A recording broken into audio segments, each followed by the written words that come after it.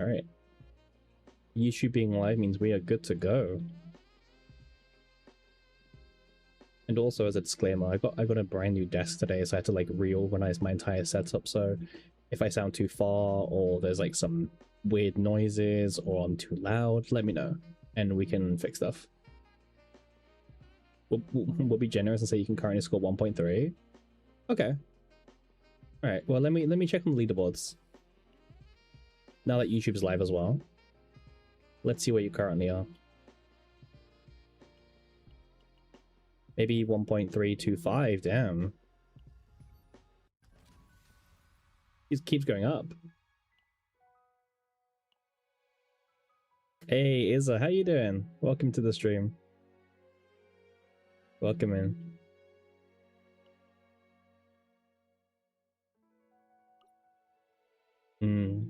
Yeah, you're doing the spotlight. Yeah, see, I don't think the spotlight's the best build in the end. I think the one cost encore is the best one. The attack encore, like after looking at it more and more. I think the one cost encore attack with vulnerable has more like damage potential. How much did it cost to E6?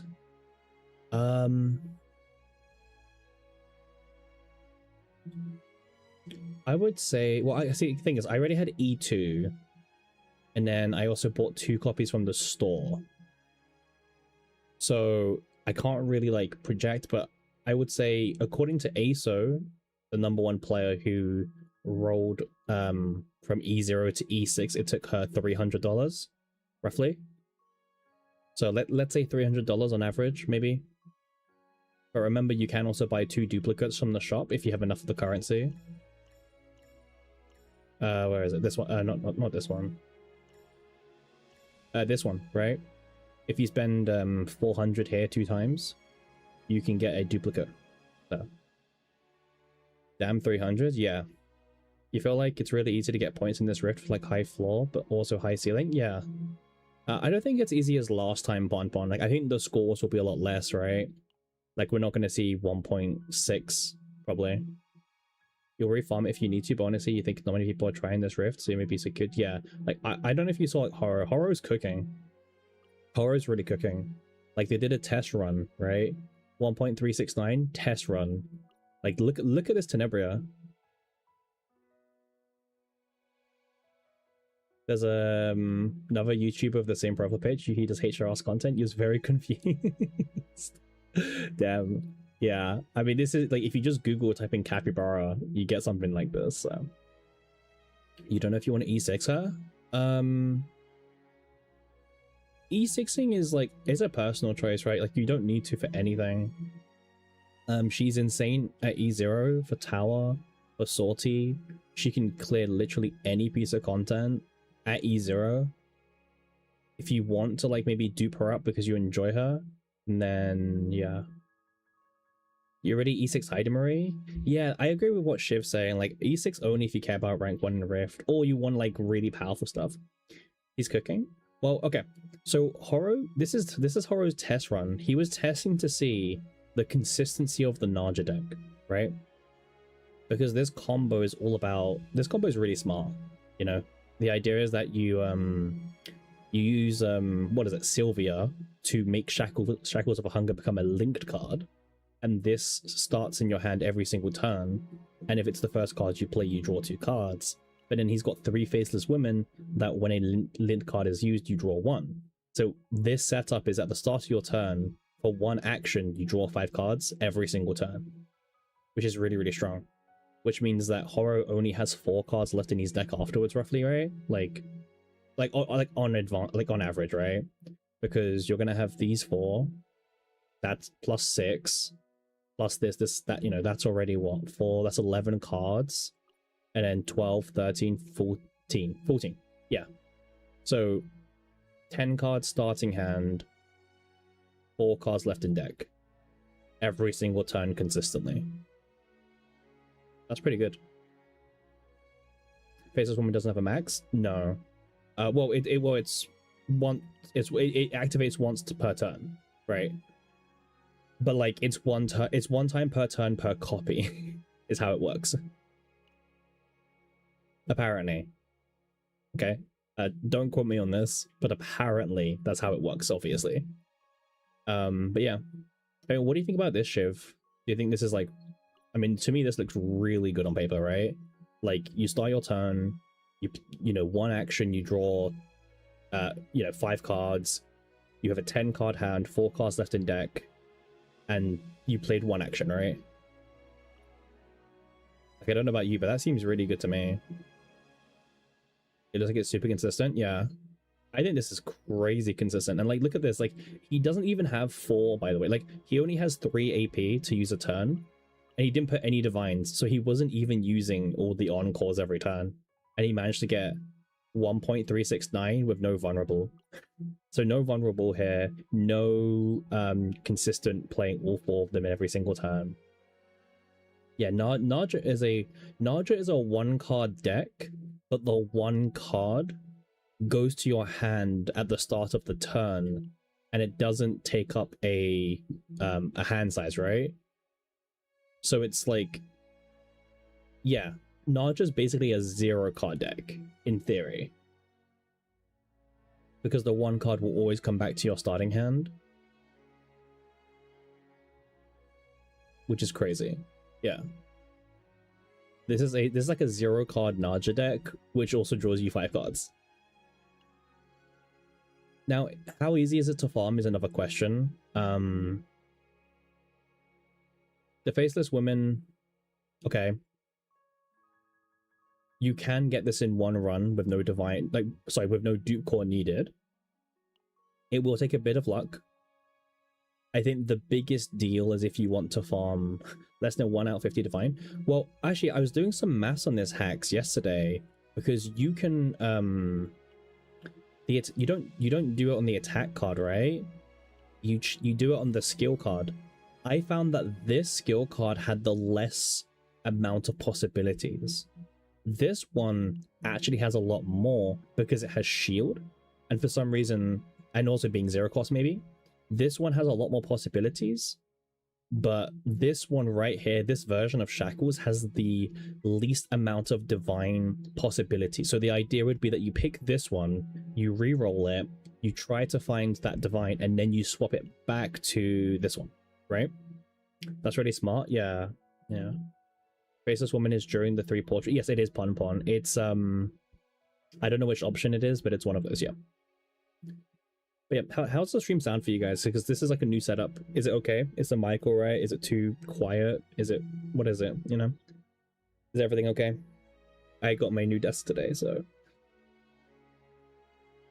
my new desk was pain to set up.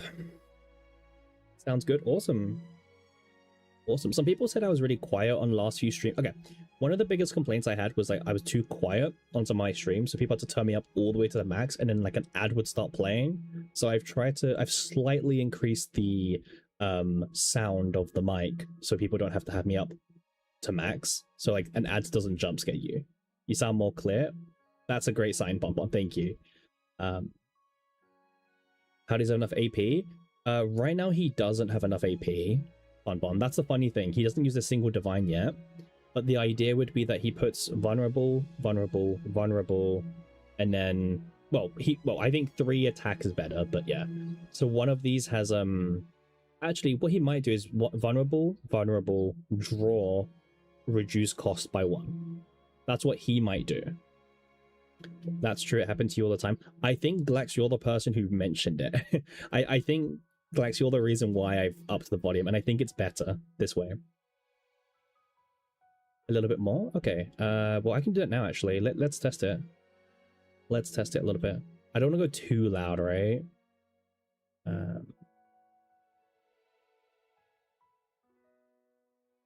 Okay, I turned up a bit more. How's that, guys? I can't hear what you guys hear, so you guys have to let me know. Have I made it too loud now? Am I like booming way too much now, or? He has to pay the full cost for the 2 haste with him cards though cost first time around. Yeah, it's nice. So is this good for you, Glax? Still good? Okay. Well, Glax said it's nice, and Glax is the reason why I was changing this. So if Glax says it's nice and Pompon says it's still good, I'm going to take that as we're good to go. Thanks, guys. Much appreciated. He has to pay full cost for the 2 haste rhythm cards though, right? First time around? Does he? Decrease cost of this card by 1 for each rhythm card in the graveyard, right? So 0. The 0 gets... Okay, again, it really is... It depends on, like, what ones you start with, right? Obviously. Activate all and then move 1 file and 5. Well, he's not moving any of them, right? Oh, you mean for this one here? Yeah, he's probably doing that. I don't know if he's doing that because he has no AP, right? I don't think he is doing 1, 4, 5 because he doesn't have enough AP to use the 1. Right? Because the 1 costs 1. So I don't think he's doing it like this, but maybe he is. Maybe he's cooking. It's hard to tell. He's definitely relying on this, right? This is a big deal. This is a big deal right here. 0 mana, draw 1, plays everything. Yeah. I thought you're confused how his playtest went. I mean, Pawn, if we... I wish we could actually just, like, watch his live stream. Like, just... They should have a button right here that lets us just watch someone's, like, entire run, you know? Like, press replay or something. Because there's a lot of questions. But I was also, like, speaking with ASO and stuff, and well, we're pretty sure that this build here is way more consistent than ASO's own build. Way more consistent. Because, like... This shit is, like, fine. But, like... you can brick so easily. I mean, Shiv, you ran kind of the same team, right? I'm sure you had some, like, brick turns if you're still here. Like, I think Shiv mentioned that they had some pretty bad turns, even with, like, this build. Actually, Shiv's currently in 4th place. Yeah, some real bad bricks, yeah. Yeah, Shiv's currently in 4th place at the moment. Yeah, like, look at this deck. Like, you're looking at this deck and you might be like, damn, how can this deck even brick? But yeah, this deck can brick. One thing that did help was, yes, so that's also another tech that people have been doing, by the way. People have been using Tiana, because Tiana's Ego skill draws you an exhaust card from the deck. So thanks to this, you can specifically draw Eternal Hunger from the draw pile. He can't take a day off anymore. Bro, I had my food and I was like, I need to stream. I just need to stream for like maybe 3 hours or something, you know, like a much shorter stream today. He can't take a day off. I don't know. I feel like I need to be doing some kind of content. But I also need to make a YouTube video. My Yuki video awaits. My Yuki showcase video. Maybe 3 incoming. No, it will not be 6 today. It will not be 6. I promise. Yeah. But yeah, weekly reset. What's this? Oh yeah. Wait, so Cappy addicted to streaming? Listen, I'm addicted to talking to you guys, okay? You guys are the reason why we're here. Yeah, I need to do some of this stuff. Day 6, right? Nice. Make sure you don't miss a day, by the way. Like, all these give really good rewards. A lot of good rewards. Okay. Anything else we need to do? Up times 2 stamina. Alright. I think we will do an attack set. Hey, how you doing, Yang? How you doing? Welcome in. This is gonna, I don't know, this is a more chill stream for sure, but thanks for joining. Like, it's always nice to like just do a bit of a chill stream today and just people still join. You need a black mass dupe glitch because this raid deck will become a black hole for the next few days.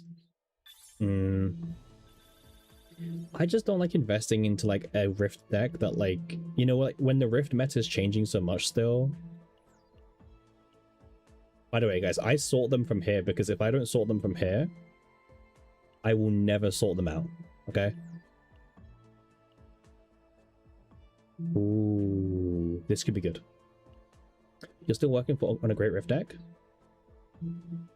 Oh yeah, maybe this is like the problem, right? Because we were speaking earlier on your stream about how like your tolerance of pieces. Like I look at a piece like this and I go, I mean, if it gets crit chance, then I look at a piece like this, like if it gets crit damage, and then, you know, That's how I look at pieces. Like, this could get crit chance, and that's how I do my pieces. Let's hit up one. You roll those two? Oh, okay. Huh. Yeah, I'm hella broke compared to you, and I don't use the zero system. Do you guys have like a lot of units on your account? Because I'm like really broke on units. But then our friend like Judge here has like 11 million. You're 2 multis away, no guarantee pity. Do you gamble for Tenebria? You've got 22,000 crystals. You're 2 multis away, no guaranteed pity. Do you have a copy already, Glax? Or are you trying to go for dupes? Also, actually, wait. I want to show you guys. Listen, I know people like crap on Reddit, but I think I saw this post, and I think this guy is like cooking. Wait, let me see if I can put it up for you guys.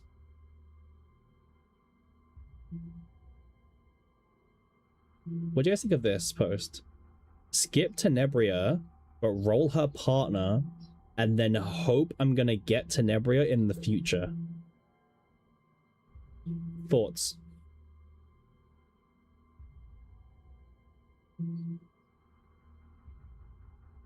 Another one of those? No, he's cooking. He's cooking.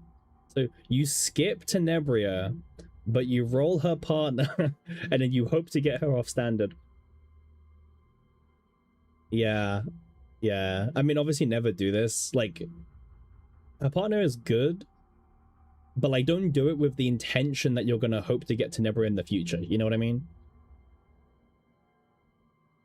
Yeah, like it's possible. I mean, Hacks, I got Diana as a I got Diana like by doing a 10 pawn standard after her banner or something like that. The pool gets diluted, so oh wait, it already is getting diluted, right? Yeah. Would rather just pull characters than buy partner if you're really poor. Okay. Makes sense. Also, I'm gonna ask another question, guys. Can you guys hear like the birds or something? Because I have like a bird's nest above my bedroom window, and I don't know if you guys can hear the birds like tweeting or not. Like, let me know, because I don't know what you guys can hear or not. But they're loud. They're hungry. They're calling for like their mum right now. No, you can't hear them? Damn, you guys are missing out. Oh, I mean, that's a good thing then. Thank you. You pulled Arian 20 pulls? Well, Ty, I don't know if you might miss the live stream. You hear humming sound like a fan? Let me have a look.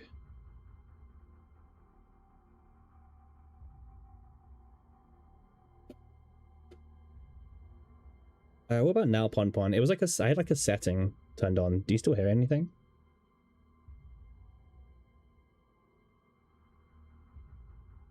What, live? A few days ago, we on our live stream we pulled, what was it? We pulled 4 arias in 50 pulls. All good, no more humming. Thank you, Pon Pon. See, this is why I like talking to you guys. You guys like help me adjust things, you know?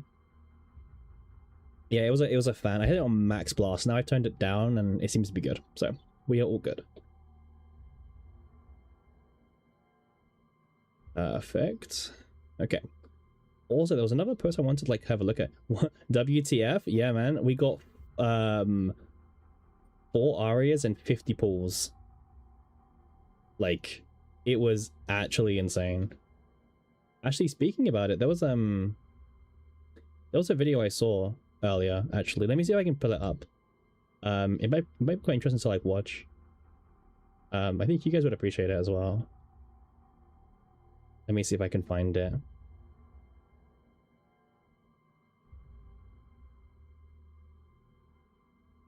Okay, here we go. I don't know if you guys saw this, but this guy uploaded this video a few days ago.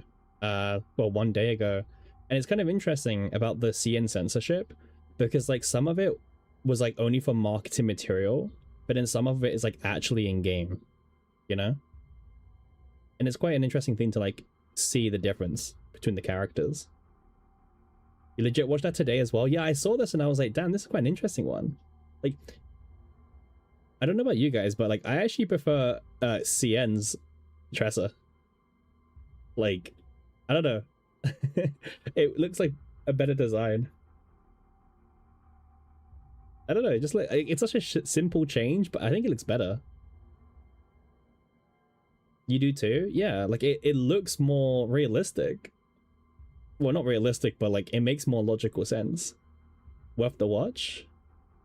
Wait. Let me. Okay. Wait. Let me. Let's watch from the beginning. Let's see. Oh wait. Wait. I turned down my thing. I turned on my thing.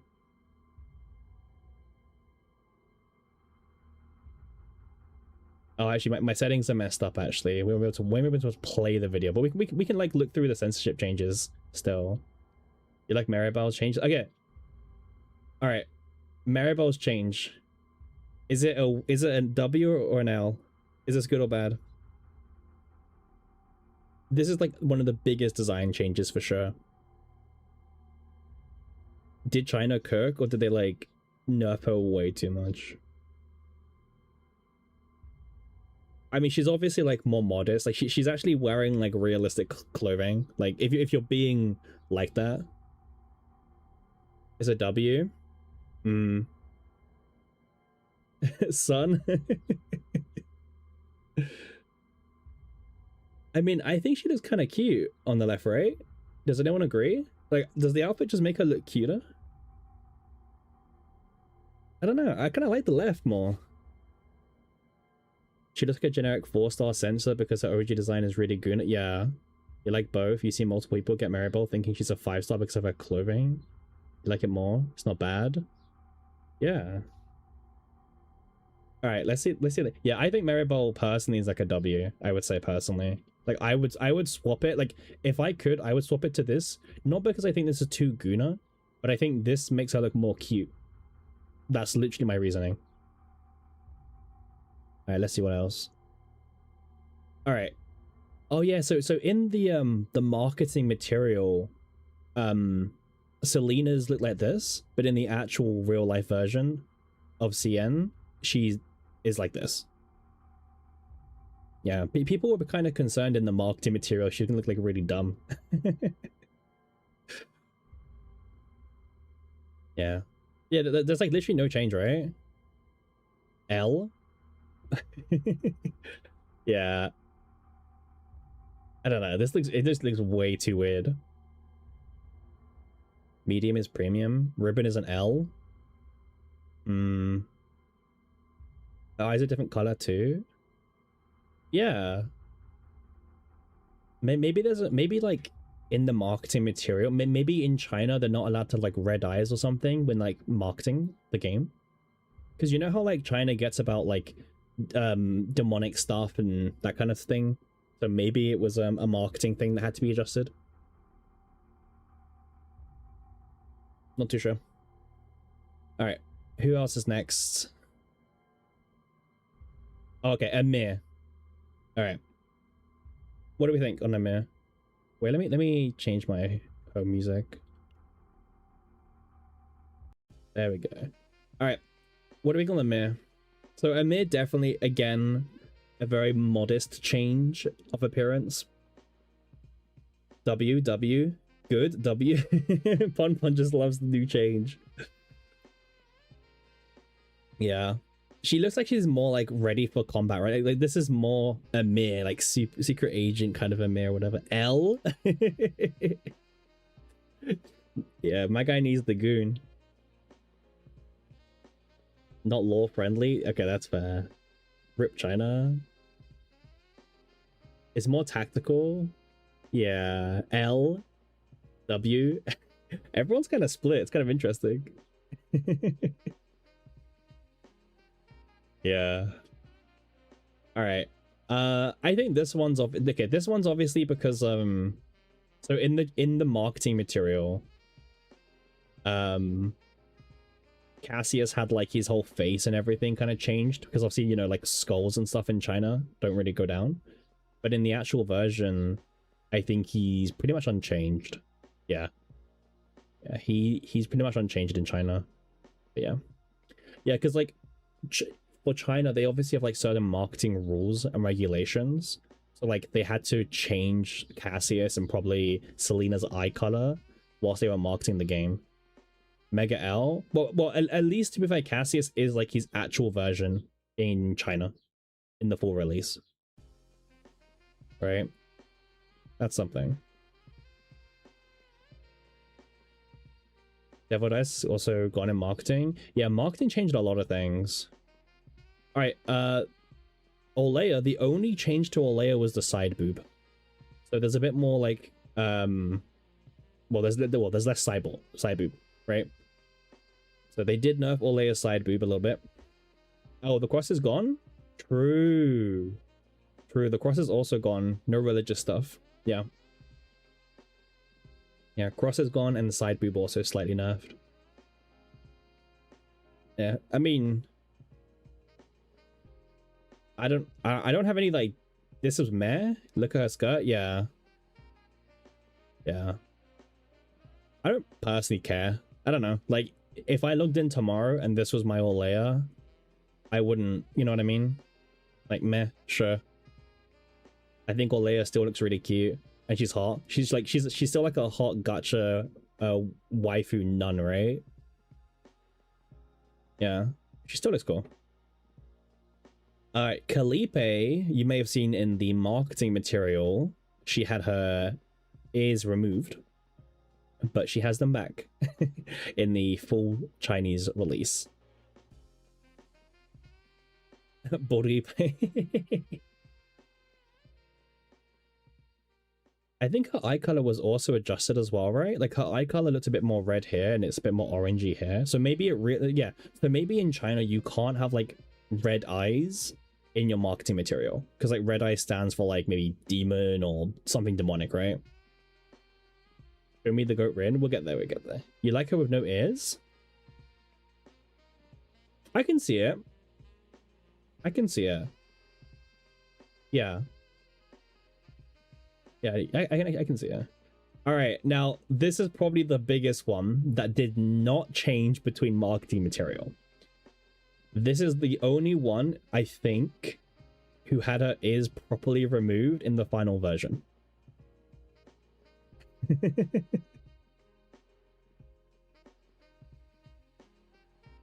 My God. So, okay. Ears removed.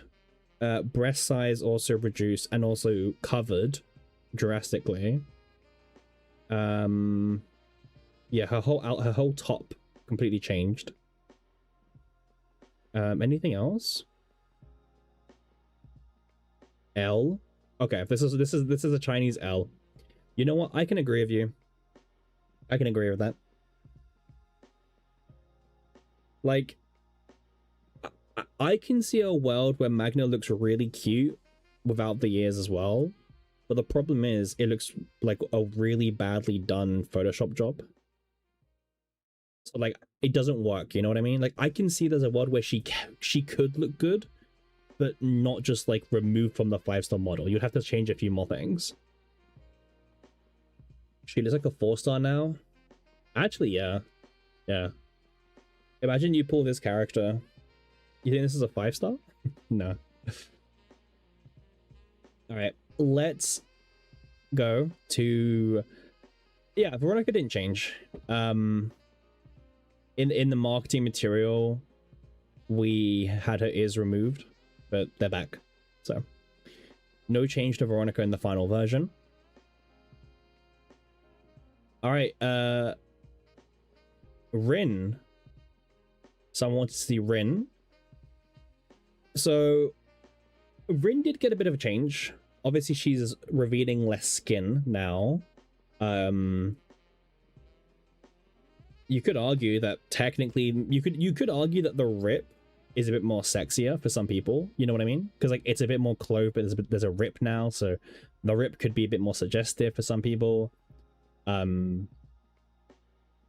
will agree. Like the top, I know it's a bit more like censored, but like it looks more detailed compared to our version.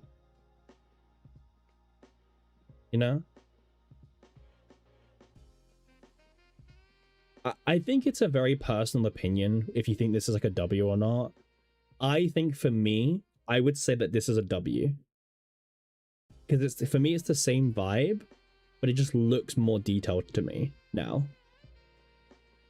I don't know. I think this would be a W for me. I think this would be an improvement. If I logged in tomorrow and my Rin was changed to the Chinese version, I would not be upset. Is there any other like changes? I don't think so, right?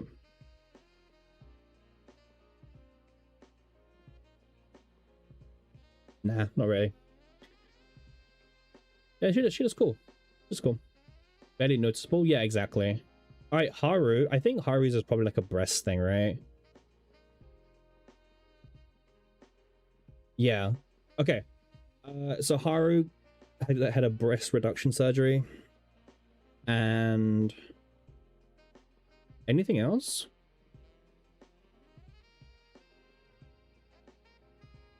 Why is there so many animal ears in CZN? True. Only one? Yeah. I think that's it for Haru, right? Just her breasts were like reduced. Oh, the armband. The armband also. Yeah. The armband also got changed for some reason. Does anyone know, is this like Japanese or Chinese or something? Does anyone know which language this is? Is it maybe Japanese and they didn't want like Japanese imagery in the game? In fact, does anyone know even what it says? Problem with Haru is they changed only one breast and kept the other one. Yeah, that's why I was confused. You think it's Korean? Oh, I don't know. Yeah, I have no idea what language it is. It's Japanese. Does anyone know what it says? Or is it like just the fact it's Japanese, it had to go? Yeah, you're right. They changed like one of her breasts, it looked like. Pretty weird. Oh, wait, they also changed the color of the ribbon, right? You see? It's red, but it's blue here. I don't get this change personally. Is this, I don't know. I don't get this one. But... Fine is just cooking. Lazy change? Yeah. Alright, I'll go Yuki, Miss Potential herself. Okay. So I'm pretty sure Yuki lost the tongue piercing. Obviously more of her breasts covered up. And obviously, okay, more, she's actually wearing more clothes. Her bottom half as well now. Maybe considering they even wanted to take the red out of Calipe eyes, maybe, yeah, maybe. No more sagging? Yeah, no more sagging. Yeah. She's actually wearing like some bottoms now. There's a lot of unpack. Okay, yeah. So there's no more tongue piercing. Or like any kind of like mouth area piercing. Eye piercing's still there. Why can we see more than other girls?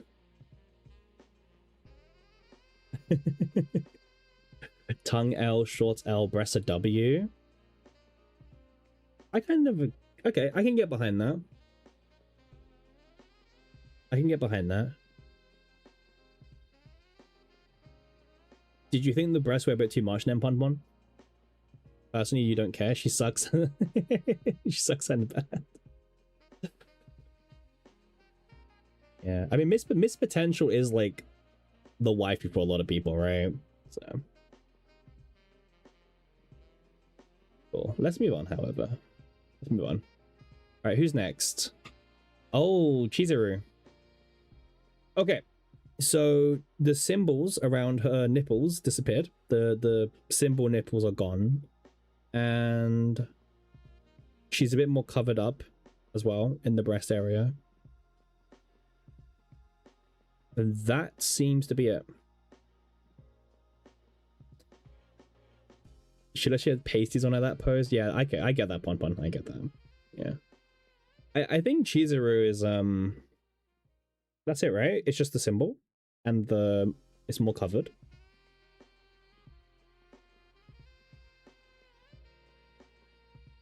Yeah. I mean, yeah, that's it for Chizuru. Cool. Robotic arm has less detail. Oh, you're right. Yeah, yeah. They've removed some like barcode stuff. It's an L. Okay. Okay, I can see that. Rita.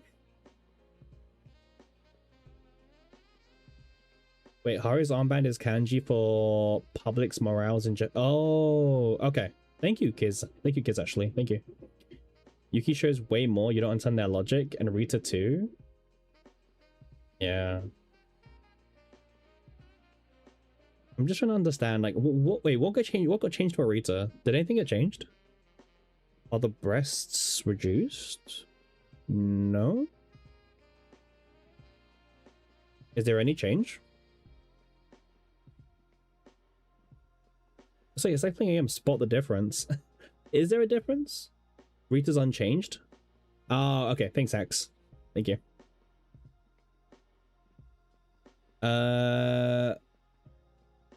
Oh, okay. Right. So this is going to be about like the panties, right? Yeah, yeah. Because in Global, I hate talking about this, but in Global, she has striped panties revealing when she's in combat. But in CN, they replaced it with white panties now. It's just like pure white.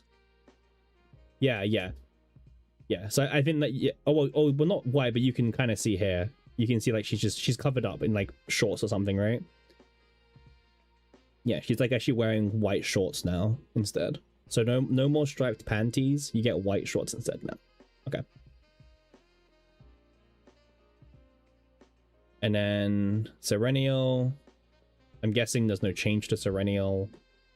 Jafira's shorts are ugly. I agree. And then obviously Faye and her partner. Her partner's kind of cute. And then Arya, Tenebria. Alright. Isn't Typhara a child? This is a whole discussion, which I don't know, man. I don't know. I think we skip over this discussion. It never ends well. Any discussion about Typhara never ends well. And like we could probably stay on Typhara's for like an hour. We could probably talk about Typhara. It's not a stream discussion topic. Yeah, man. Like, yeah. Anyway, partner changes. Pretty big change for Eloise. Only one change for Eloise, but a pretty big one, if you guys see what I see, you know? I don't know. It's a bit of a weird one.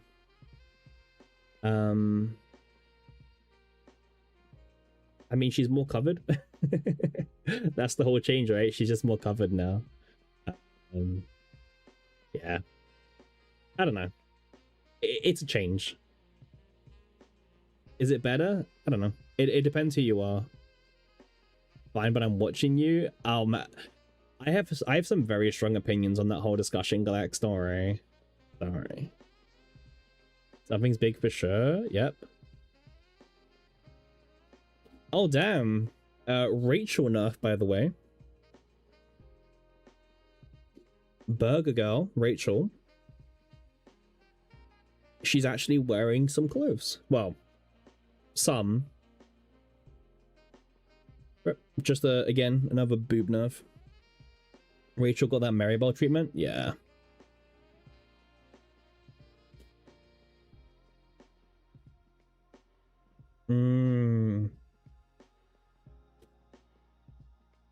Oh, is this showing like marketing material? Wait, I want to see like actual just clipable. Okay. So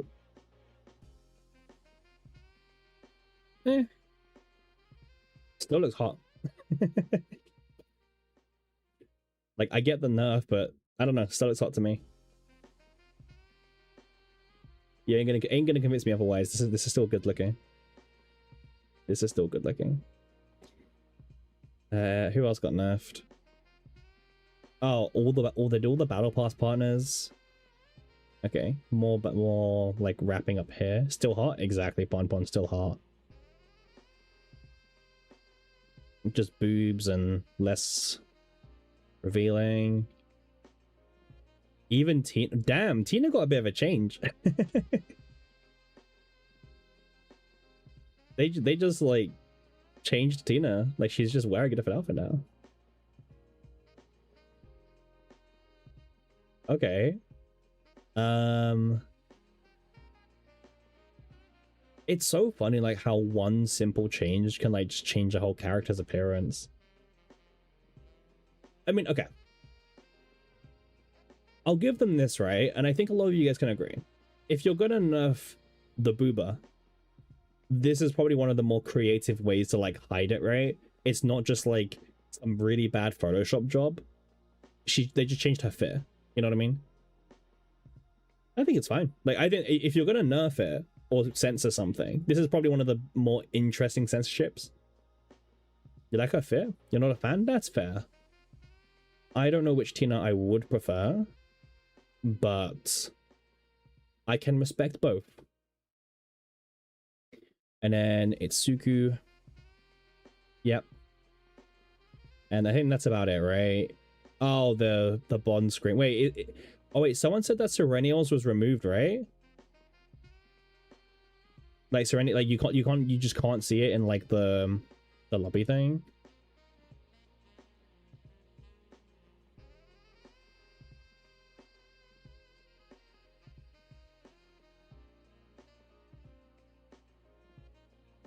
Yeah, but it's interesting because she's the only character who like you can't even like see her in the database. But I'm guessing that's because obviously she's limited, right? And China can't get a character who doesn't exist yet. So I'm gonna guess that's why.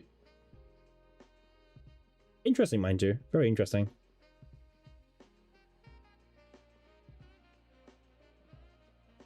The magnet ears are now gone as well. Right, yeah. Cool. I mean, it's always kind of cool seeing like what different places are up to. But yeah.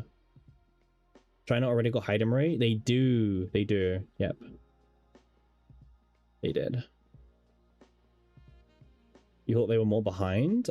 No, I think there's like some misinformation as well.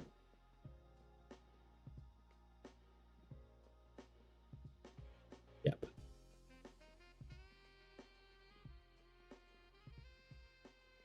You thought they were more behind? I think a lot of people thought they were more behind as well, but nope. CN banners like back to back right now to catch up like 1 week banners. Yeah, I think they're just really trying to catch up, and then they'll be like probably ready to go for season 4 because they have Faye already. Yes, Hacks. Heidemery was a limited character in CN as well. Yep. Yeah, seasonal characters seem to not be changed at all. Yeah. If you're seasonal for us, you're seasonal for them. All right, weekly reset hype. Let's go. Got our coffee. Have you guys finished the Rowan game yet, by the way? Like, have you guys finished this event? Because, like, to finish it, you have to do all of the stages on Nightmare as well. You did? Nice. I haven't really tried yet. And you can please show me Dream World Heidemery deck? Yeah? You're selling... Oh, you're selling the pilots. You want to show... You want to see a Dream World Heidemery deck? I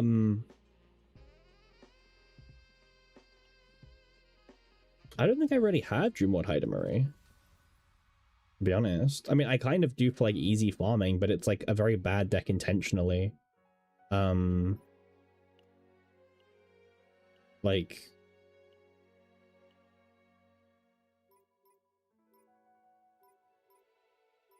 Yeah, it's like this.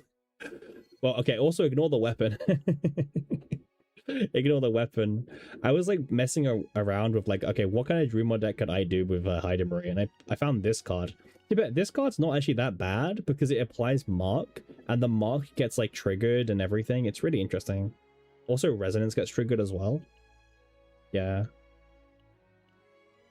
You want it for easy farming? Also, I didn't even get Epiphanies on Dream World, by the way.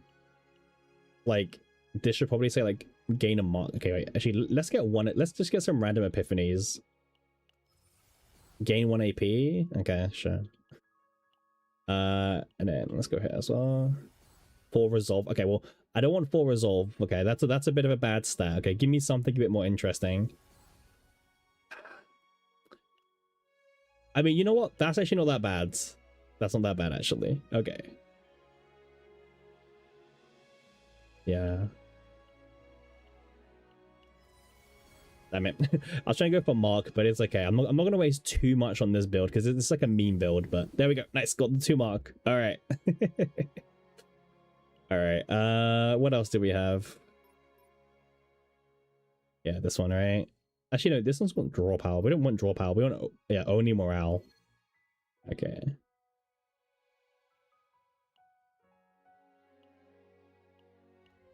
Yeah, I only use it for easy farming. Like super easy farming.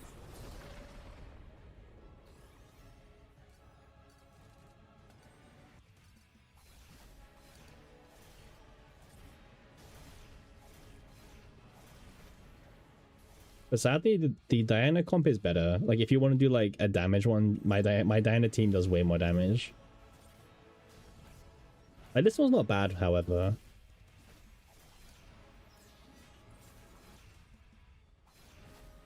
Yeah, so it's not bad, right? For turn 1. Yeah. But my Diana one is better. I guess if you just want like easy like dailies, I mean it works, right? You see? Like it does the job. God damn, that is always so loud.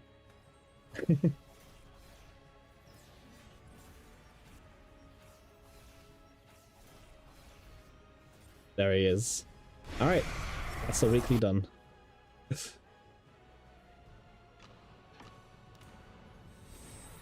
300k in dip. You think the boss is a sound bug? I agree, Sonic. Yeah, it's really loud compared to every like other thing in the game. Yeah. It jump scares you when you have the music on, but it jump scares me on stream. Okay, there we go. Nice. Weekly rewards done. Don't forget to do those, guys. What else should we do? What else could we do? Let's do some... I guess simulation's back, right? Oh, you did 1.1 million? Nice. Not a bad score. Not bad at all. 1.1 million is pretty good. You got your Nia deck? Nice. I think the Nia deck is really important, right? Alright, you can go here and you can go here. Honestly, I'm gonna miss Dreamworld. Like, Dreamworld is my favorite farming deck, for sure. Like, make sure you build it whilst you still can.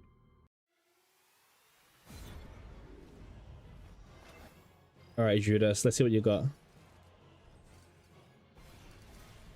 Oh, I have to discard 2 cards. You need more Dreamworlds? Me too. Like, just look how satisfying it is, man. Like, Dreamworld is like the most satisfying farm deck ever.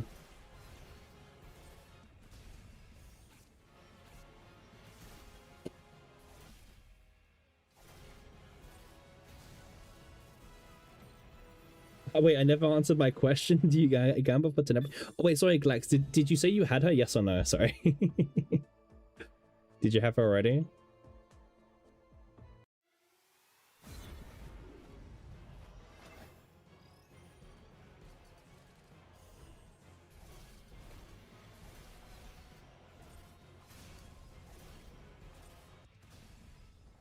If you don't have her, then I'm a really big fan of her. And I also believe in this game you're better off like having at least 1 copy of everyone. By the way, the game, that's auto knew to discard 2 Dreamworlds, by the way. I don't know if you guys noticed that. But they auto knew to discard 2 Dreamworlds to carry the combo. I'm just saying, even auto knows how to play Dreamworld. That's crazy. Yeah, sometimes the auto got way better. Yeah, yeah. You don't have her. Glax, I think she's really, really, really good, even at E0. Obviously, big disclaimer, end of season, season 4, new characters, but I think she's a lot of fun to have personally. Like, I have E6 Heidemery, and I still think she's really, really fun to have. In Sortie, she absolutely slaps. Like, I would say if you get the right build, you can, like, I think she's better than E6 Heidemery. Yeah, win the 50-50. Yeah, that's a good point. Go to 50-50 and see what the result is, and then let's regroup, you know? Yep. E0 Tenebria is easy mode on Sortie. Yeah. Like, I think she's even better than my E6 Heidemery. Yeah. Alright, what materials do I need? Sometimes the auto got... Yeah, the auto got way better, Sonic, yeah. But it does make a few mistakes. I agree with you. I agree. It's not perfect, but it's pretty good. Tenebria's multiplayer? Yeah, exactly. Yeah. Its multiplayer is so crazy. Alright, let's see. Can we win? Turn 1? Go on, auto. Make me proud. Can we discuss how future characters can top Tenebria in how easy she makes Sortie? Sortie's a weird thing, right? Because Sortie right now hasn't really had anything that new added into it, but we know there will be more new content being added, right? So I guess we'll see. Ugh, not even a first turn kill. The AI sucks. Damn, I'm disappointed. Not even a turn 1 kill. Like, what's the point? Like, actually, what's the point if it's not turn 1 kill?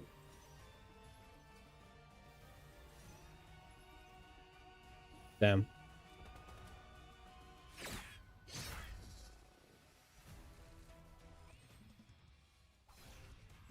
Well, Faye's the next banner, and all I know about Faye from my good friend Judge is that she is kind of mid, apparently. So, Typhara doing the classic aura farming? True. Tenebria makes you look forward to playing Sortie? That's good. You won the 50-50? Congrats, Glax. I mean, yeah, congrats, right? Yeah. we did want her, so congrats. Alright, anything else I can do? Alright, let's go some piece sorting. Like I said, thank you to everyone for joining in this Sunday evening for me. Bit of a shorter stream today, but just wanted to test my new setup with my new desk and everything, make sure everything sounds okay. Apparently I sound a lot better than previous times. It's a lot more clearer now. You guys don't have to have me at like max volume and get blasted by an ad, so that's always a win. Alright. You saw a CN tier list and they put her same tier as Haru? Haru tier. Yeah, preseason character diff, man. It's already Monday? Well, yeah, time travelers, right? You guys are building her now? I mean, might as well. Might as well. Alright, do we have any pieces we want to build? I am always prepared to gamble on, like, a good-looking piece, right? Like, if I see a piece has crit chance and crit damage, I will build it. Nope, nothing here. Nothing here. Nothing here. Well, this doesn't count, obviously. Okay, well, these ones also don't really count. Yeah, okay, well, I think I've probably farmed these out already. Yeah. Oh, this is like a flex piece. Crit damage, crit chance. Huh. This could be pretty good. But I think I already have a really good piece, right? Yeah, I'm using... Wait, I say I'm using this piece, but can you show your Heidemery Dream Deck? Yeah, sure. I mean, I'm not saying it's perfect, but for me, it gets the job done. This is like what I work with.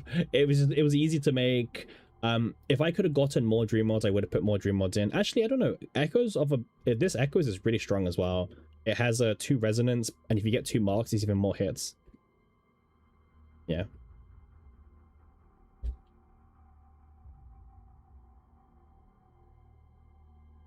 You're gonna save your crystals for the new season? That's a very smart idea. I personally am a big believer of saving your crystals. Yeah, man, this gets so messed up. Personally, I'm a big fan of my Diana deck. I love my Diana Dreamlord deck so much. But again, it's very, you have to build the supporters very differently. What's the persona? Oh, it's discard 2 cards. When discarded, activate it. Yeah. Yeah. But you need to try and get this one on discard activator, because obviously Dream World will mill your whole deck out. This is really nice in case you draw too many Dream Worlds, or you need, like, you know, some extra damage push as well. Yeah, it's really strong. Again, this sucks, but hey. I'm just too lazy to change it. This should be changed to extra attack, by the way. Second method is like a really good gold weapon for this build. Yeah. Guess you're a Nia Dreamworld fan too? Oh, yeah, I do. Oh, I've got one. I have 1, 2, 3. I think I've got 3, 4, 5. Yeah, I've got 5 Dream Mode Nia decks. Yep, 5. Yep. 1, 2, 3, 4, and 5. Yep. This one has Selector Sword as well. Yeah. Oh hey, look at all my Nia decks. They all have Selector Sword. I didn't even realize that. Every single time I go for Dream Mod, I end up getting lucky and getting a Senectus farm. Damn. Did not even realize that the whole time. Well, besides this one. Yeah. I can go Dream Mod Nia or Heidemery right now. What do I prioritize? Well, Nia's more universal, right?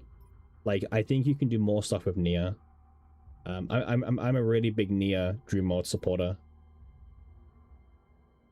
Yeah, look at this build. I put her on 1 AP. So at the start of every single turn, I just get like 4 AP.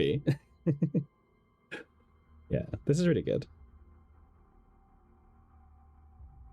Oh, I remember this was when I was trying to go for 5 Dream Mods, but unfortunately we got really unlucky at the final store. Yeah.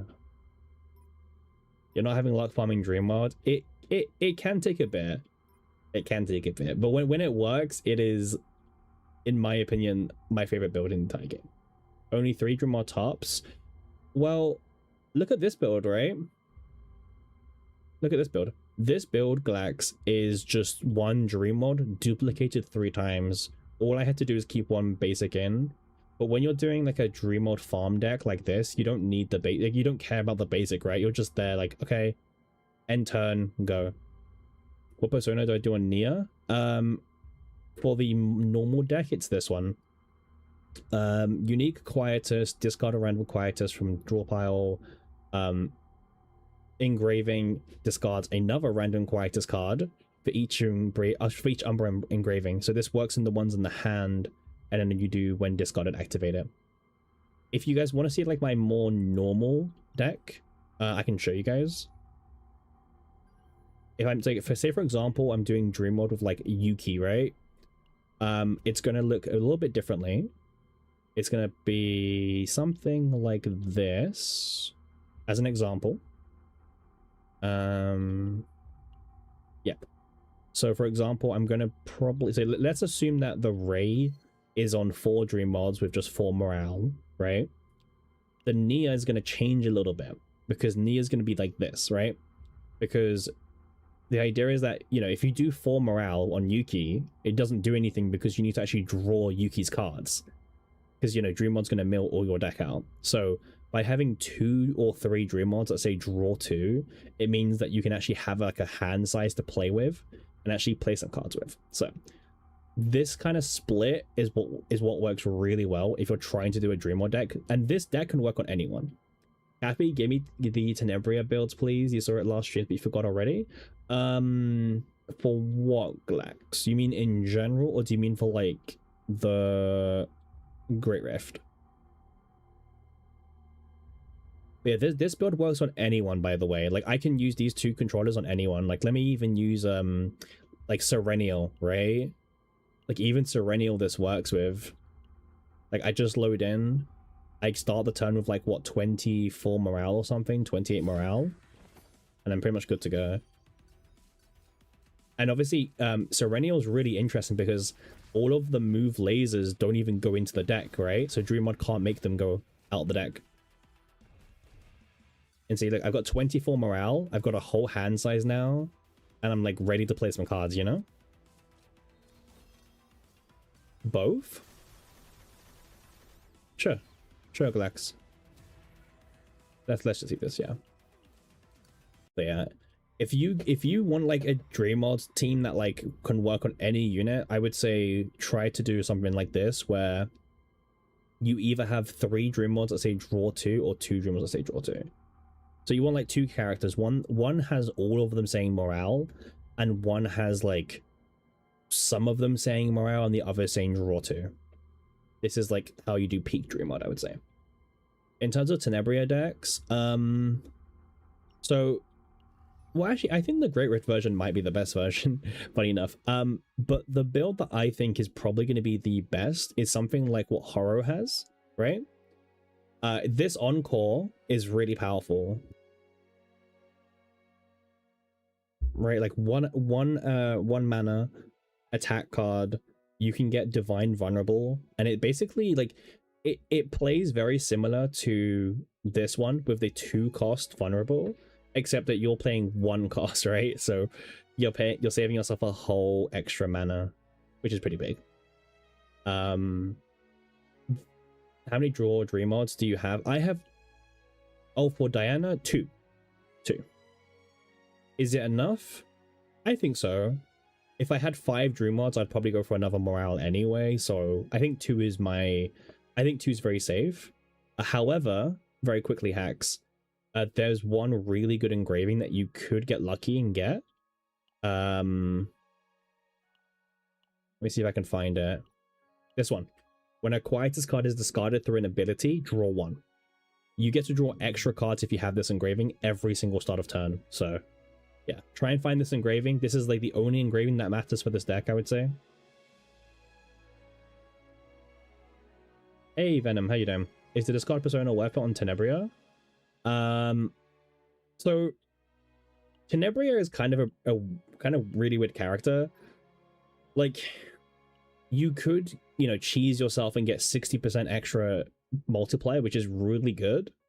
The only downside is like you got to make sure your build has enough AP to really get away with this, you know what I mean? If you can fit it in with your team and you have enough AP, then I would say you could do it. So I do the draw 1 version because the discard one's only really that good if you're trying to do, something like the new 4-piece set. I don't play her on the new 4-piece set. I play her on 222 personally, because 222 also gives me access to the 20% boost here on her basic cards. But yeah, you can do either. Ultimately, if you keep the persona or you don't keep the persona, it doesn't really make much of a difference.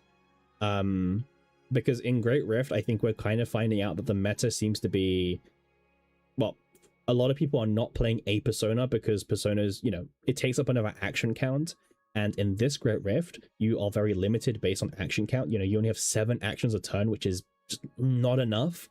But in like normal content like Tower, you could probably play this and get away with it, right? Because who cares about Tower? Tower's really easy. Really, really easy. So, yeah. If a persona was draw 1 haste, it'd be... Oh, if it was draw 1 haste, I mean... Yeah. We would be all over that. If this card said draw 1 haste, that'd be great. Oh, thank you, Sydney, for the follow, by the way. Much appreciated. And thank you also for Gore for the follow. I had to turn off notifications for followers today.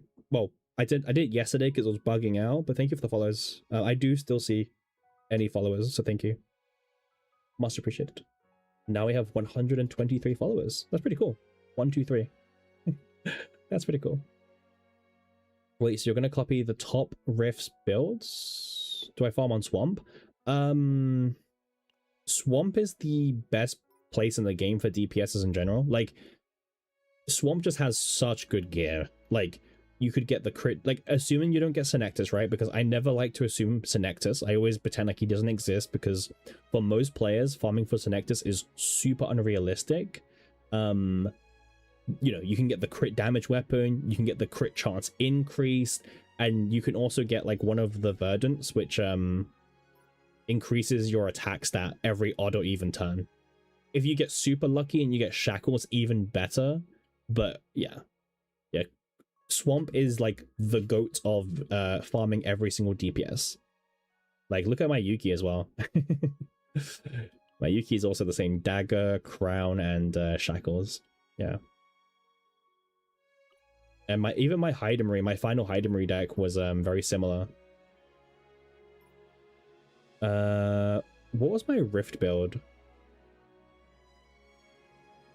I think this was my Rift build here. Yeah.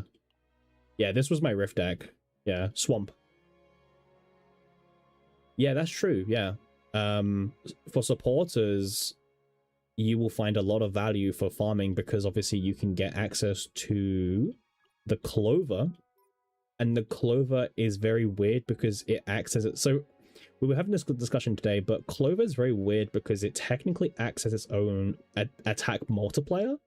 It doesn't condense itself with all the other attack multipliers in the game. It counts as its own.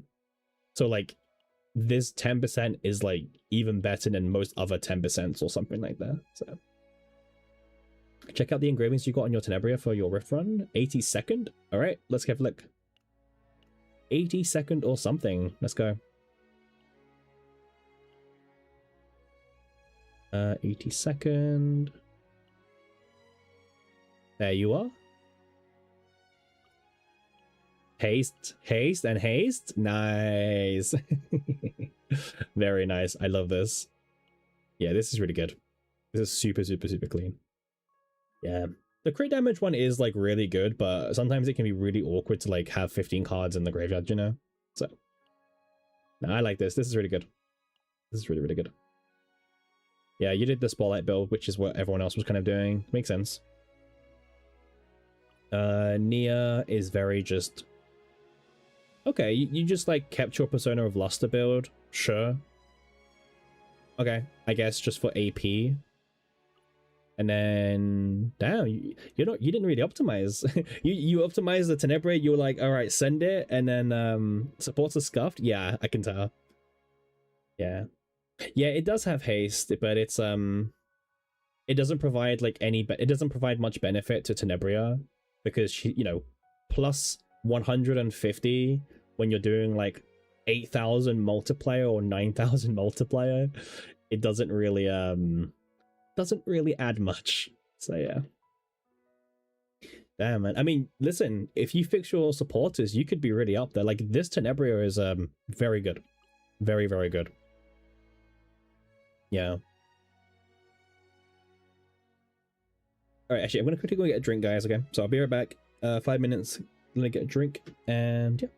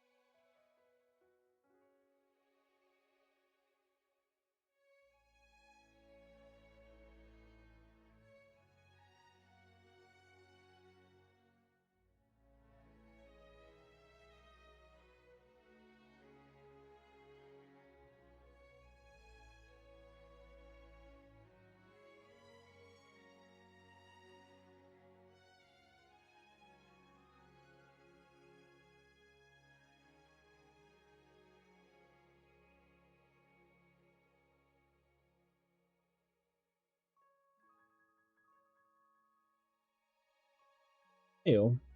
What have I missed? What have you guys been talking about? Next goal, maybe 1.2. Oh, for yourself, Sonic? The score gap between those is so small. Yeah. It's kind of crazy. Like, the difference between scores looks so small, but then when you actually look at how much damage the difference is, it's crazy. Have I seen the 4 Encore Tenebria build? You mean the 4 attack Encore Tenebria build, Ty? Is that what you're talking about? Is it the one that like looks like this, but it's like this card's times 4?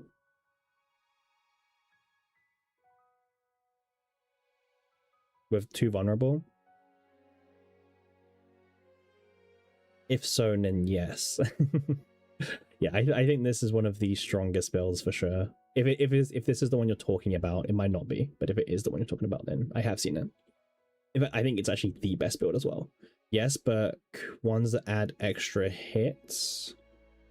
Oh, yeah. Yeah, I mean, I think this is the really cool thing about Tenebria. So far, like, there hasn't been a... Well, okay, in general... You mean like this one? I don't actually think it's the strongest if you get combo. I think even this deck could improve a bit, right? I think because you want as much vulnerable as possible is what my thing is, right, Ty? Because you're talking about this divine that on combo activates this skill card, but then you have this as the attack card. So then you can play it, it triggers, all that kind of fun stuff. Yeah, it's pretty interesting. And maybe like I would recommend changing one of these encores to be another attack. Just so you have more vulnerable attacking. Maybe something like that. Like one can be the skill card version that says on combo activate or something. Like maybe something like that would work quite well. Yeah, I don't know what I want my Tenebria Rift deck to look like just yet, because we will try to go for top 10. But we're being very like patient. We're gonna kind of see like how the meta evolves a little bit, and then we're gonna like just do a run and we're gonna sneak straight into the top 5. Isn't the 2 vulnerable the equivalent of 1 hit, so they're the same? The 2 vulnerable are the same hit, so they're the same. Well, the other one is 3 hits, right? It's add 1 hit for the next 3. But then wait, we can go here. This one, right? Because this one is for the next 3, add 1 hit. But this one is activates that card 2 times with vulnerable 2. So 2 of the triggers. So you'll get 2 instances of the 5 cost being buffed up by vulnerable. But in return, you're giving up 3 extra hits. Can you give you a showcase on how to play Tenebria optimally correctly? I can do Glax. I don't have like the build that we're talking about here, but I do have a build I can showcase. Yeah, sure. Oh wait, do you mean like in Rift or do you mean in general? Sorry. You want the 5 cost to be last played? Yes, you do. Yeah, exactly. You have to play the full line. Well, the one good thing, Ray, Ty, is that if you play Ray like this card, it uses them from left to right. So as long as the 5 cost is in your hand, the 5 cost will always be the last one played still, right? Yeah. Because like, yeah, like the difference between like this build, for example, this one, it costs more, but it doesn't need the whole chain to be played, because you can pick out the 4 cost or 5 cost from anywhere and then activate it, whilst the other one, you need to do the last one. Yeah. I mean, like, honestly, the thing is, right, if you're talking about Tower, like, any Tenebria build just absolutely wipes Tower because she's such an absurdly powerful unit. Well, providing, you know, you're doing, like, this build, right? Providing you're doing this build, it doesn't really matter what, like, the rest of your deck is, pretty much. You just absolutely just, like, obliterate Tower. Do you E6 most characters, or most your runs E2 or lower? So this season I have E6 Hydermarie and E6 Tenebria and E2 Adelheid. But you don't need dupes in this game either. This is like a game where you can get dupes and you can also do perfectly fine with no dupes. Even your scuffed melee Tenebria build, Steamroll Tower, exactly. You auto to tower with Tenebria, exactly. Like, see what I mean? Like, it doesn't matter what you do with Tenebria, she is... I don't know about you guys, but I would say, like... Maybe a rough statement, but power level, she's feeling a lot stronger than what Marie felt for me. Like, Heidi felt the most powerful. But now, like, once you get a really good Tenebria deck, damn, like... She hits absurd. Both? Okay, sure. Yeah, let's do a run. Let's do some tower. Yeah. I mean, obviously, I have both E6, so my opinion might be a bit different. But, yeah. All right, let's choose a... Okay, let's bring a very simple build as well. That's good to know. Plus, she's not limited. Yeah.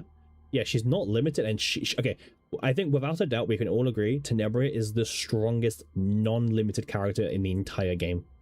I think we can all agree on that. That's not even a debate, really. I think we can all agree on that and everything. You like her more for the reason that shelf life these characters is very... Yes, I agree, Fang. For that reason, the shelf life of these characters is very questionable. But I guess this is the thing, Fang, right? From, like, what content do we compare the shelf life for? Is it Great Rift? Because obviously the meta changes to shield the new unit every time. Is it Tau? Is it... You know what I mean, Fang? Like, I'm not too sure where that baseline is. Like, what shelf life should characters have? You know? That's like an open discussion. Alright, so the team will be using in Tower. This is my only build I've got off the spotlights, okay? So, you know. We will have to do. Again, I personally prefer the 1 cost Encore attack card, but this is just a build I happen to have, so I can use it to show you how it works. We'll be using... This is an old Veronica, but frankly, the only thing we really need is the 1 AP generate, you know, just the AP generation coming in and the draw power. So again, old Veronica deck, it's fine. And then for the Ray deck... Here we go. It's just playing all the different Strike of Darknesses because obviously this, and this one all stack. Remember, different cards stack the buffs. Does she need buffs for Sortie when you don't roll it? I haven't tried a run where we don't get that upgrade yet. Actually, maybe we'll try a run today with like Fortissimo or something, right? Maybe. No promises, but maybe. Yeah, Ty says Sortie, but that's the thing, Ty. Like, I think if you ask some people, like, what's an important shelf life, some people would say Sortie matters more, or Great Rift matters more, or Tower matters more, you know? How'd you get combo on it? I went to the... I farmed this build in the Seasonal Chaos, because in the Seasonal Chaos... There's a lot of divines which lets you target select the new god, and I happen to get combo by doing that because he's the only god that can give combo. I will never reroll it with Black Mass because that is like the biggest waste of Black Mass ever. It will take you like 70 bajillion combo. Yeah, I mean that's a good point, Ty. For some people, like some people love Great Rift, like some people will farm for Great Rift and that's it. Some other people don't care about Great Rift. Yeah. You lost to that hidden blob-looking boss on the last floor of Sortie. You got too cocky. Ah, damn it. What build were you using? Were you doing the normal basic OP build, or was you doing like Fortissimo or something like that? They need to put rewards at refresh every 15 days, alright? So in it, maybe, but I think some people would appreciate Great Rift not having rewards, right, Ty? Like, I think some people just don't like the mode, so I think some people like how it is now.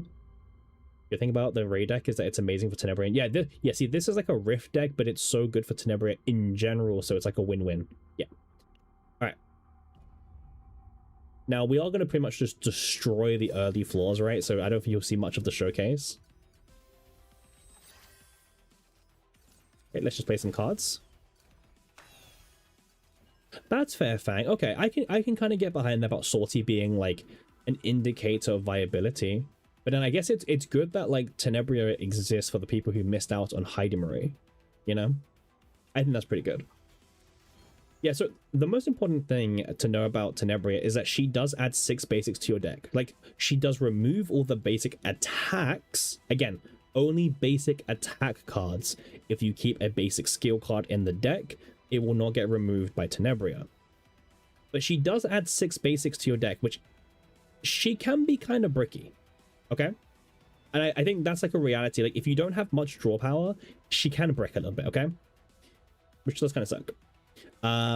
Now, each of the main buffs, right, for those who are understanding Tenebria for the first time, they all kind of play themselves a little bit. For example, the 0 cost will draw the 1 lowest. The 1 lowest is the 1 cost. Then you play the 1 cost, and it draws the now 2 lowest, which will draw the 2 and the 3. And then this activates the highest cost in hand. This activates the highest cost in the draw pile or discard. The one to note about is like for example, let's say you start the turn with the 0 cost, but you don't have any other rhythms in your hand. You can't do the full rotation. You actually always need to have 2 rhythms in your starting hand to do the rotation. So that's kind of an interesting thing. But I drew the 2 and the 3 cost here, but I can do the whole rotation with obviously having so much draw power, right? So that's not really going to be a concern for us here. Let's just kind of cycle through deck a little bit.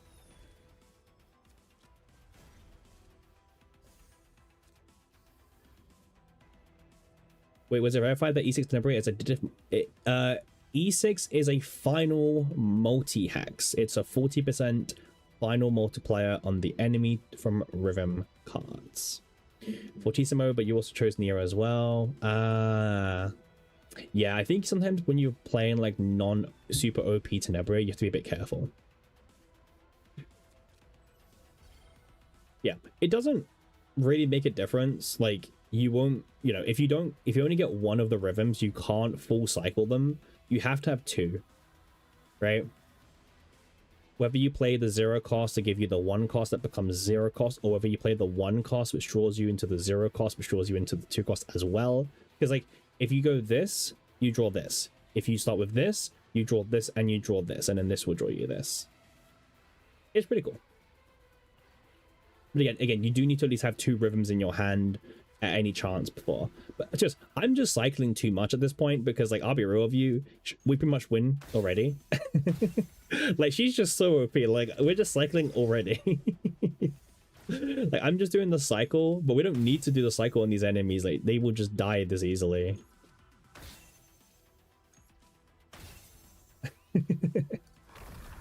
I'm just trying to like show the full cycle, but then it doesn't even matter, right?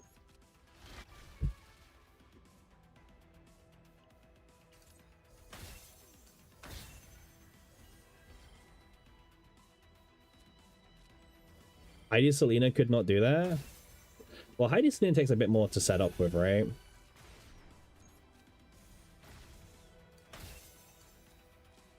Yeah, Heidi Selena takes a little bit while to do it. And these aren't even crits, by the way. These are not even crits.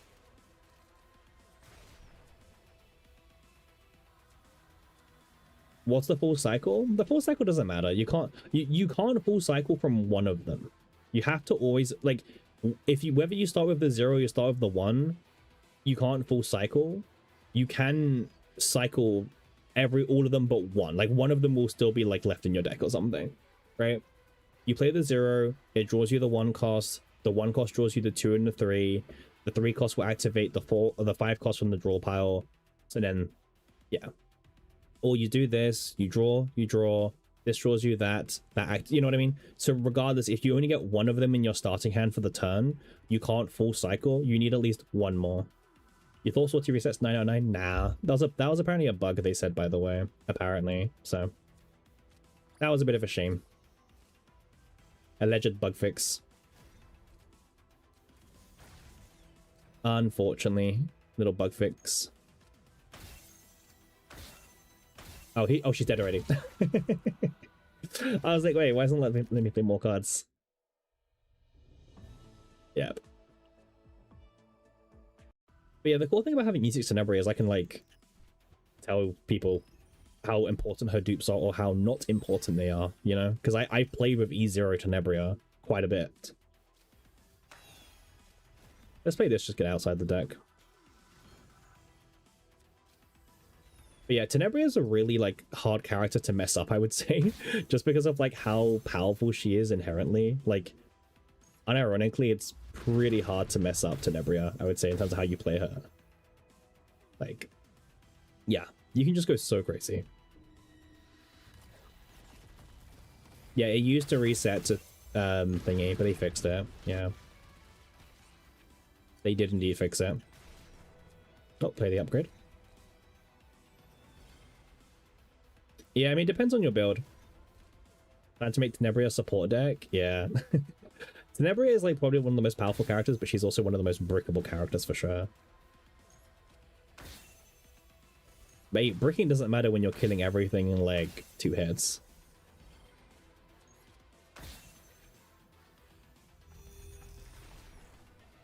Dream mode Tenebria? Yeah. It'd be neat if they would allow you to turn off dupes for testing. That's why before I dupe my characters, I try to have an understanding of like how impactful the dupe is. Volatile but OP? Exactly, Shiv. Yeah. Extremely volatile. Like, there's nothing, like, no matter how perfect your build is, well, there's a few ways. But for most builds, you could just draw like all the rhythms and that's your starting hand. And you're kind of screwed because you don't get the cost reductions and you don't get the ray buffs. Yeah. You need to try and play the over. Yes and no. You get some cost reduction if you play. It's like if you play the 0 cost, for example. You know, the 0 cost does draw this one, which reduces the cost, and the 1 cost reduces the cost. So like, if you don't get the 0 or the 1 cost, you might be looking at your hand and it's like, damn, these are really expensive, right? But that's where like Ray can be useful, like this, right? Like, let's say, for example, I didn't have the 0 and I only had like 3 mana left. I could be like, okay, well, let me play the basic strike, which activates everything for free from the basics, right? Do you think Kairon could work with Tenebria? I don't think the synergy is as strong as like other characters, but yeah. The good thing is Tenebria can start with 7 cards. Exactly. Yep. Exactly. Yeah.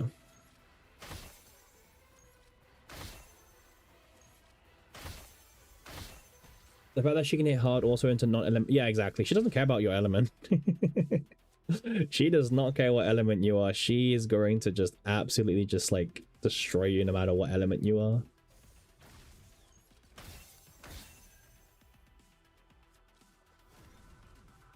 Yeah, she does not care.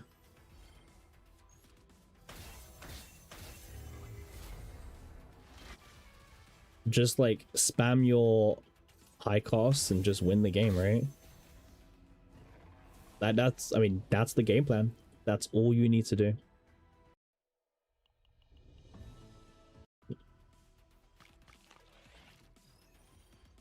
The game gonna make a debuff for basic attacks? Ah, yeah, man.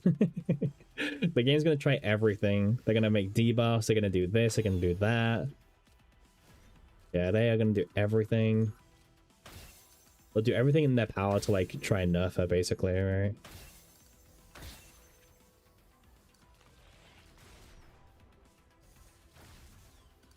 Yeah, it's insane. She is definitely the best character in the game. Is Arpeggio her best rhythm to use? It's her best by a mile.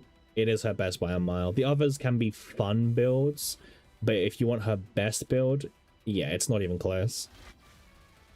Not even close.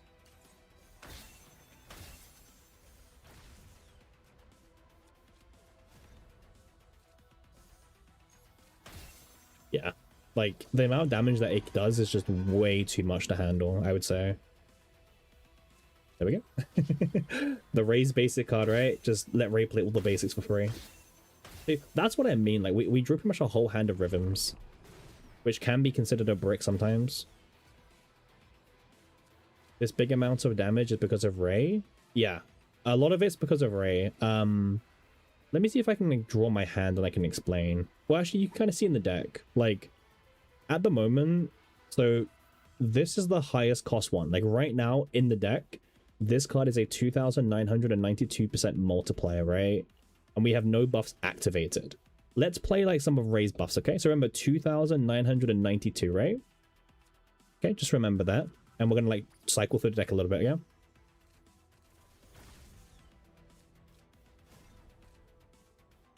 Okay, so oh, I actually played one of them already. Didn't even notice I played it because I played it automatically. But yeah, like, yeah. Ray like giga buffs Tenebria because Ray has a lot of these buffs here, right? 100% to attack cards and 150% to attack cards and 80% to basics, like also all to basics, right? And the way that this multiplier works is it looks like this, okay? So this card says it becomes 100, so it does 113% damage for each rhythm. But the way it kind of works is that it looks at how many rhythms you've got. Let's pretend, okay? Pretend this says 100% damage and you have 6 rhythms. So it says 600%. Well, the interesting thing is that 600 now becomes the base stat of this card, which means all of Ray's cards are buffing this card at 600% of its base, right? Because its new base is 600. So when Ray says increase damage by 100%, well, what's 100% of 600? Right? 600. When Ray's buffing by 150, that's 900 on top of the 600. Again, the buffs do kind of dilute a little bit. It's not just one-to-one, but it's like an example as to explain why Ray like giga buffs Tenebria, right? Without Ray, Tenebria is like doing a fraction of that. Still a lot of damage, but a lot less. But she still hits insanely hard. Like having these multipliers is already insane. Yeah. Yeah, look, they're dead already. Yep. Morale is very Papago in comparison. Yep.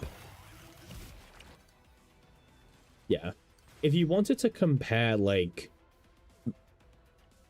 Okay, if you want to, like, actually compare it, like, in morale standards, assuming it's, like, let's say it's, like, you know, again, pretend it's 600, right, as the base, just for this example, you're gonna probably get around roughly...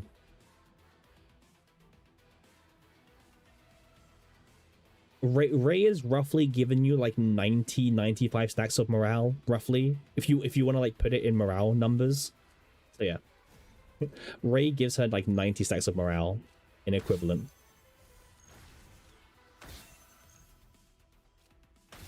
And when you're working with like 90 stacks of morale, you don't really need one more stack, right? So that's why morale just doesn't help her enough.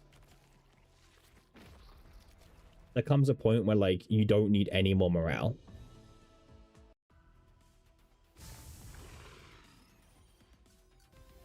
But yeah, when you know that that's how her buffs work, she just looks so insane.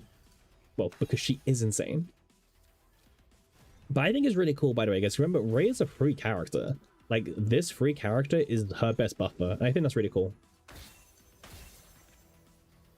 How many dream mode is like 90 morale? 90 morale on dream modes would be around 22, 23 dream modes.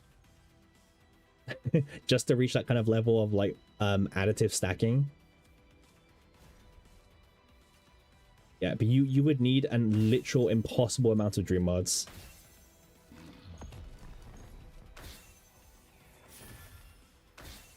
And also like she's a very like turn your brain off kind of character as well, because I'm just like looking at you, I'm talking to you guys while I'm doing this. Like I am not spending much time thinking. Like I'm just like, okay, play the cards, drag the card, do this, do that, you know? If it works, right?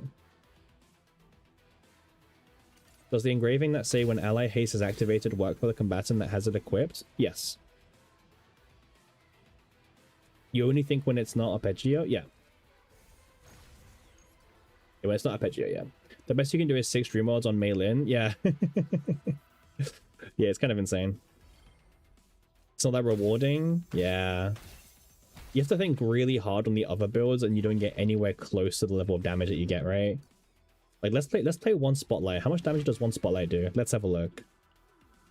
Alright, he's dead. He died on 1 hit of the 5 cost. All right, let's draw through the deck. And all the free combos, all the draws, all the gear bags, just everything. Okay, so we're gonna draw like a lot of these cards, but it's not that bad because we can just play Strike and get them all out the hand.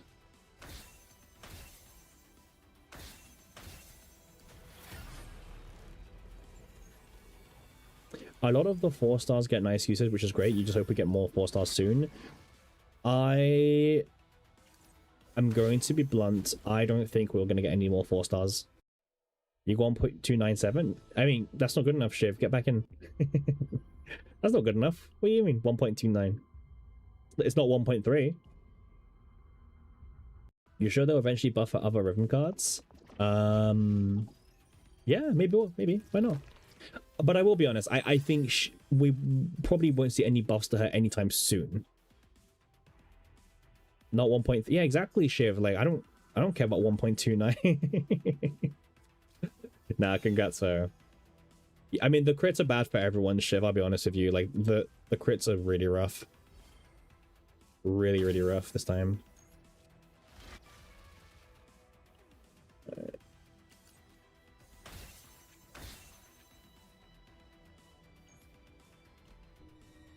Yeah, it like crits are just rough, man. Like seeing the difference between a crit and a non-crit is just painful.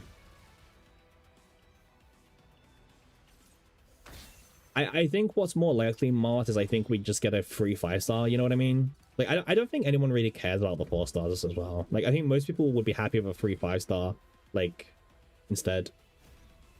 So yeah, I don't think we're gonna get any 4-stars anytime soon, if ever, to be honest. If ever, at this point.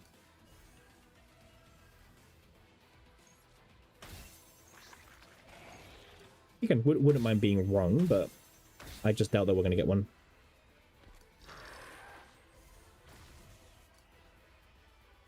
Oh, thank you, by the way, Sail, for the follow.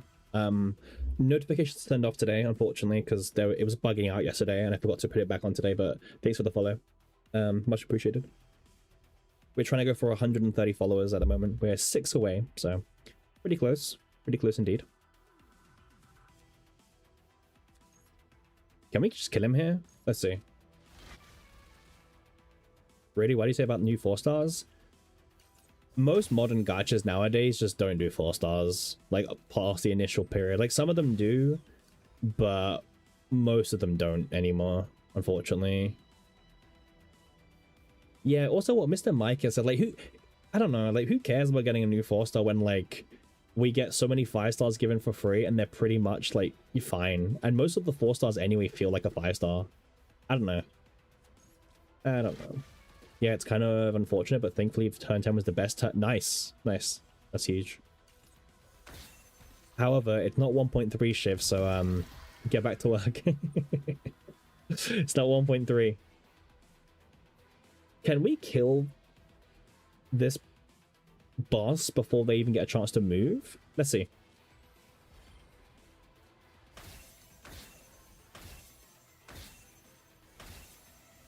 Okay. And then we could go here. Nice.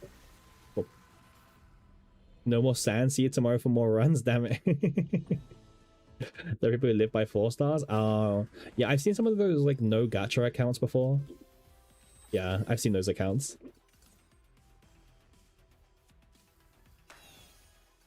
We're just climbing this tower, by the way. That wasn't even a question. Yeah.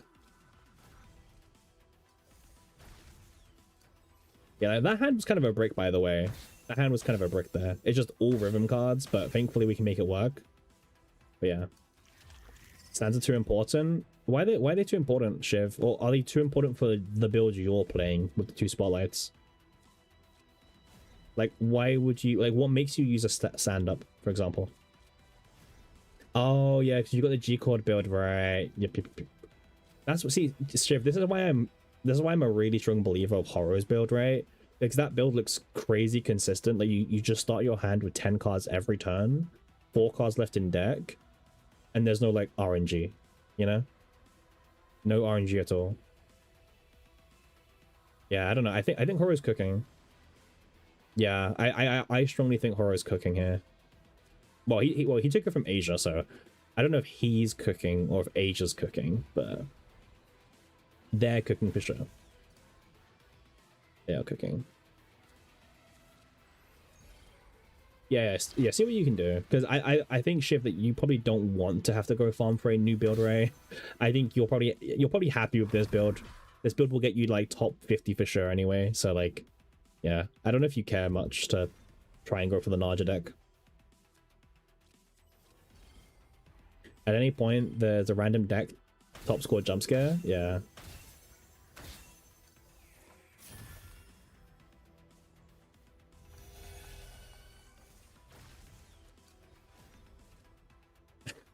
Nice hand. I mean, we're kind of just blazing through this tower. Like, we could probably just turn it on auto, really. But...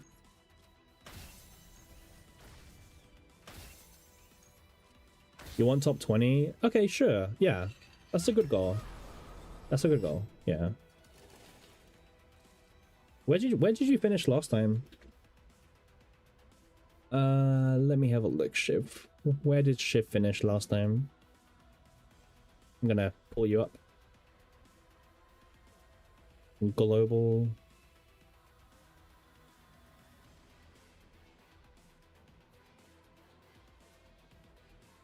'24. Yeah. I mean, I finished 21st because I did one run and never again. I could have easily squeezed in, but I just couldn't be asked. Yeah, I just say like, meh, whatever, right? Whatever. Yeah, see, this is what can happen, right? Like, unironically, this is my starting hand. This is what can happen. Like, you look at your starting hand, you're like, well, I don't have any of my buff cards. Yeah. Like, this is like a great example of what can just happen with Tenebria, where you draw like all the rhythm cards, but you don't have like raised buffs yet, and you're like, well, that sucks. I mean, I could draw one, but like it's still really scuffed. Okay, well, see, the Repose was a lucky draw, okay? Doesn't count. But yeah, it still shows like the weaknesses that you could get. Like, you know, you don't get any draw power, and it's like, damn, this whole build falls apart now and everything.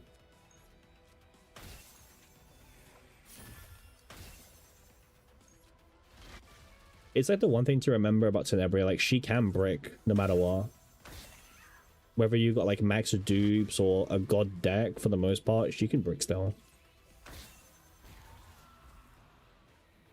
You tried but failed? Yeah, I mean, I just didn't try shit. I got my one run and I was like, oh, okay, cool. I'm done. But maybe this rift will try a bit more because obviously, you know, E6 donated and everything, right? So maybe we will actually try. But I want to wait a little bit. Like, I want to see like what the meta turns into, because I don't want to like waste, well, not waste, but I don't want to spend time going for a build that turns out there's a better build, because then I'm gonna feel like quite not demotivated, but like my time could have been spent better, right? So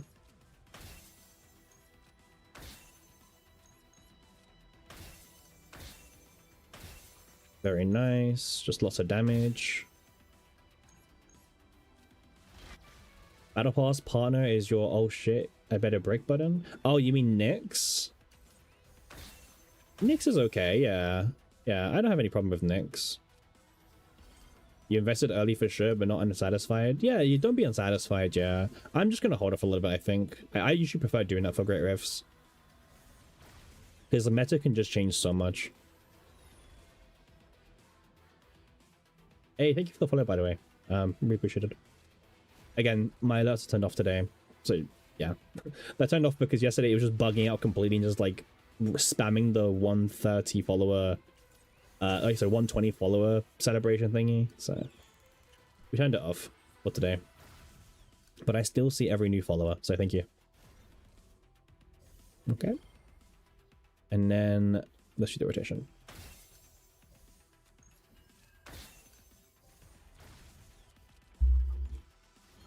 I mean, she's just insane. Like, I'm not even like thinking. I'm just like dragging cards and just playing them.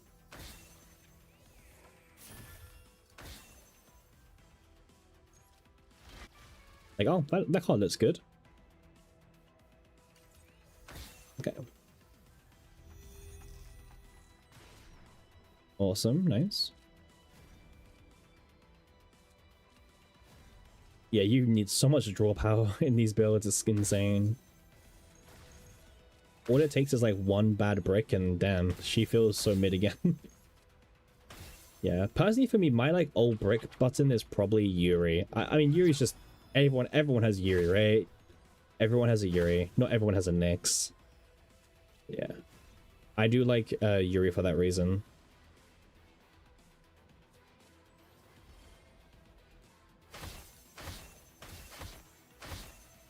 Damn. Oh, it's this guy. Here we are. All right. Well, okay. I didn't even know we were gonna fight this guy. Okay, so this is probably like the bulkiest floor of the whole of tower, right? But let's see what we can do.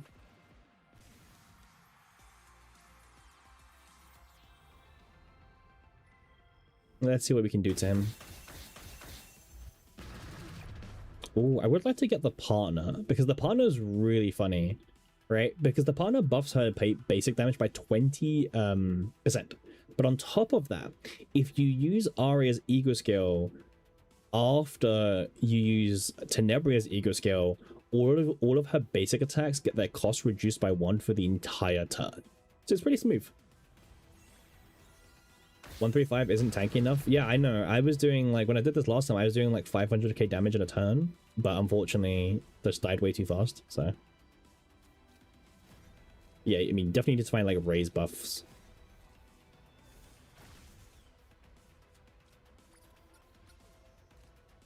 Yeah, see, we didn't find raise. We're missing one raise. Well, actually, no, wait, we got them all, right? Oh, yeah, we got them all. Nice. Awesome. Oh, cool. And we can just, like, play them.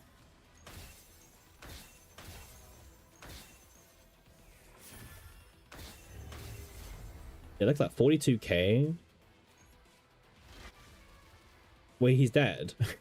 And like the funny thing is, the 2-hit increase of the ego skill hasn't even been activated yet, and this is our first spotlight. Yeah, yeah, he died on the first spotlight.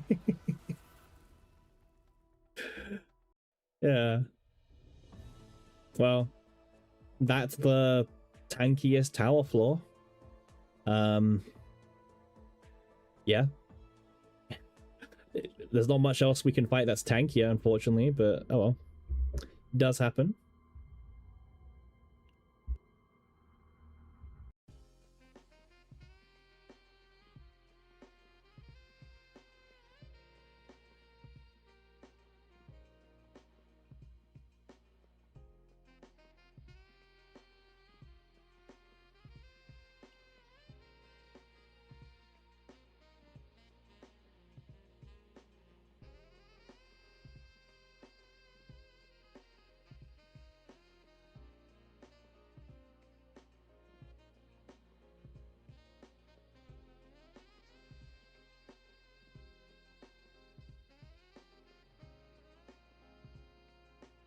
All right, we're back. All right.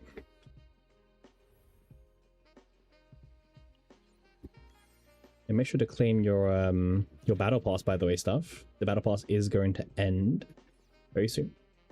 The pink W, her damage output is unreal. It is very unreal. She is a crazy character, by the way. Whether she's E0, E2, E4, or E6, she is insane. And her partner is also fantastic, right? I know some people are picking up her partner to try and pair it with you E6 her as well after doing so much of exactly Berserker. Like, you know, when you play a character, like, damn, this character's so OP at E0, like, you just can't wait to see how much stronger they are at E6, and her E6 is even more insane. She probably has the best E6 in the entire game without a doubt. Definitely. Her E6 is just crazy, crazy strong, which is really, really good.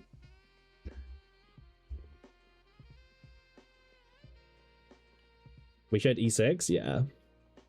Out of the 5 Tenebria builds, what's your favorite so far? I mean, it has to be the most OP one, right? It has to be the OP one, right? I don't know about you guys, but I like seeing big numbers. I like seeing big damage. It's got to be the big numbers, right? I mean, there are some more fun builds you can do for sure as well. Like after a while, if you really want to, you can experiment with Marta or any of these other ones as well. Nice, 243 pulls for 6 copies. Congrats, Berserker.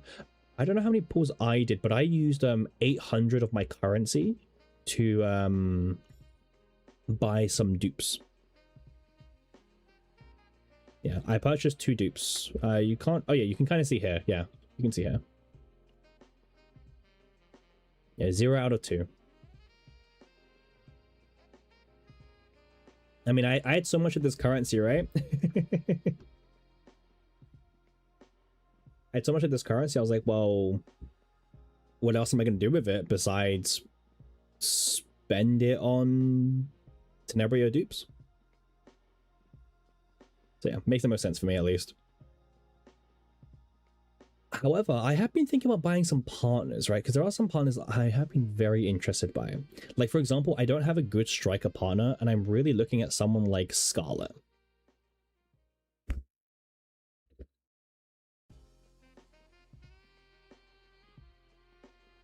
Scarlet is very, very strong. You saw that one video of the guy doing the map. Yep, Judge, he's literally always in our chat. We're always in his chat as well. I would say we're good friends. I would say we're good friends. We talk a lot. Yeah. So yeah, Scarlet has crazy value share, like to the point where it's even making me be like, damn, like I might want to pick her up because like it would work on Yuki, it would work on Haru, it would work on Mei Lin, it would work on Rin, should work on, well, everyone. She's like one of the very few most generic partners in the entire game. Kind of unreal. Yeah, I'm very tempted, Shiv. Very tempted. You know what, actually? Maybe it's time that we do the Yuki tower video. Yeah, maybe we climb tower. You don't have Scarlet? Nah, man. I don't really have any partner. Let me show you. You know, Scarlet picked that shit up. Hey, maybe. How often are you using those strikers? Not much, Fang, but like for content creation purposes, it's always good to have like a strong partner, you know? Maybe I'm in a different boat to you guys, but obviously like I'm planning to do a video showcasing Yuki after her buffs as well. And yeah, for Sortie as well. Yeah. Whenever there's like a striker, like whenever there's a striker who gets the plus 15% Sortie bonus, I'm going to use them and I'll probably put them on Scarlet, right? So whenever in the future any of the partners go on the 15% bonus, right? Like, well, Owen will never go 15% bonus, but like, yeah, whenever these guys go on 15% bonus. Yeah. All right, let's do a Yuki tower run now because we did it before the buffs, but now let's do it after the buffs. I just need to swap some gear around. Where's all my gear gone? All right, here we go. I think Tenebria stole my gear. I think Tenebria stole her gear.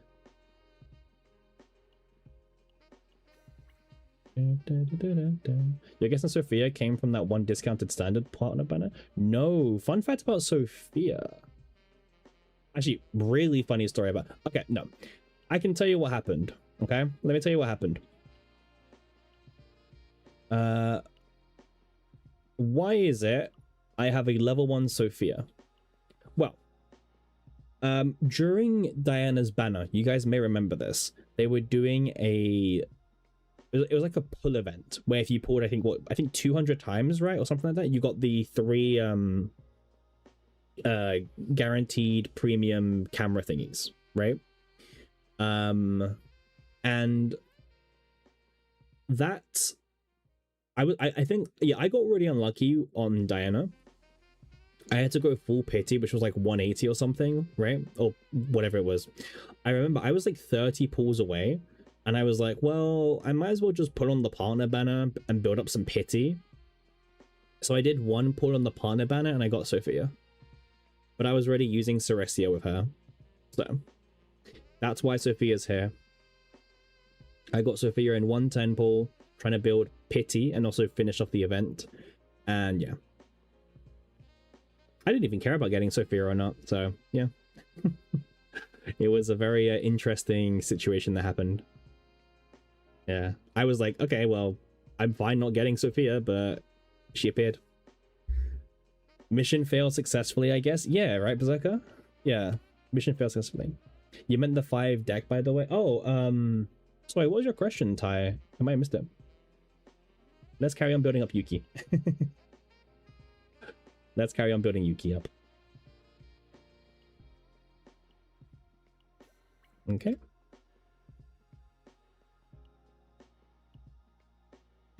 This isn't technically correct, but I think my best piece is laying somewhere. Actually, I don't even know where my best piece is.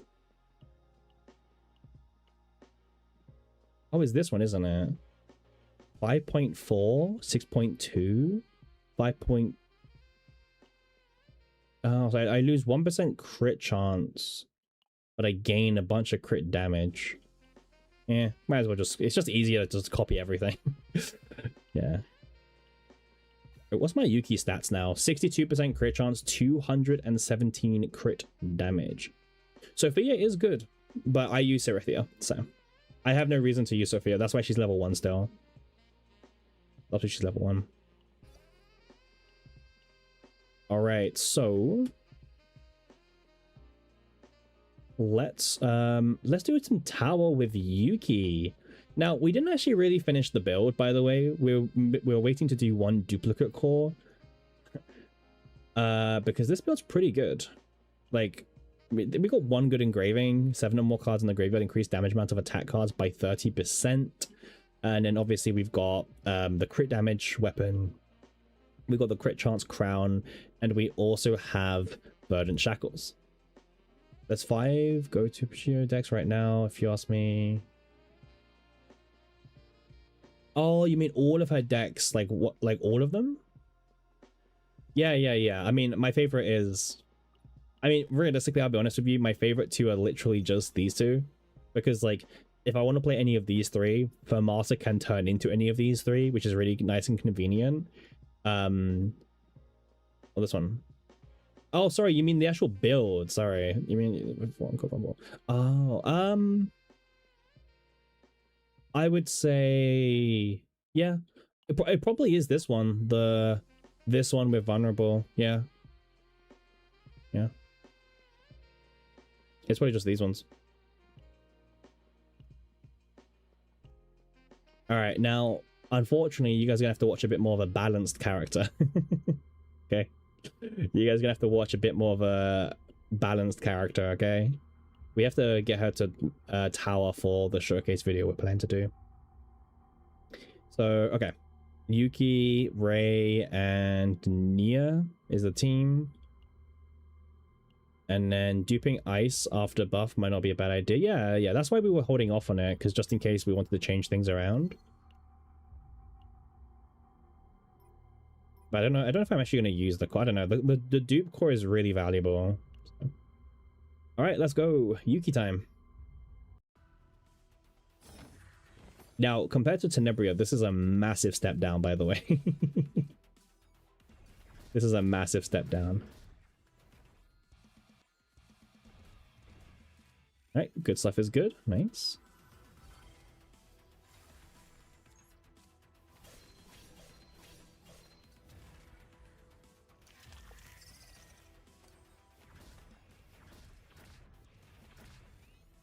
Yep, Dream Mod doing its thing.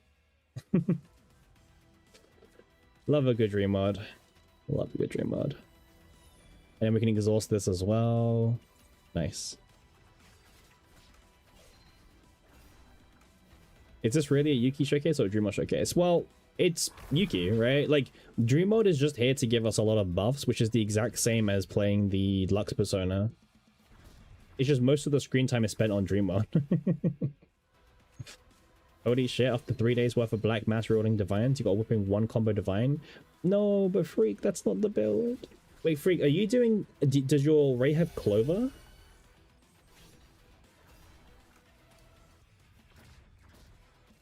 Are you doing it on Clover Ray?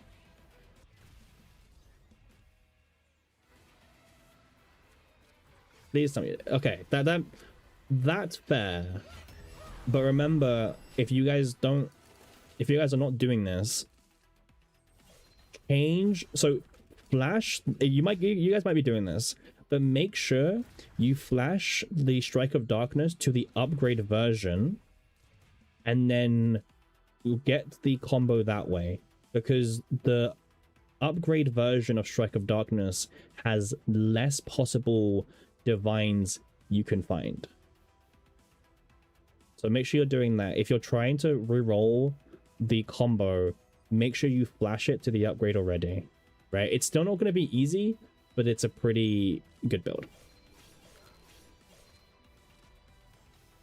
Yeah, you're already doing that. Nice. Sorry, this question. Do you have to put Dream World on all characters in the same comp? No, just the supporters. Just the supporters. My Nia has 4 Dream Worlds and so does Ray. Yuki has 0. If you want it to perform like this, you don't need any Dream Worlds on the main DPS. Just the supporters. Right? The only thing that you might notice is that I have 2 draw 2s, because if you play only for morale, you're going to send everything to the graveyard but have no way to draw into it. So I have this. When a card is discarded, draw 1, and I have draw 2, which means I'm drawing 5 from this whole like package. Yeah. That's how okay, I'm going to load into the fight, right? And you're going to see like I discard everything, right? Yeah, and just like look at my hand size, right?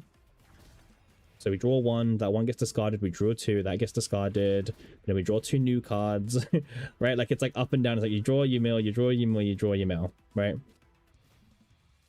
But then it's easy to like fix your hand as well.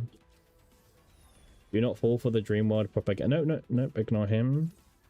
Ignore that guy in chat. He's just a troll. Remember, guys, do not talk to trolls.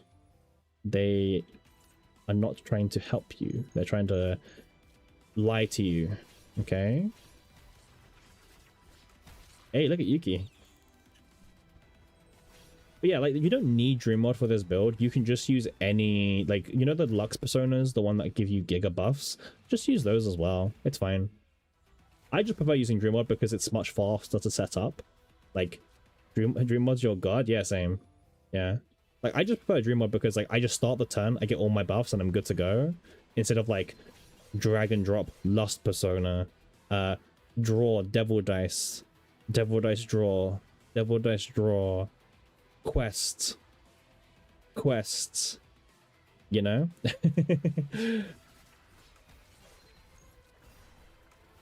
So much damage from Yuki. Well, we do have 24 stacks of morale every single turn thanks to Dream Mod. Watching Yuki after Tenebria is not easy. Yeah.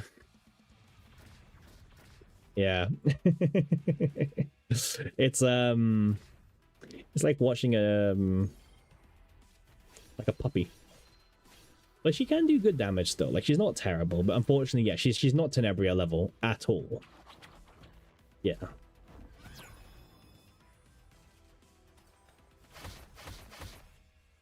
Yeah, this enemy's a bit of a weird one.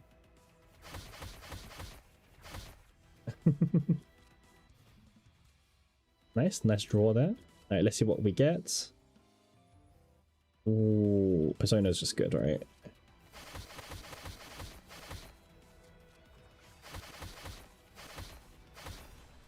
Yeah. I mean, the morales do help. But yeah, her buffs aren't really a lot, by the way. Like, 50% is, like, nice, but yeah. It's like, yeah, it's something.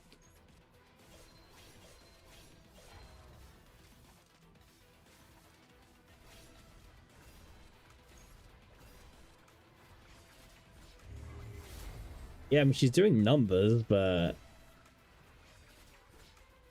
that 50% buff is like, it's okay. The problem is, guys, like 50% buff is not much. If you're stacking damage buffs, which is all you do to make Dookie work, yeah, the 50% doesn't do crap, right? Because 50% is like nothing in the grand scheme of things on her kit. Because it's not 50% final damage increase, it's just 50% of the base number, right? And her bases are terrible.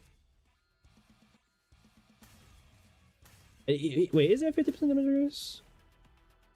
Wait, I mean, we can see this, right? So 905... Wait, we can actually test this. 907... And then... Oh, wait, no, but that doesn't count, because I literally used a card that buffs all attack cards. That doesn't help anyone. Right? 907. And then... Well, it did go up. Yeah, it did go up by 50% of the buffed number. So it is 50% final damage, right?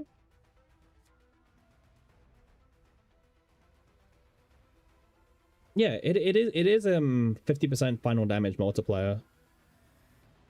Yeah, it is 50%. Yeah, it's good.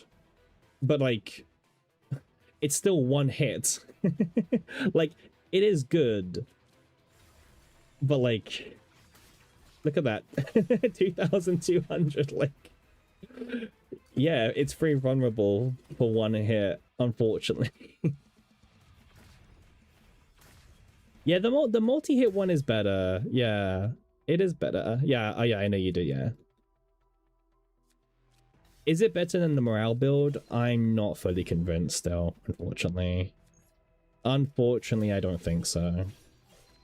Because the one thing it doesn't help is it doesn't help, you know, the whenever you play a inspiration card, she does all the follow-ups, and when you play the this, like those follow-ups don't get buffed by the buffs. You have to still get morale for them, so her build is still just way too like counter active against one another. Yeah. Like, if we could be buffing this as well, and then the upgrade, yeah. They've given Yuki another viable build, but then the question is, was the problem that Yuki didn't have more viable builds, or is it the problem that Yuki doesn't have a meta build? You know what I mean? But she performs, like, fine for some content, but you do really have to, like, go out of your way to make her work. Like, really, really out of your way. Maybe too much out of your way, to be honest.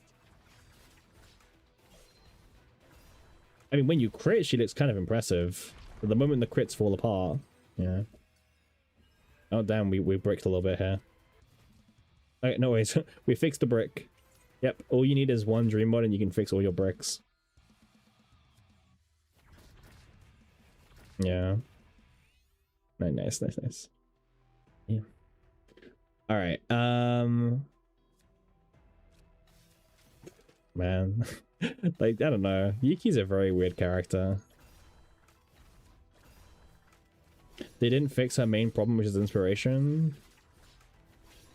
They're getting somewhere, but once again, these buffs were for Sortie, right? Like they looked at her Sortie performance, and these are the buffs that help her in Sortie, not save data modes, really. We will still probably get save data buffs, I would say. Alright, we haven't even built Dream Mod yet. Wow, that's annoying. Okay, let me draw 2 cards out of the deck first to make it more consistent. Yep.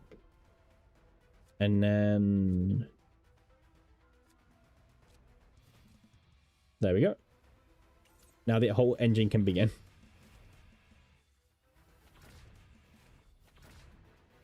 Okay, nice one. But mind you, Trickery Strike has been used, so we are pretty much good to go now, I think, yeah.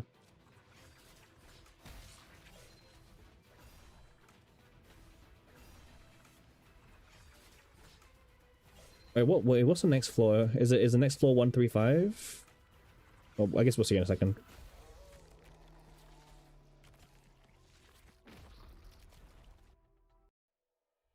Alright.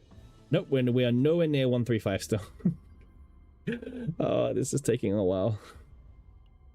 This is gonna take a while to get to. But hey, I need to do it for the video.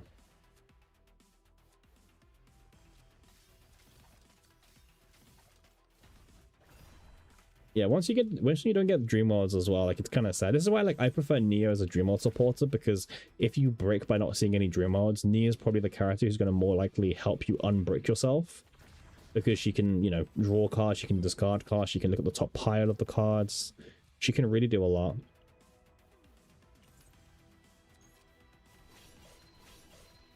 Yep, there we go. Miss Potential herself, right? Miss Potential herself. Unfortunately, I think she still is just Miss Potential. Damn, that dream mode was awful. It's fine. Wait, is it fine? Hell no. Is Adelheid good for dream mode? You can't get morale on dream mode for them, and I don't know if she can even get draw. So, kind of not really, unfortunately.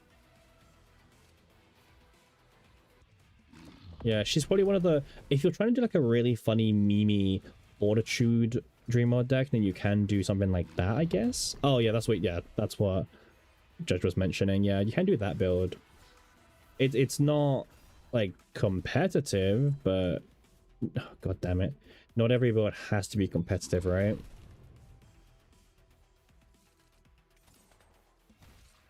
Yeah, that sucks. Oh well, next floor.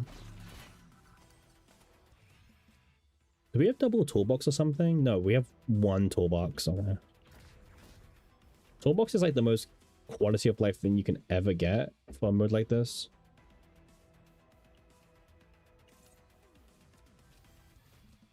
Nice, there we go. You can play the fort. Yeah, yep.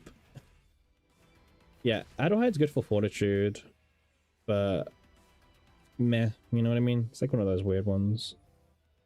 Alright, let's add this to hand. This, and then go here.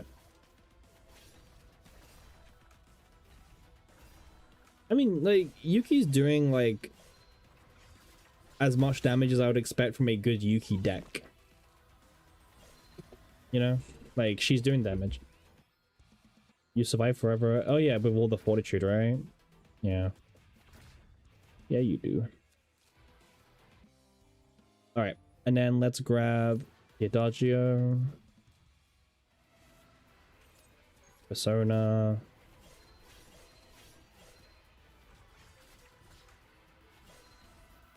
The 50% final multiplier is an interesting buff, at least. What's your iceberg multi? That's true. Let me... well, let me get the card, I guess. Let me find the card, I guess. Right.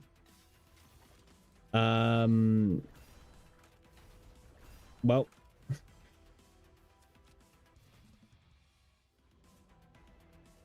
why is even this in the deck? Like...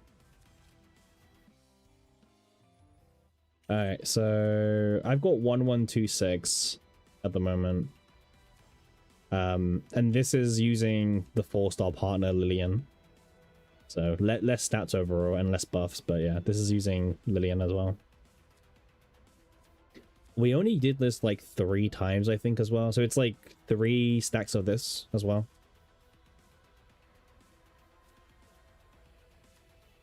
But yeah, we're not done with the flash slashes yet either, to be fair.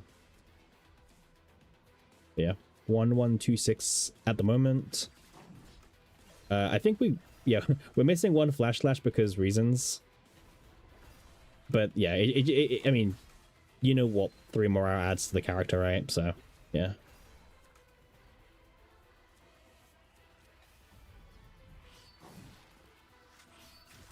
It's 5,000. Okay, well, it didn't crit the second hit, but I guess we can't always crit, right?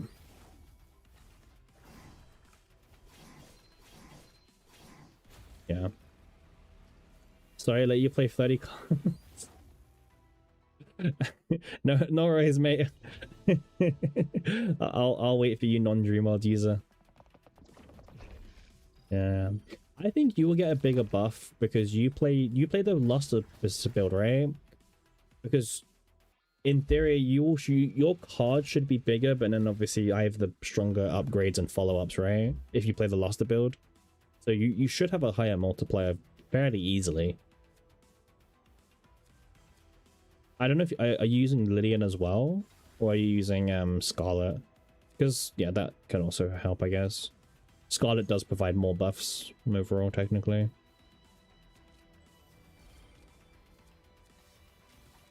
All right, let's do this.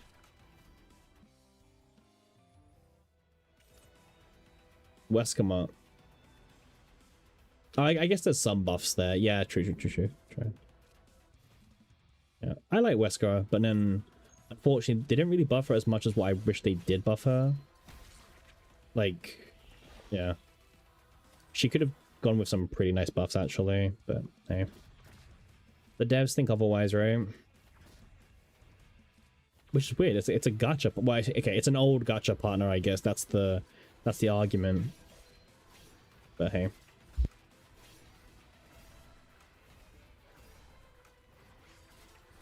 Your iceberg's only around 1500. Oh. Yeah, the morale build is just so much stronger on it, right? Because all of the follow-up attacks get morale as well. Yeah. It's like when a character has a kit like Yuki, morale just gives you so much value to the point where it's like, why even bother with the other stuff? 1600. I mean, it's like 500% more than me on 2 hits, which isn't bad.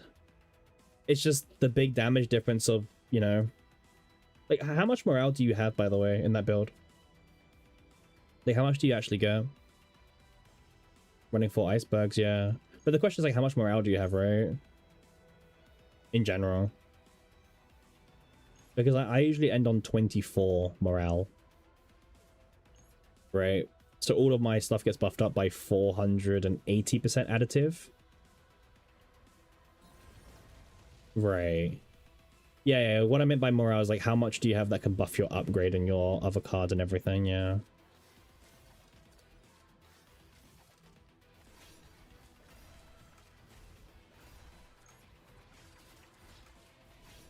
That wasn't bad. That was like no morale. We were able to kill him, thankfully.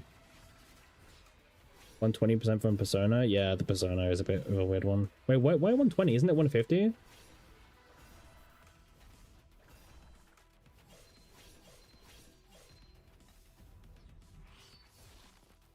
Oh, yeah.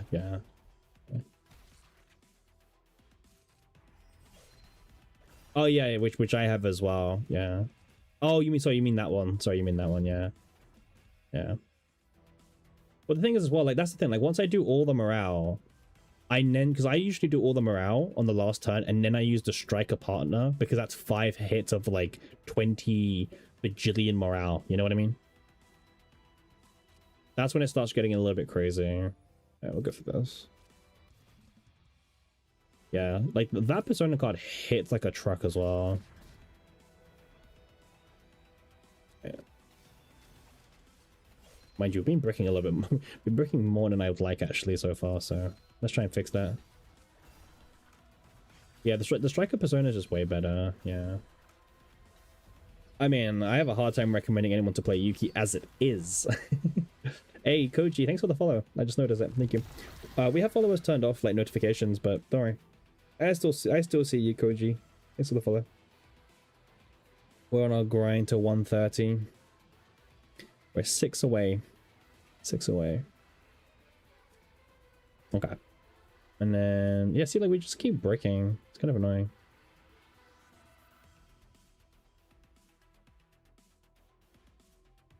Not that I really care too much, to be honest with you.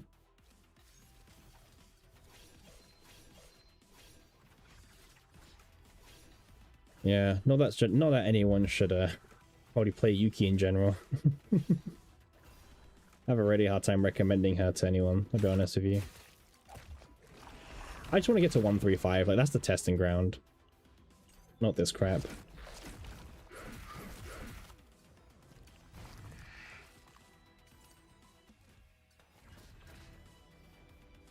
Spotlight vulnerable, just one-shotted an elite sortie enemy. Yeah, it's crazy. It's very Chinese. I mean, 135 is the best place. It has the highest health pool, right? Is their 135 the same as R1, by the way? Like, do they have the same enemy or no?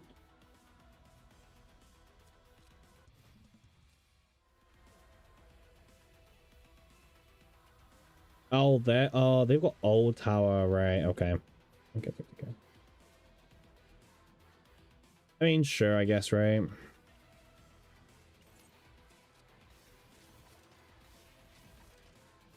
Like, I guess give them old tower, sure.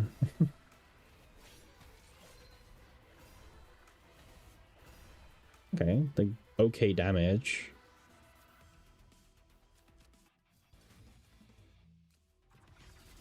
Nice. Now he's dead. And then attack.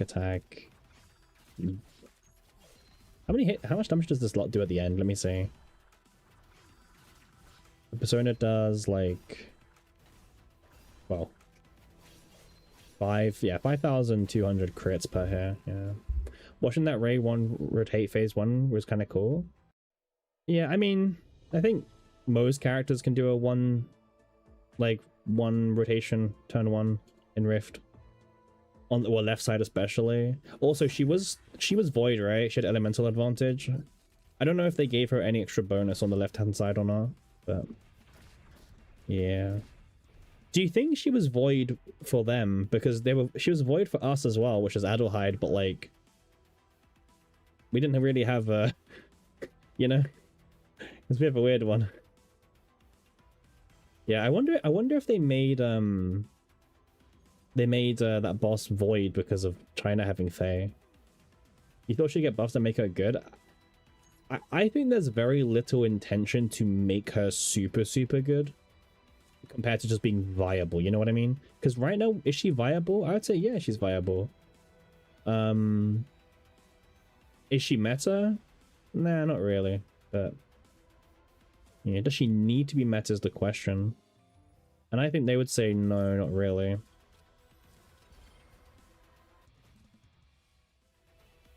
Like, being meta is like a different thing entirely.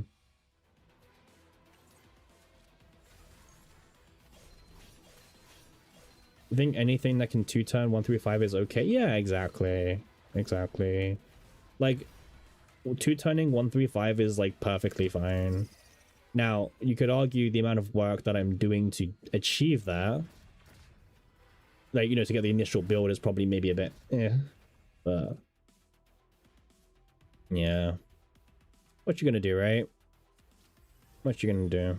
Are we 135 yet or no? Nope. Next floor. Next floor, we're finding out the testing ground. The next floor's to test. Yeah, I agree with you. I think that's a good baseline, right? 135 is like the number to look at.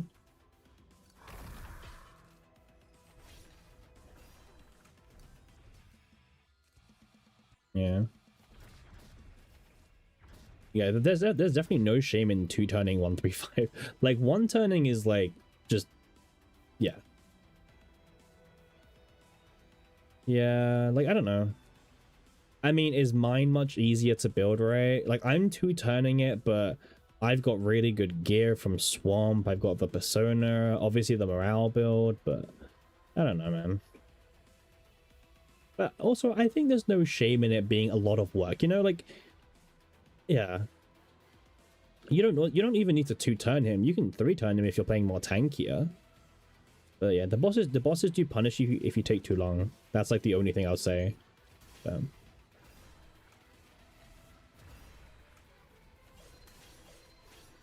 Yeah. Yep. This build is also not technically optimal because we're using Tenebria's like gear.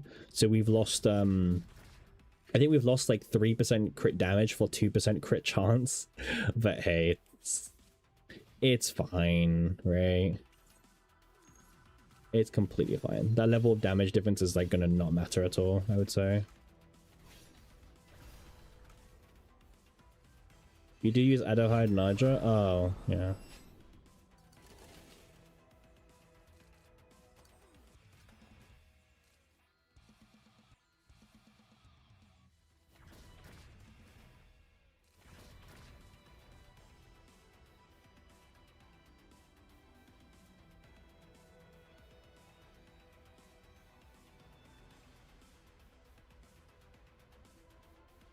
Yeah. Oh, Aiko got a new high score. That's kind of cool. I think it's the same team, mind you, so yeah. Nothing too special. Just same old rotation, just better. You made a new account. How would you rush a tower clear not using Tenebria? You would... Can I use any like standard 5-star because like all the selectors? Does that count? Because they have like they have the real banner still. They have the 30 out of 30. They've also got the 300 out of 300. Infinite rerolls on standard.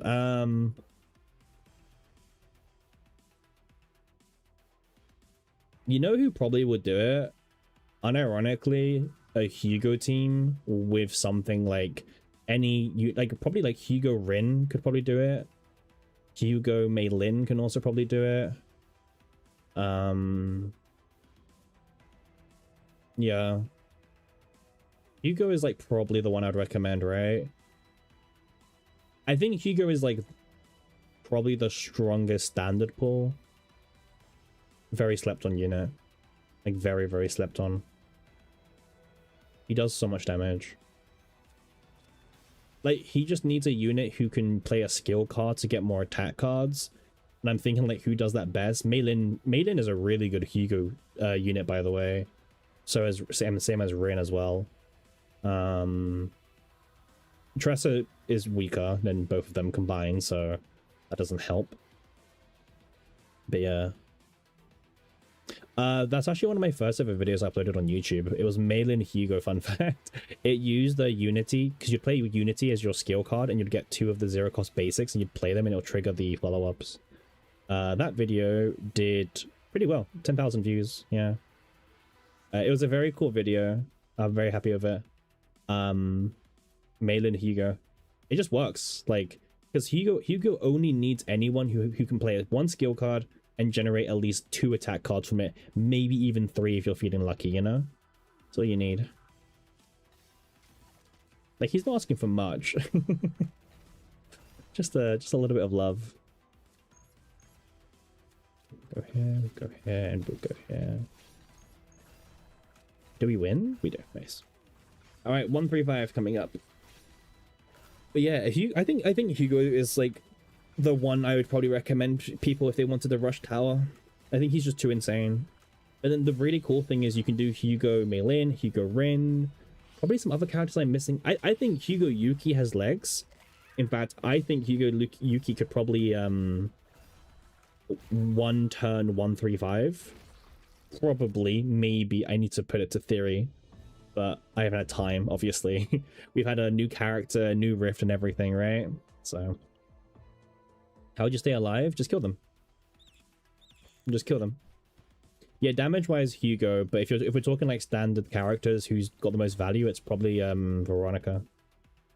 Yeah, honestly, stay alive, just kill them. Like, obviously toolboxes, right? Like, have your toolbox and your supporter. 1 toolbox goes a long way, and just kill them. Or, right, hear me out, you can play a supporter like Mika, who has Divine Draw, because the draw will heal you, but also at the same time generate commence the hunt stacks, right? You could do Veronica, but again, you don't have healing from that. You could do, I mean, yeah, Mika's like the super safe one. Mika very shit. Well, to be fair, the funny thing about this content is the true strat is the best offense is the best defense. Like, because these guys hit hard, and if it wasn't for toolbox, they would be moving a lot faster. A lot faster. But yeah. Mika with Fort Neutral. Well, yeah. There's a lot of ways you could do it, but definitely a Hugo comp is what I'd recommend. Other than a Hugo comp, you could probably do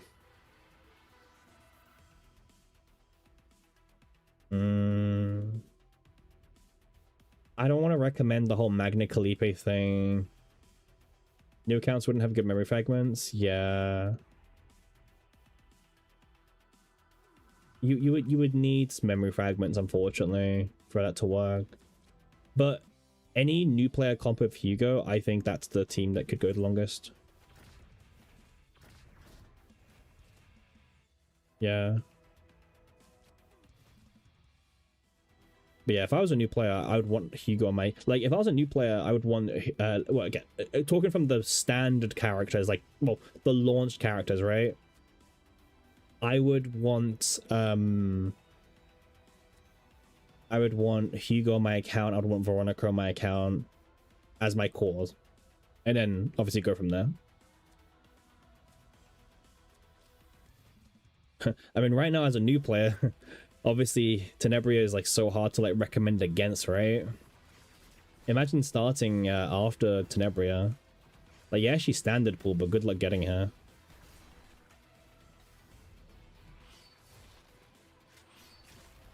She's so insane.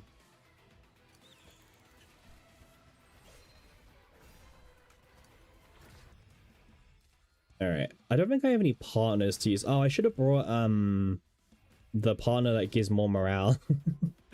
I should have brought 2 copies of her. Damn it. I have the wrong partners, technically. We could min-max this further. It's fine. Let's carry on. I want to go with this G-Cord out of my deck. I don't want to draw it. And then the Curiosity. Give me this, I guess.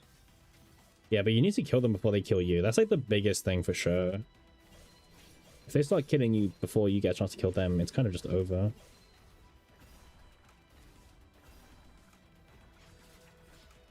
Yeah, these guys are tanky as well, which doesn't help. It feels like they wanted to add purple fragments but forgot. That's true. Tower stats? Yeah, tower stats would be nice.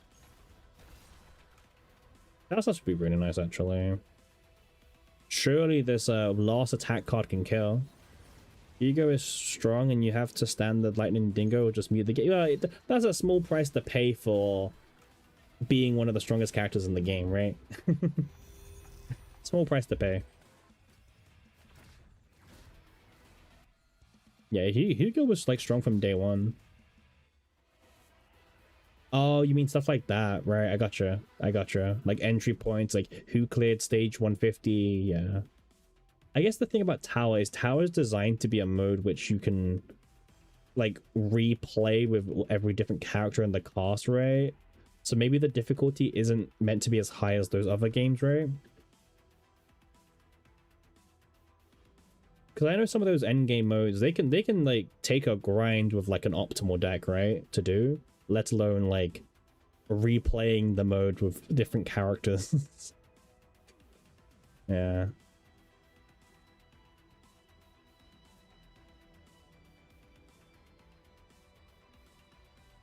It's a joke? I thought it wasn't a joke. Maybe it was when it first came out. When it first came out. Most people are just hyper casual. Okay, well that's maybe why as well. There's a lot of variables, right? Maybe hyper casuals or this and that, right? Yeah, there's a lot of like differences. Wait, so we played that. Okay. Alright, we're coming up to the boss here, so like I want to make sure everything's like ready. Month 1 endgame in those games is very hard because it's tuned for people max refreshing. That's true. Like, so the new trend, right, is all of these new open world gacha games, like urban open world gacha games, like NTE, right? NTE, Anata, there's like 20 bajillion new ones as well. And my problem with them is like, so obviously NTE is out now, and the rest are like coming out. So like, there's like new beta videos of these games, and there's like, compare this to NTE, compare this to NTE. My problem is, I find myself more likely probably not going to play the other games because I just wanted one urban open world game. And like the early game for all of these games just suck, man. It's just a lot of grind and investing and building and refreshing and... oh man, the early game is like such a slug in these games. Like I want to play new units, not have to like build and then run out of resources and have to wait again. Like, because once you get to end game, like, you're good to go. Like, by the time like these games come out on NTE, like, I'll probably be max level at NT at this point. I'll probably have all my characters max level, and like every time, like, it'll be a rotation of new banner, pull them, upgrade them, done. And when these new games come out, you have to go through the whole process. Yeah, account level. Yeah, exactly. Like, that's my problem. Like, I probably just won't play those games, even if they are, in quotations, better, because I just don't want to go through the early game again for the same genre of game. Like, again, it's just a personal thing, but one sortie run is 40 minutes. It's hard to be casual in CZN. One sortie run being 40 minutes depends what difficulty you're doing, right? Because level 65 is what most people farm, and that takes the average person like what, 20 to 30 minutes, they say. That was your draw to Enfield. They locked nothing behind account level. Oh yeah, nice. See, this is the thing, right? People, like the devs, time gate or account gate, people complain. They don't do it. People clear everything in the first week. You literally just cannot win. Like, I remember Tower of Fantasy. When Tower of Fantasy came out and I played it, they had they time gated the areas and the story mode. But like, I was okay with that because I was working my full-time job. I was playing in the evenings. I didn't have much time to play. So like, I was like, oh, cool. I can not grind this game for like 20 hours and come back tomorrow and be caught up. But then a lot of people complained about that because they were like, oh, I'm a streamer and I work full time and I want to play this game for 20 hours and then burn out. Now, they just quit anyway, right? But for someone like me, I was like, oh, full-time job.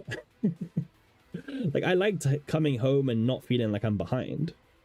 Like, I don't mind. Like, I never mind time gating, personally. Like, if you're going to time gate your game, you know that I'm going to go play other games, right?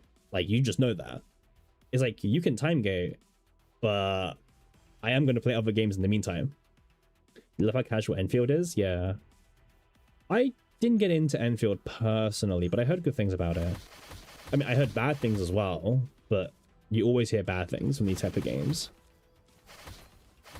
Nice.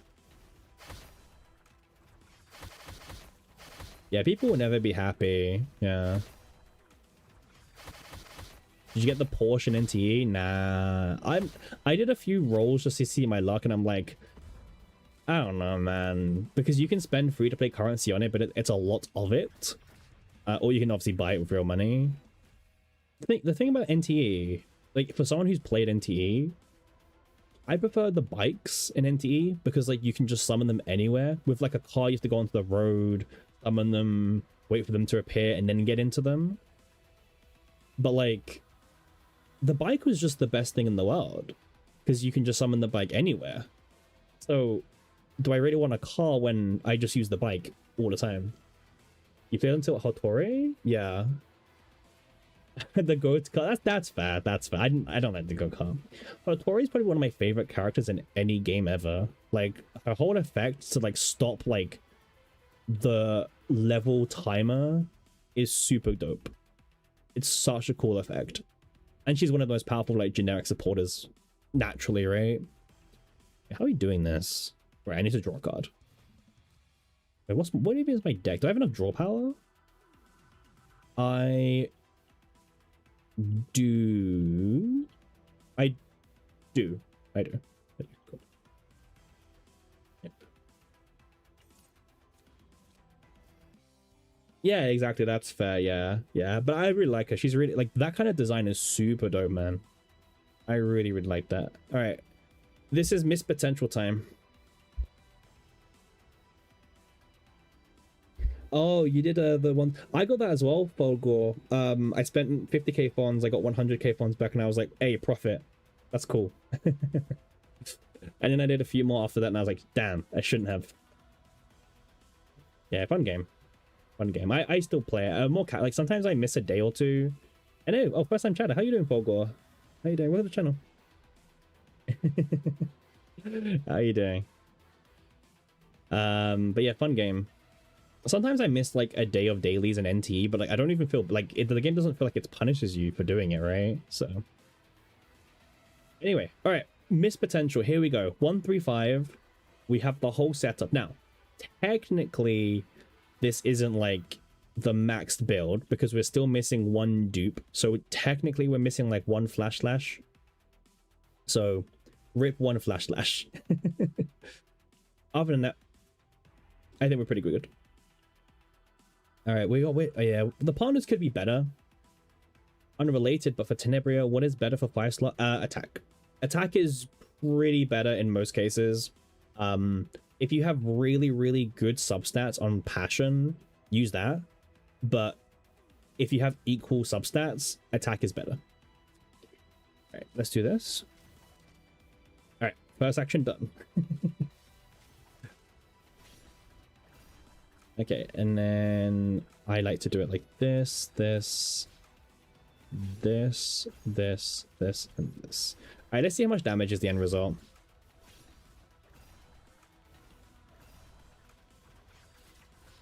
How much damage are we doing with Yuki?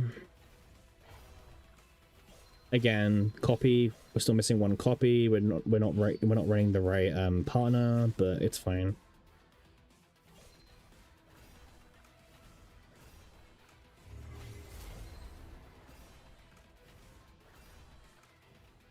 Yeah, pretty much the same as last time. It's fine. 100k. Yeah, it's pretty much the same. I'm guessing it was just crit variance, right?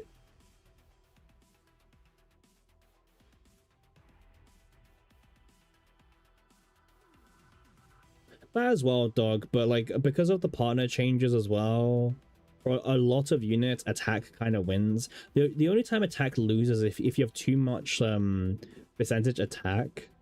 But for the most part, honestly, I noticed the maths for me really does lead to attack just being better for every single unit, like for my units, right? But I've got really good pieces. That's what I'll say. Yeah, it was the exact same, right? Like, oh, I guess, like, sure. I mean, maybe we just didn't crit on those extra, like, okay, maybe we didn't crit on the cards that got buffed. Oh, I'd have to pull up the maths. I don't have it in front of me right now between attack versus elemental. It also depends on so much like things, like it depends on the character. Like Hugo and those ranges, their base attack is so much higher. It's not even a debate. Like you just shouldn't be running elemental on those characters. Other characters, it's a bit more of a competition, but attack is usually good for like the majority of the cast. So yeah. Like I now run attack on pretty much all my pieces just because it's just easier, and for some of them it's even better. Yeah, this is weird. 100k, sure. I'll save this run for a video, but I don't really think, I mean, like I said, yeah, that's why I was talking about the Hugo build. Hugo Yuki, there's more potential there. Yeah. You know what the sad thing is? We did all of that to basically just do what Tenebria can do in like one card. Unironically in one card. Like one Vuln Encore or Spotlight does that damage. Maybe a bit less. What was the calculator site you used? Oh yeah, sure. Yeah. Let me send you the calc. I can send that to you. I think it's this one. Yeah, it's this one. Cool. You are on YouTube. I'll send it through on YouTube. I'll probably post it on Twitch as well for those who are lurking. And if you want to bookmark a really good calculator for CZN, this is my go-to. This is my go-to. Very cool. Very good way. Very good. It may take a bit of while to figure out how to use it, but once you know how to use it, it is a fantastic resource that I can recommend. My stamp of the Cappy stamp of approval.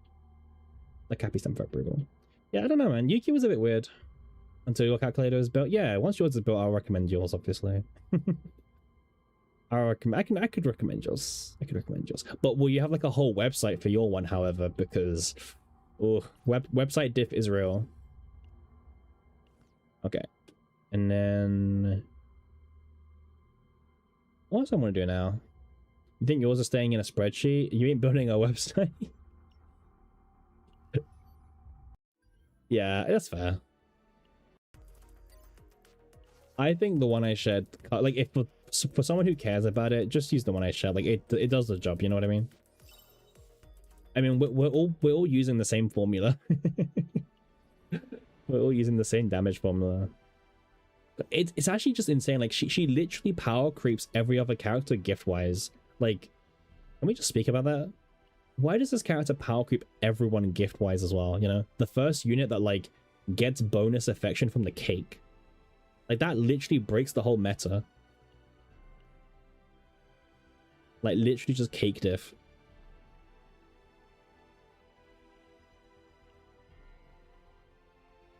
Yeah, see, that's the truth. I love how you did. I love your reaction to finding that out, by the way. Like, yeah, people tested it back in season 2, but no one really, you know, it just didn't. It was a very different season, and everything was defense based as well. But yeah, I think people found about it more during Rita, because remember during Rita, well, I don't know if you were here, the build for Rita was very different. Hey, any given chance, how you doing? What's up, my guy? How you doing? How you doing? But yes, during season 2 Golden Main, people were farming for what was it called again? It was that stupid card from like the rare event only. What was that? It's a common card, right? Nice Rita stats. Hey, thank you. Actually, I don't even know what her stats were. The fire thing. Yeah, what's it called? Does anyone know? Nothing matches. Hey, no, nice. I hope you enjoy it. We've been streaming for like 1 month now, so yeah, hopefully you enjoy. She has the privilege of freeing card removals. Yeah, she does. Awesome link. No, you're welcome. Yeah, you're welcome. It's very, very handy. But yeah, that card, right? That card was only possible during the Eternal Flame. Thank you. Or Flame of Eternity. Yeah, what? Yeah. You guys got it. You guys got it. But I remember a lot of people were obviously doing Swamp because you could only get it as a rare thing from Swamp. And that was like the first time a lot of people were like, hang on a second. What's this Clover item? You know? So Clover got a lot more popular around there. And then obviously it's scaled ever since. It scaled more when people did the maths and realized it's its own separate multiplier on attack boosting. And now every supporter until the end of time will start using Clover until we get a power grip. Your new TC's yen just started yesterday. Oh, nice. How are you finding the game? Yeah, how are you finding it? It's like a gacha Slay the Spire-esque type of game, right? It's very interesting. It's very, very neat, I think. But yeah, Clover, like, unironically just changes the way supporters get built from, like, their best in slot builds. But the problem is, if you're trying to really min-max, then you're trying to do, like, Clover plus Nectar's Blade, and at that point, just give it up. Just give it up at that point. Yeah, here it is, yeah. At least it doesn't stack. You only need one of your controllers to have it. But that controller that you equip it with, or it doesn't have to be on your controller, but the one character you have Clover equipped with has to be the same character that actually heals using a card. Right? So you can't heal with Naja's effect, you can't heal with any skill cards. Well, you can with skill cards, but it can't be like an effect or a passive. It has to literally say heal on the card. You're loving it, taking a Honkai Star Rail break? Nice. What's the patch? Well, I remember they announced the what was it? The Fate collab. Has that happened yet? The second one? Is Senecta's Blade part of the regular formula? It is, Judge. It is. Yeah. Clover, like, unironically, Clover is like technically better. Like, it's technically better. 10% versus 8, well, 10% its own multiplier to allies versus the 8%, which is part of the regular formula. I think it's something to do with the fact that this is applied, you know, at the start of the fight and everything, but then Clover's like a very weird buff that like it procs once it procs the requirement, but then it gets, yeah, I don't know. It's like some really weird coding. You haven't checked your account for like a couple of days? That's fair. I mean, I think it's good to take breaks from games. Like, even if you really, really enjoy that game, there's nothing wrong with taking a break. I've taken like plenty of like very short breaks from CZN. Like, there's times I will play this game for like hours and hours and hours, and then there's times I will play this game for like 5 minutes a day and log out, and that's it, right? Yeah, I think it's important to take breaks. All right, let me speak to some characters for some bond and some affection. We've been going for nearly 3 hours. I did say 3 hour stream, but we can go for a bit longer. Nothing wrong with going for a bit longer. But yeah, Clover is its own multiplier, well, its own like part of the equation, while Senectus Blade is very much the same. 220.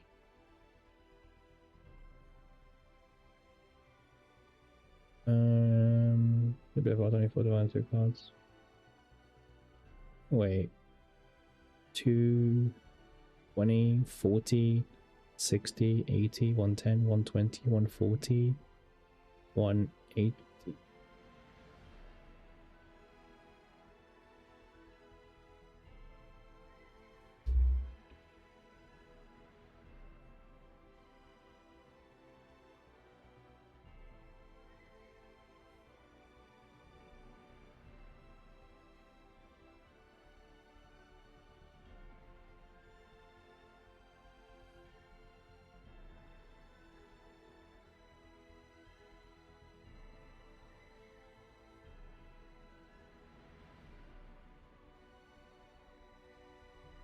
Wait, okay.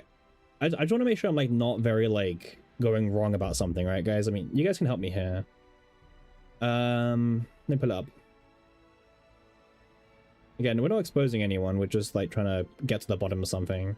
No, Clover does not work when Ray uses an attack card. It has to literally say like heal, not heals based on damage dealt or something. All right, so this image is from Misery's latest vid, right? And I just want to like get to the bottom of this, right? So this is a bit questionable, but this is apparently a 180 faint memory deck. But is that possible? Someone raised a good point. Like what? It's 2, 4. Is it 2, 4, 6, 8, 10, 120? You remove one, that's 140. And then 180, right, on the gear bags, just to make sure. I don't know. This is right. This is fine, right?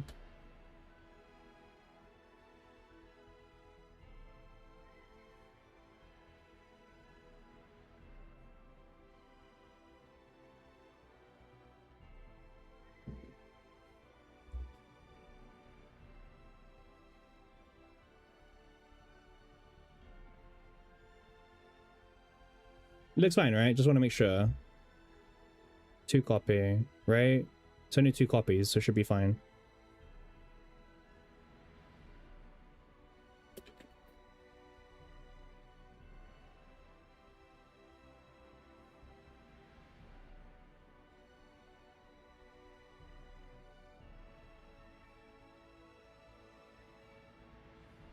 Yeah, cool. I just wanted to make sure because like someone mentioned that it might be wrong, and I didn't think it was wrong.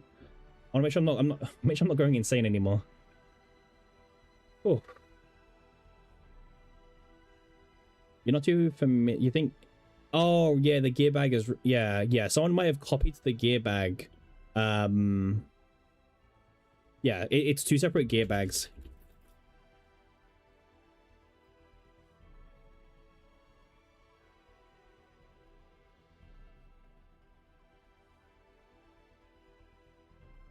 Yeah, it's 2 separate gear bags. Yeah, so someone might have like duped it, assuming that. Yeah, I think that's what might happen. Someone might have like accidentally duped it. Yeah. Sorry, you're not too familiar with the meta of this game, but is Hugo good? You're using him, Tressa, and Cass? Yeah, Hugo's fantastic, especially with Tressa and Cass, because the one thing about Hugo, right, is that he obviously, you know, his whole mechanic is he gets his stacks of Commence the Hunt by using a skill card. I know, right? And then obviously, like, you know, you play the skill card to get the stacks, you play the attack cards to do the follow-ups, right? And Tressa just works really well for that because, or in fact, any unit that can play a skill card to give you more attack cards goes a really long way. And Tressa's a fantastic unit for this because, again, Tressa has a skill card which can generate more attack cards. So Tressa's a really, really good Hugo enabler. Her own self-damage isn't the greatest, but it's fine, right? Usually, like, nowadays the Hugo decks kind of look, yeah, it's like, it's, well, not this, obviously. You can do something a bit better, like Divine Draw or something. This is like kind of old save data anyway, but yeah, it's something like that where you're just like spamming daggers. You know, you play one of the daggers, you gain stacks for Hugo, you play the 2 daggers or 3 daggers, you play another dagger, rinse and repeat, you know? Yeah. Yeah, really good. And Mika's, again, just a really good unit because, you know, if you're a new player, you might not have Divine Draw, but again, Mika's a unit who does have skill cards, which again, stacks for Hugo and heals your team as well, keeps you nice and safe. But then if you do happen to get a Divine Draw Mika in the future, that's good. Oh, no, use Cass. Well, yeah, Cass as well. Mika's also good, but Cass is also pretty solid as well for that team. But Cass is more here for just morale boosting, I would say. And I guess, like, if you trigger his full house, it gives you a skill card, which procs more stacks of Commence the Hunt, which is pretty good. Yeah. Cass in that team is very, like, small, but hey, free buffs is free buffs. No, it was a funny thing because we were talking about, like, okay. Like, imagine we have a new player, right? And it was like, okay, so like what units would we like recommend for a new player? And I said Hugo. I think Hugo is like the best DPS that you can get for like a new player. Veronica is also one of the best as well, but like from a supporting draw power point of view as well. Less so the damage, so yeah. Yeah, Hugo is insane. He doesn't have any gear on right now. Look at these random pieces I'm finding everywhere. Like, look, 12.7 extra damage. Just randomly finding these pieces. Like this piece was never equipped to anyone. I don't know who this piece was for. Executioner, 15.6 extra damage crit chance. I generally didn't have this on anyone. Like, I still don't know who this was for, but hey.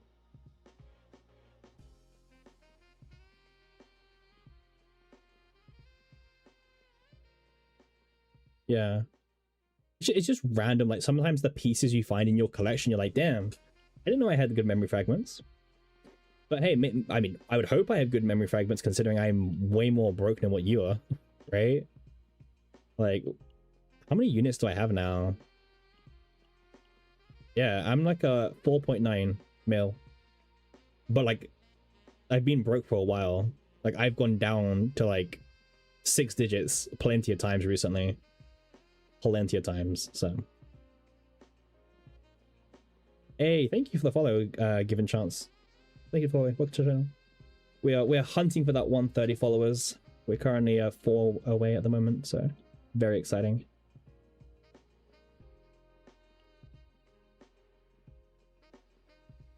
Before they made the level change, you were perma-broke? Maybe, yeah. Well, I guess your account has like 3 weeks on mine, I guess, right? Because my account was made during the Yuki era, right? So maybe that's why. I don't know. Again, I don't really know like why or how, but all right, we gotta do some Sortie content. Everyone's favorite thing to do. Let's use Tenebria more. Why not? You didn't play on launch? I did, but I didn't like my account. I'm a very much perfectionist, you know. I want the good accounts. So no. I ended up with an account that had a very strong start instead. It was worth it. Like I I ended up with an account that had 2 Veronicas, 1 Maylin, 1 Olea, 1 Hugo, 3 Yukis, and something else as well.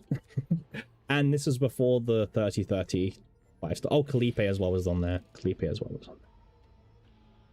Yeah. Alright. Draw a drafted unit straight away. Nice.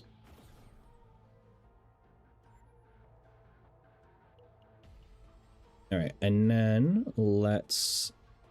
I mean, the whole goal is like find the shops, right? But I just want to fight the elites at the same time, so... Let's see what happens. Hey, Thor, how you doing? Welcome. How you doing, Thor? How are you doing this Sunday, or Monday, depending where you live? You have no shame, you wallet your way to a strong start? I like to get a... Yeah. Yeah. Money can be spent in many places. In many places. We know what you do. Yeah. Probably shouldn't say. I'm joking. I don't do anything illegal, at least, right? That's the main thing. Damn. That card looks really good in the Sortie, but the smart way, yeah, we do things the smart way. The incriminating way.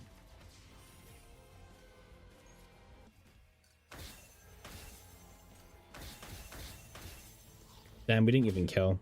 We didn't even one turn kill. What's the point? You want to see current top 1 deck in Asia? Yeah, sure. Has it changed today, Thor? Send it over. You know we're very always curious on the meta. I think we probably follow the Great Rift meta the most out of like any CC, just because like most CCs don't truly really bother, which is fine. But hey, there's always a room for a CC that does care. There's always room. I mean, the reason why I like looking at the meta is because, like, you know, again, it comes from the card game background, right? Hey, no worries, man. You're good. I won't be live for too much longer, obviously. I did say 3 hours, and we've just gone over the 3-hour mark, but thanks for dropping by. Hey, yeah, no, send them over, Thor. We'll take a look at them on stream. Let's do this.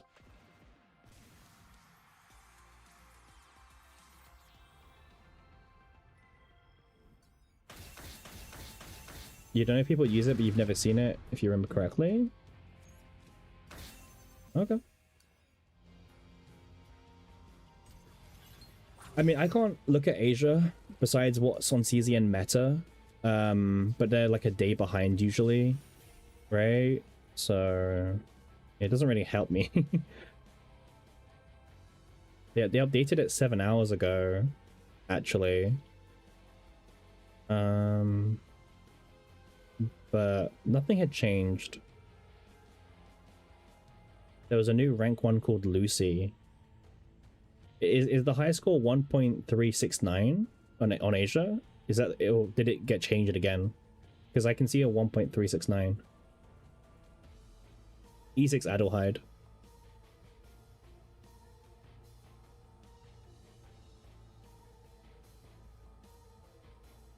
Just kill him.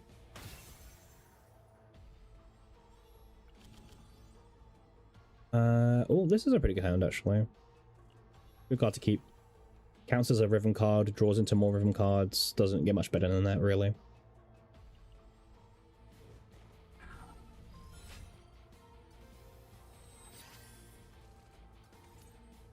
Okay. And then let's photo card again. Let's just use this. Just to proc the 1 health shields that these enemies do have. Again, power of, I guess, E6 Tenebria. Well, that affects E2, so technically not E6. Okay, there we go. And yeah, just kind of win from here, right? As we usually do. I mean, Tenebria is just so good.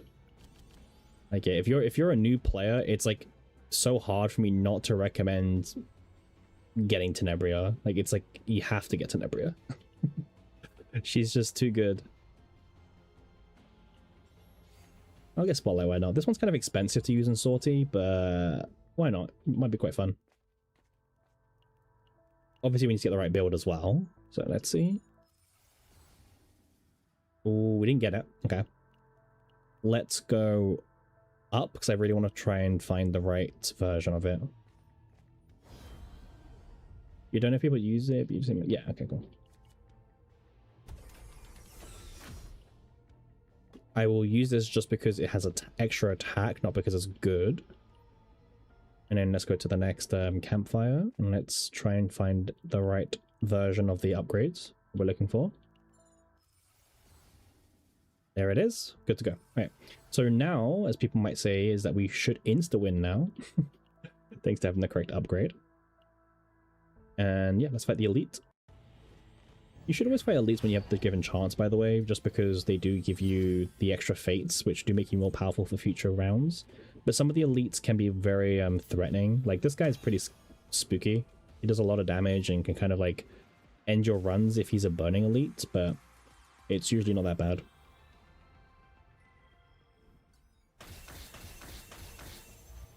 Yep. Cool, and then let's just do this. Yeah, not the strongest turn for us, but that's okay. Cool. Now we can do a bit more of a rotation here.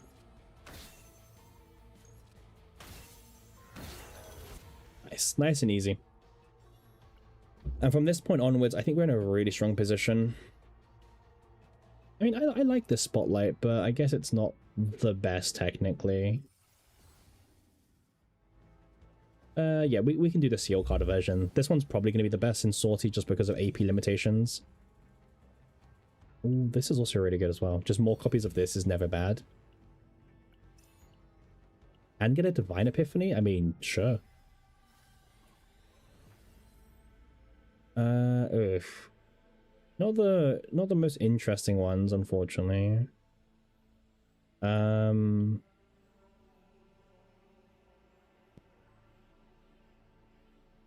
Yeah, Pulverize and 3 Impair is very niche, unfortunately, so it's not the great one, but this 7 cost one can be kind of funny, actually, so we might as well pick it up.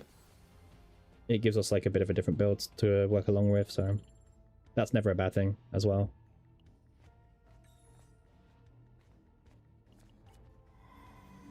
Okay.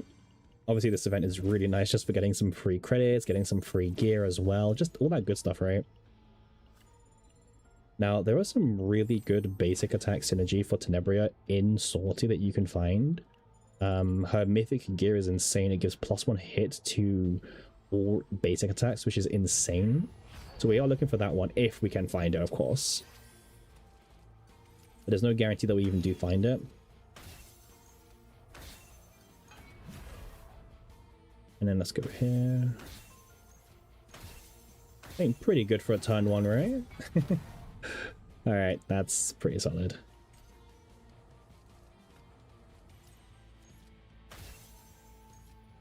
There we go. I keep getting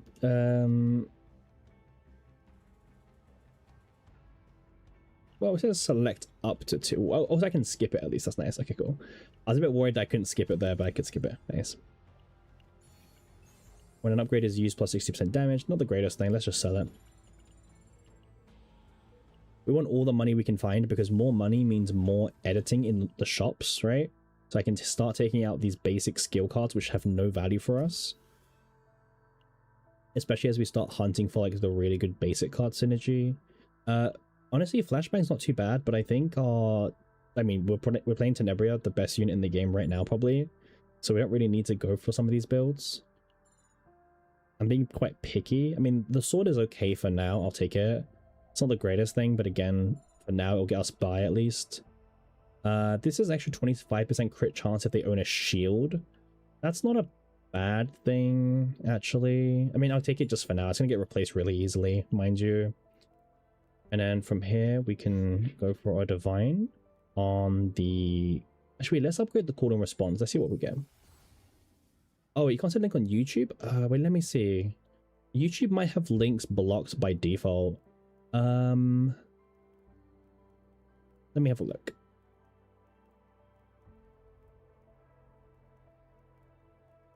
Yeah, I think YouTube has like links blocked by default because I don't have any settings to turn off or turn on. Actually, wait, I lied to you. Let me have a look.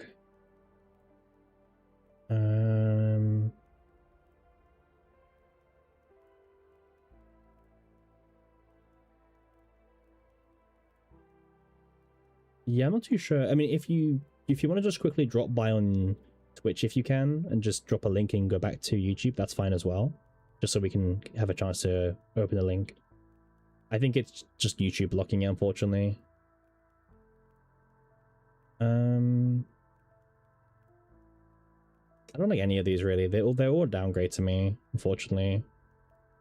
Yeah, no worries, you're good, Flaw. Yeah, you can drop by and hop back. Cool, let's skip them.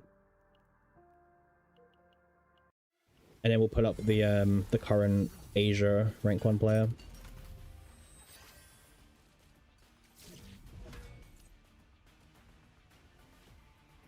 Okay, Aria.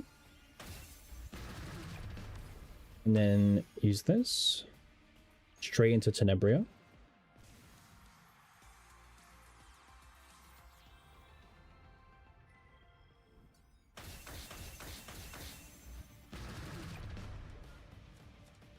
Nice one. Now we can do the whole rotation.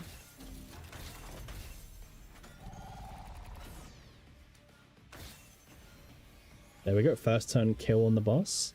Love to see that. As always in Sortie. I mean, you just always join at bad times, Whitneck. How are you doing? Are you gonna try on this Great Rift, or are you like giving up?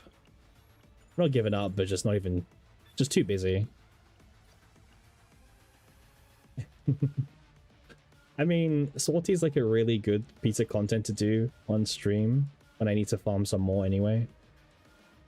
Not enough time, that's fair. You got your exams and stuff, which is way more important. Way more important.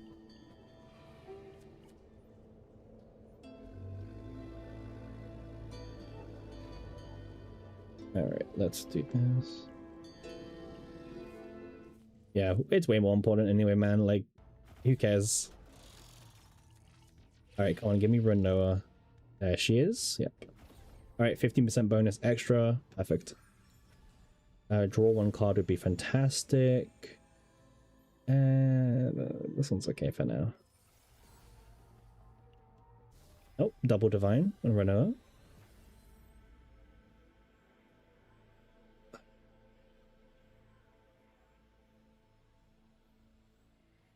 I mean, I'm gonna be removing Renoa cards anyway, because Renoa does not help this strategy at all. She kind of just gets in the way, if anything.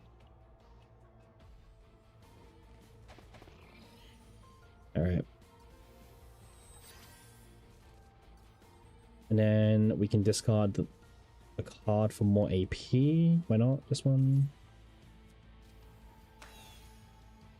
And then let's do the rotation, I guess. We could do Aria just to start off with.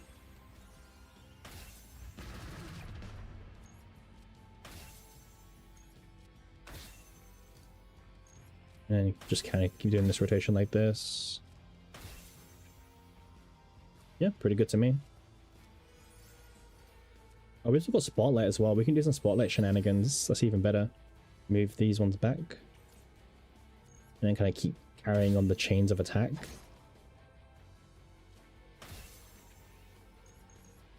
Okay, you're there as well. Nice.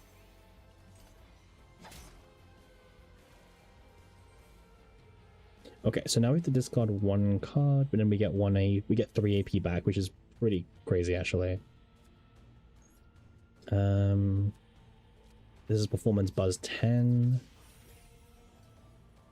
And I mean, it's kind of annoying, but I guess we can do this. Alright, thanks for the link. I will click on it 2 seconds, yeah. Is this a rank 1 on Asia?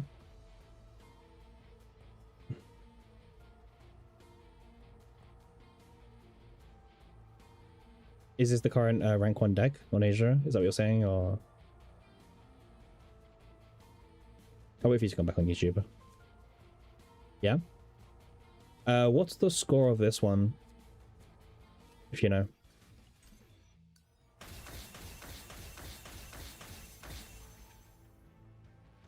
Yeah, like what's the score? Is it a big difference? Is it not? That kind of stuff. Quite important, like this difference. Is it a 1.4? Because right now global's on 1.4. 1.37? Okay. Yeah, I mean, I think global... Yeah, I think... So it's second at the moment, because ASO's on 1.4. Yeah. ASO's on...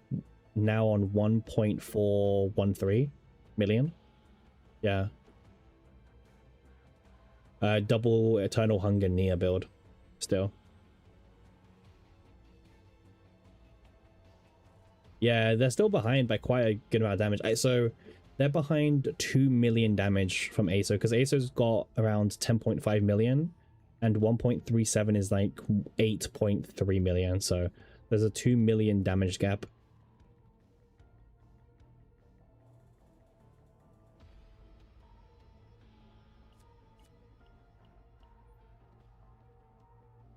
And then we can remove these two. Alright, Renault is now doing her best job in Sortie, which is doing nothing now, which is great for me. And we can keep removing these skill cards because we don't really want them. Okay, let's see what gear we can get, if anything. When attacked, increase damage amount by 10%. Well, this is permanent, but our fights don't usually go on that long anyway to matter. Yeah, we can't really afford anything anyway. Let's just flash something like an upgrade. Gain 30 credits is probably the best thing we're gonna get. At the start of the fight, we get 30 credits every time, which is kind of good actually. Kind of a nice buff. Hey, Gats Berserk, thanks for the follow. We're now currently 2 follows away from our goal of 140, so thank you for it. Really appreciate it. Glad you're enjoying the stream enough to leave a follow. We're currently just doing some Sortie at the moment, as you can probably tell, with E6 Tenebria. So yeah, very fun character. I mean, even at E0, she absolutely just shreds. Your spam save data at this point? That's fair. Yeah. Yeah, going for like Rift-specific decks is always a bit of a tricky thing in general. Like, especially at the moment, it's like, is it worth your time or not? It's like, that depends on the person. It's a very personal preference kind of question.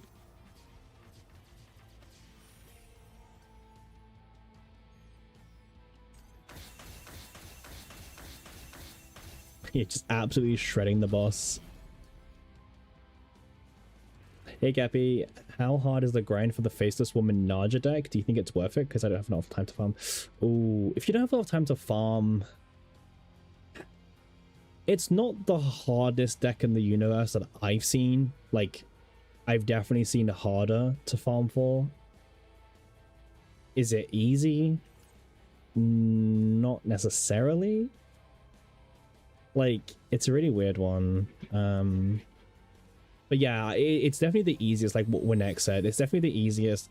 The hardest part will be getting that Divine on Naja. But if you change it to... Okay, wait, actually, let me just pull up on screen. Let's hop over to... Let's change screen for a second. You can roll it on a skill version, but actually one of them has better odds than the other.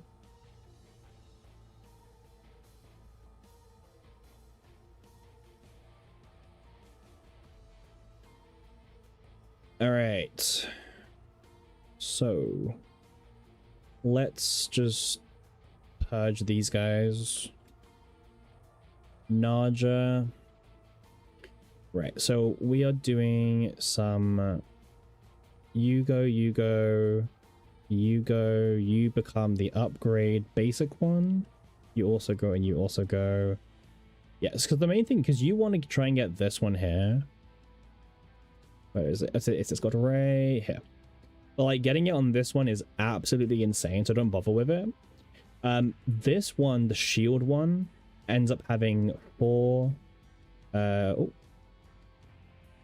there we go. Ends up having 4, 8, 12, 17, 21, 6 different options, right? Which is way less than the attack one, so there's a more of a high chance to get it here. But fun fact, this one right here, so compared to the 26, this one is 7, 11, 12, 13, 14, 15, 16, 17, 18, 19, 20, 21. This one has 5 less options than the shield version, because the shield one ends up having way more options because it's a shield generating card. So the way to get the shackles would be get the build with the faceless woman, get this shackles right here, this one, this skill version that doesn't have the shield, and then try and roll the build here. And then once you get the right one, swap it out. Yeah, that's fair, Winnick, yeah.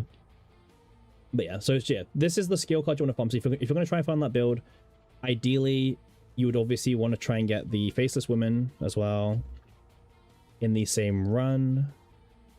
So once you finish the run, your deck should hopefully look like this.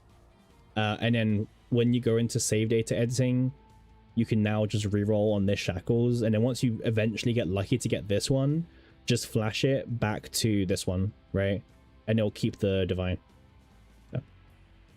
That's like probably the hardest bit of the grind, I would say, depending on your Black Mass. But yeah, the Faceless Woman isn't the worst thing in the world to try and farm for. Yeah, it's not the worst thing in the world. Yeah, that's the build. It's probably it's way easier and probably better than the Nia deck. Obviously you have to adjust the build because the Naja variant doesn't give you any AP, but it gives you insane draw power for one action.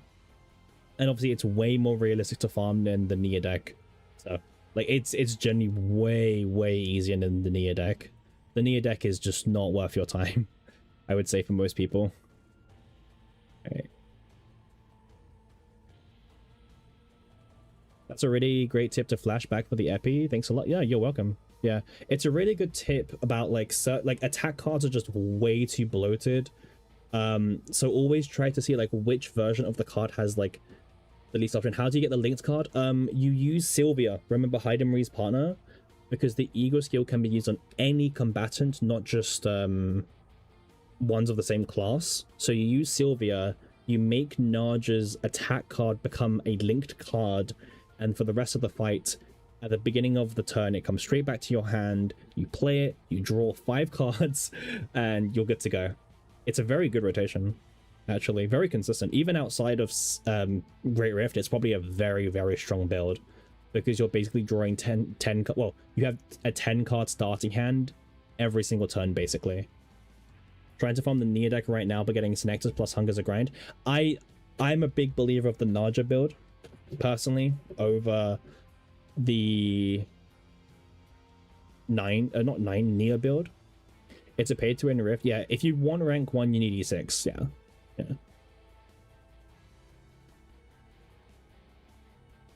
Yeah, you need Sylvia if you're trying to do this strat. Obviously, at the moment, the #1 player hasn't done that strat. They're doing double Hunger, but man, I can't recommend using a dupe core on Hunger. You know, I generally cannot recommend it. For most, I really cannot.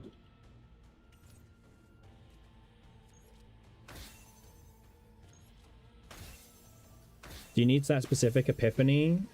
Yes. Yeah. That's the epiphany on, well, you mean the one on Naja? If so, yes, because that one moves itself back to your hand at the start of the turn. And it's the only one that does that. So yeah, that's what makes the entire thing super consistent. Like giga consistent, in fact. No, this doesn't actually work that way, unfortunately, but I guess I can make more basics, so now the Incinerate heals more, I guess. Sure. That's something, I guess. Yeah, get some shield, why not? But yeah, that Naja build is very strong. I like it more than the double Eternal Hunger build, which I think is just, I don't know. Yeah. The Naja build's kind of funny, and like, you can use it outside technically of Rift, and it's like not a, like it's just a really consistent start of turn enabler as long as you have Sylvia on Naja. But like you're not using Gaia on Naja anyway, right? Yeah, Heidemarie's fine as well. Yeah.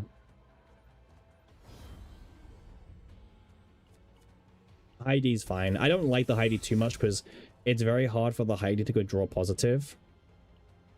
But it does have the haste draw, so it's something. Something. But yeah, I think if we're talking about like which is the better one, Naja definitely beats Heidemarie in that slot.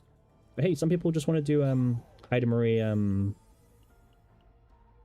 supporter.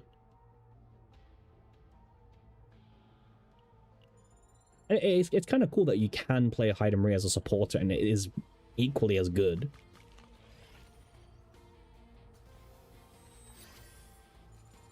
Yeah, that's super cool if you ask me. Damn, let's discard this 7-cost card. Just gives you like all the AP.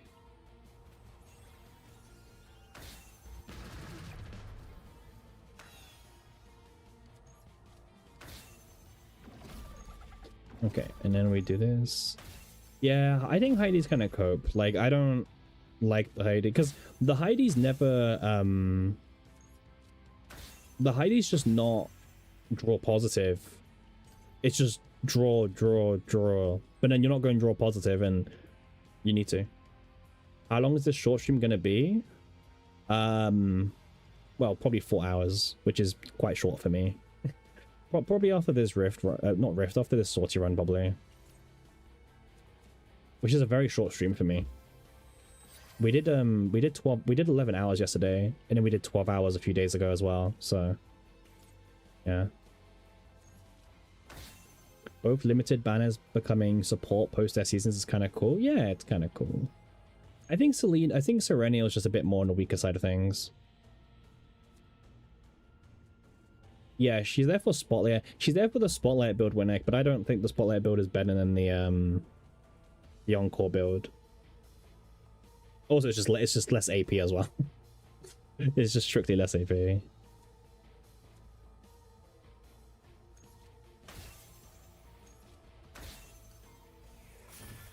Nice. That was a lot of damage to waste. Fine.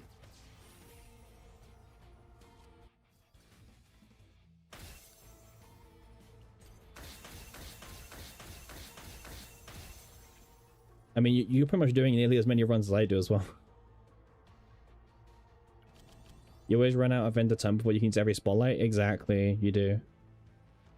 Because that's the problem, because, like, you need to go draw positive, so if you spend too many actions trying to draw your deck, it's bad. But then, the Naja deck is one action, draw 5 cards. So, you know, one action to draw 5 cards is better than Heidemarie's haste draw 4, because at the end of the day you're just cycling one card, right? You're not really building up a hand size. But with Naja as well, but also with Naja, the card that you link will always come back to your hand at the start of the turn, so it's also the most consistent of all of them. Because with Heidi, you can't guarantee that the card that you have linked will come back to your starting hand, because it has to be the first card you play in that build. Obviously with Faceless Woman, it doesn't matter when you play it, but you need to like find it still, right? It could be at the bottom of your deck. Would this Heidemarie be cope? Not cope. Wait, I mean, let me pull up your build. Oh, wait 1 second. This is your build that you sent over. Not cope. I can see you've got the AP, AP. Oh, hero to all. You don't need hero to all. Wait, I mean, why is hero to all here? Why is this one here? What's your reasoning for having this one? Faceless woman, only one copy. Persona. And then if this is for the rift, I don't love having Persona on Tenebria this rift. That's like one action. 2 extra link. What, because you don't have the consistency of you're always guaranteeing you start with it, right? Because you only need 1 link for Faceless. And Faceless is only once per turn as well. Or once per copy per turn.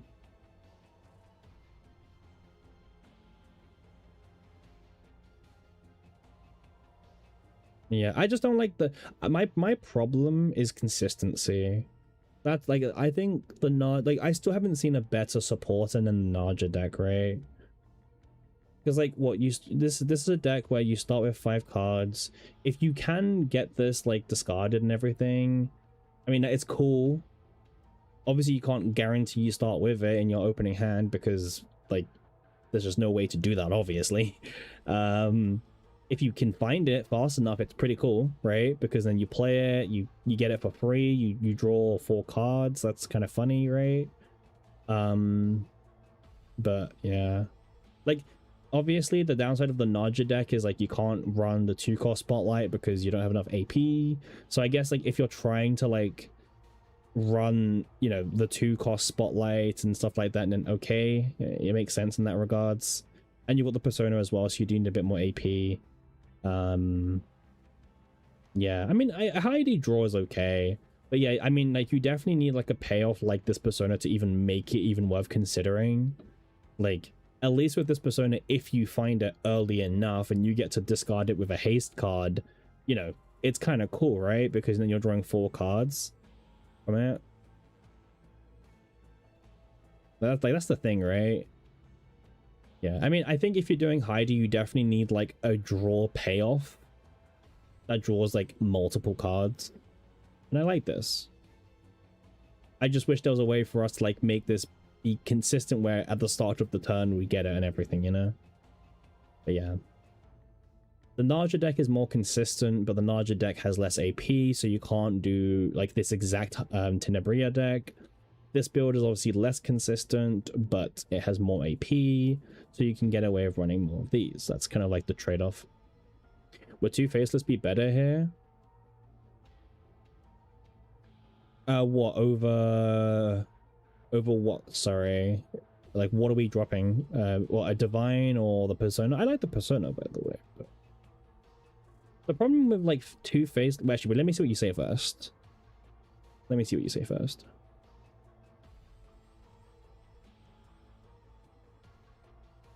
Yeah. Here we go.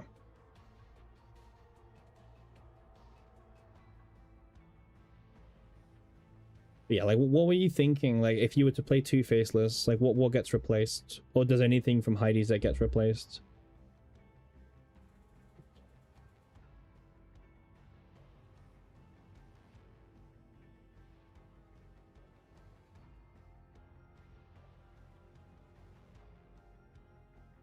Let me move you here as well. Drop a hero copy. I mean, it would be more consistent, but once again, you have to try and find the linked cards early, and you know what I mean. It's such a weird rift.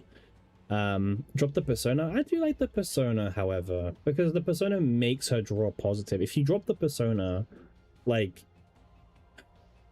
it's so much harder to go like that draw positive, because like what I see, like you go draw positive per Faceless woman essentially. So if you only have 2 Faceless, yeah, I just think it's like impossible to beat that Naja deck, right? That Naja deck is so consistent, and even then, by the way, that deck isn't even completely consistent. It's just the most consistent deck I've seen so far to support Tenebria. Yeah, Heidi was probably like one of the intended supporters to use with the haste effect, right?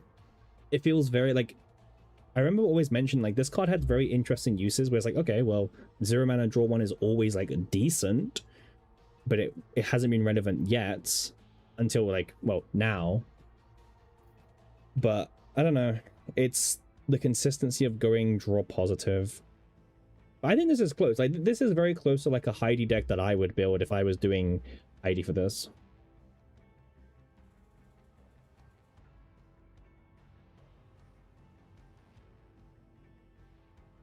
Yeah, but yeah, but you have Hero to all anyway. You know what I mean? I don't know.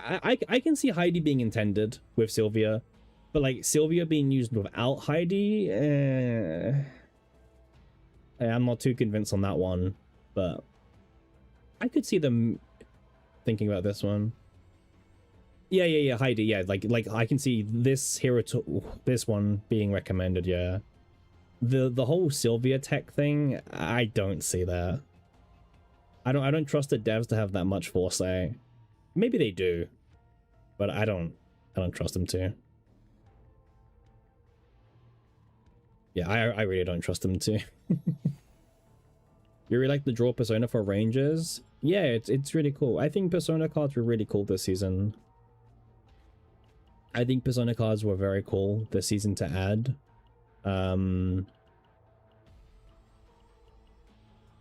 Yeah, I think they've been really cool because like every supporter could be, like every controller could be really good and all this, and every ranger has good draw power. Like everyone has good draw, everyone's got good additive buffing, like even multi buffing as well to an extent as well. Like I think it was all very interesting. Very interesting. Hey D, thanks for the follow, much appreciated. We are now 1 follow away from our goal of 130, so huge. Maybe we'll get it before we log off for the night. Ugh, of Confusion, by the way. Of Confusion is like my most hated debuff of them all. I just can't stand it. Of Confusion. Yeah, like that whole Rift thing was really funny when like they were trying to nerf Dream Mode and they've just slaughtered like her best build in the Rift. It was like, what? Okay. Did you not want us to play this?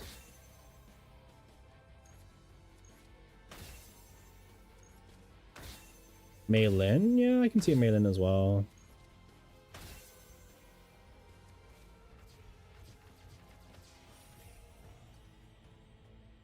Cool. Now we win, so. This Rift is definitely very an interesting one. Some people say it's the worst Rift so far. I don't know if I'd say the worst. Worst is a very big, strong title.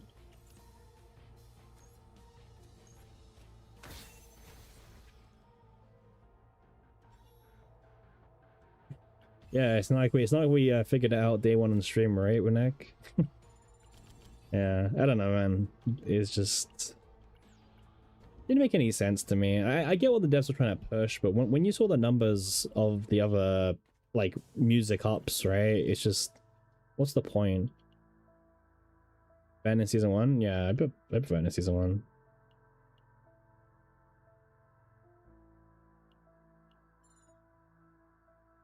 I guess it depends like what kind of Rift you want. How did the devs legislate this in Sortie? They just said, F it, Weeble.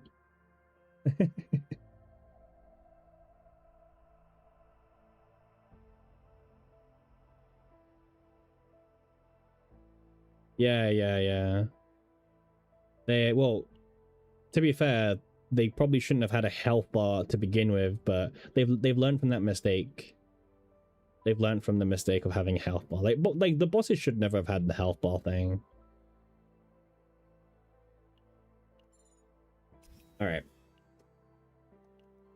Let's flash something in.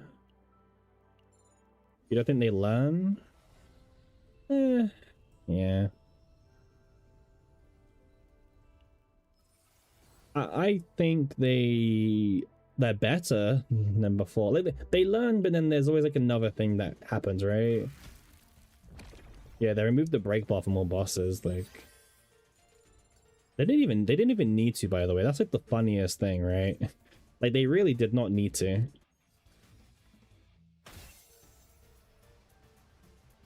I mean, it's like rule number one of any card game in the universe. Zero cost cards are always a mistake. Why do you enjoy this boss more than the previous one? I mean, I don't think it's a bad thing to enjoy this one more. I don't think you're weird or anything.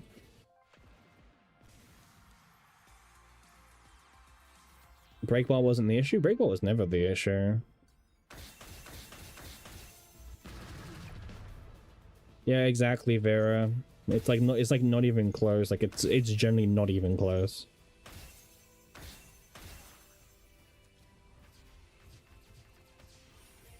Same to think. Nerf Castressa, they nerf heal and card creation. We didn't need both, only one rule was needed. Yeah. I mean, I think nerfing. Well, yeah, because in the second boss, they nerfed they also nerfed the Tressa. Like if you healed, you killed yourself.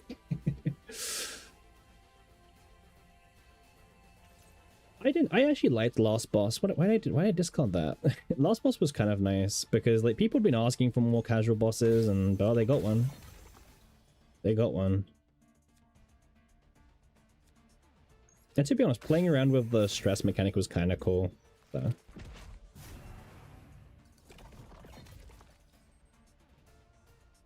We didn't need action count nerf. I actually don't mind the action count nerf, to be honest. I think it adds something to the Rift, which like makes like, because we're seeing deck building change a little bit to be more streamlined in how much you get away with. You know, instead of just being a Rift where you get to like draw your entire deck out consistently, you have infinite actions. I don't mind it because it's different. Because every other Rift has been like draw your whole deck out, play everything, rinse and repeat.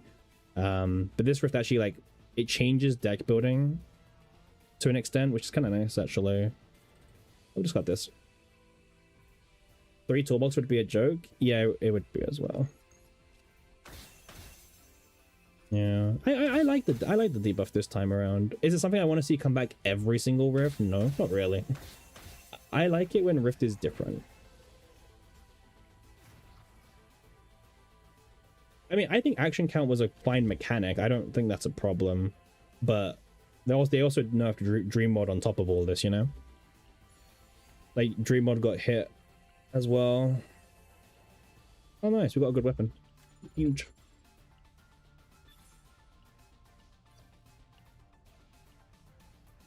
All right. God damn. Colossus or Suppressed Servant? I mean... Oof. The double hidden boss meme finally happened.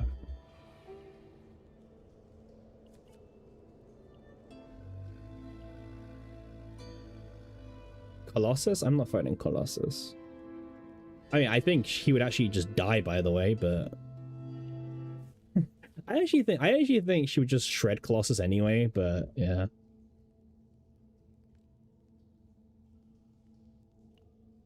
Well, 3 stickers to me.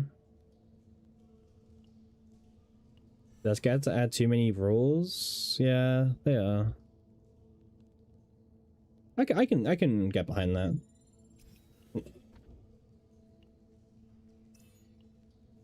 Sure, I guess. Yeah.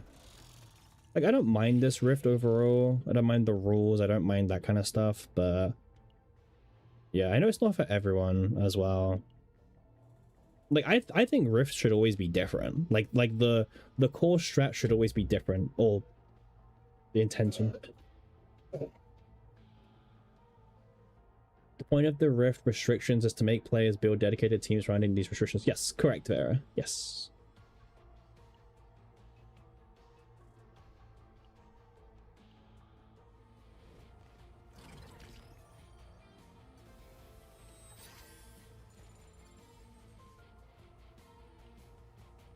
It's just a different meta. Like, if you played any like kind of card game or anything very similar, like it's the same as like a new meta comes out. Like the new best deck is different. You have to adjust differently. Sometimes it's a discard meta. Sometimes it's a draw meta, or this meta, or extra turn meta, or counterspell meta, or you know what I mean. Like, it's the meta changes each Rift. That's all it is.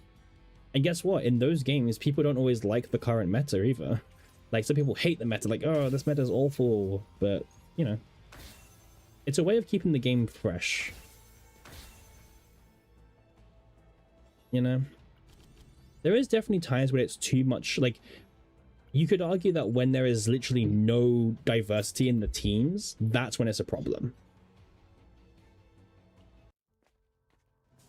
Yeah, it kind of what Thor said, like, do you want to draw your whole deck out consistently? Because if so, I mean, we've been doing that for every Rift since. This is Rift number 6, by the way. Can you believe it? This is Rift number 6. Time flies, right?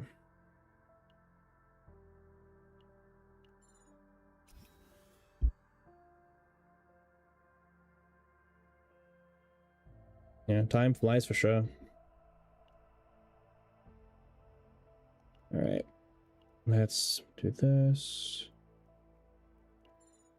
Maybe get Attunement 2 or something. Oh, another 7 cost 1. It's hard to say no. That's why they made the weekly rewards down. Yeah, exactly. It's a way so people who care can enjoy it as they get more restrictive and stuff. I've never seen this event in Sortie before.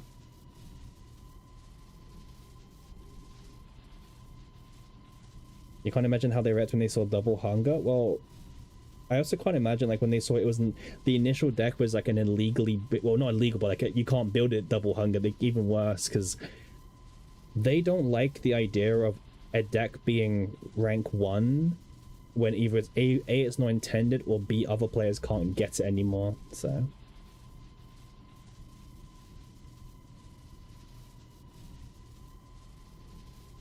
such a cool event, man.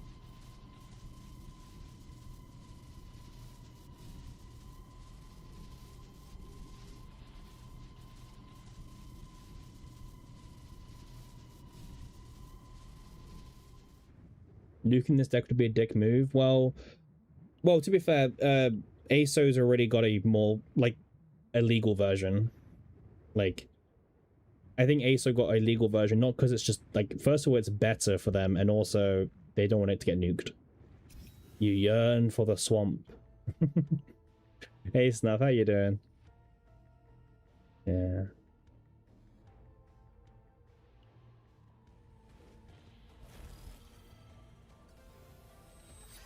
You've been good lurking all day? Hey, no surprise.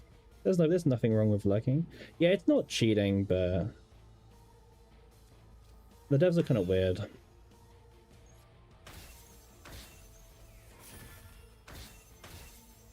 Yeah, well, Tenebria brick, by the way.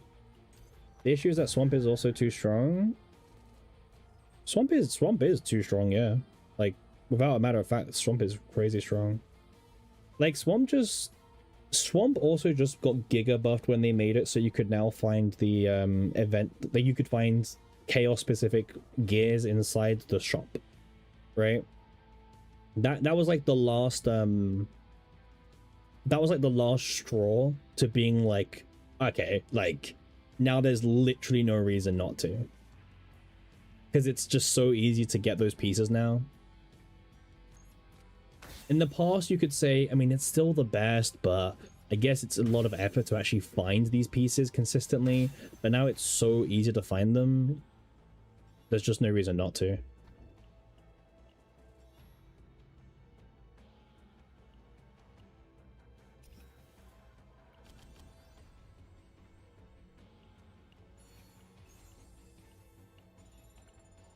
All right. Shop time, right? I don't remember what the sortie rule is for suppressed servant. Like, I don't know what he does. I guess we'll see.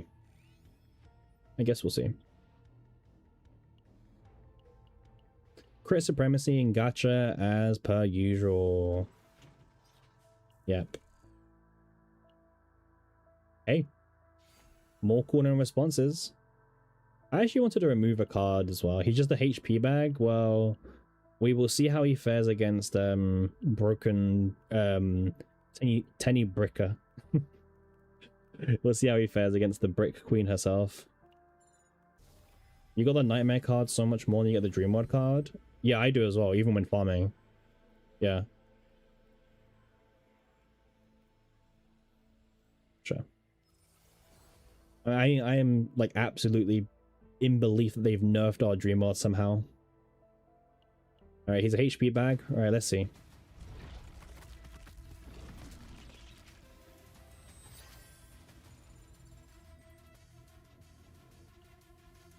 Okay, well, gaining 5 AP sounds pretty good to me.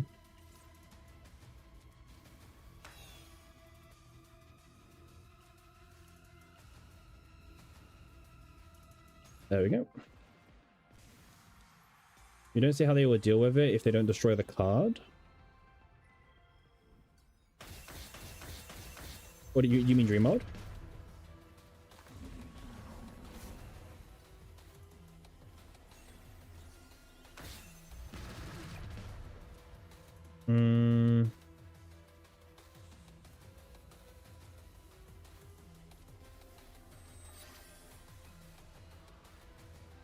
OTK or nah? Have you seen this like hand? It's look how bricky this hand is. What do you mean OTK or nah?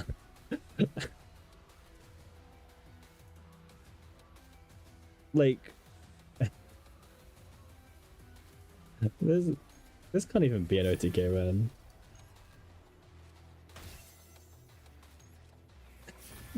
I have to like bonk him with a 5 cost card. That's why that change to being able to use old decks is bad. We were talking about that earlier, Winnick. I'm actually a big believer that they should just change that restriction so we can't use old data anymore. It doesn't make sense for, like, they've already struggled to balance the decks as it is.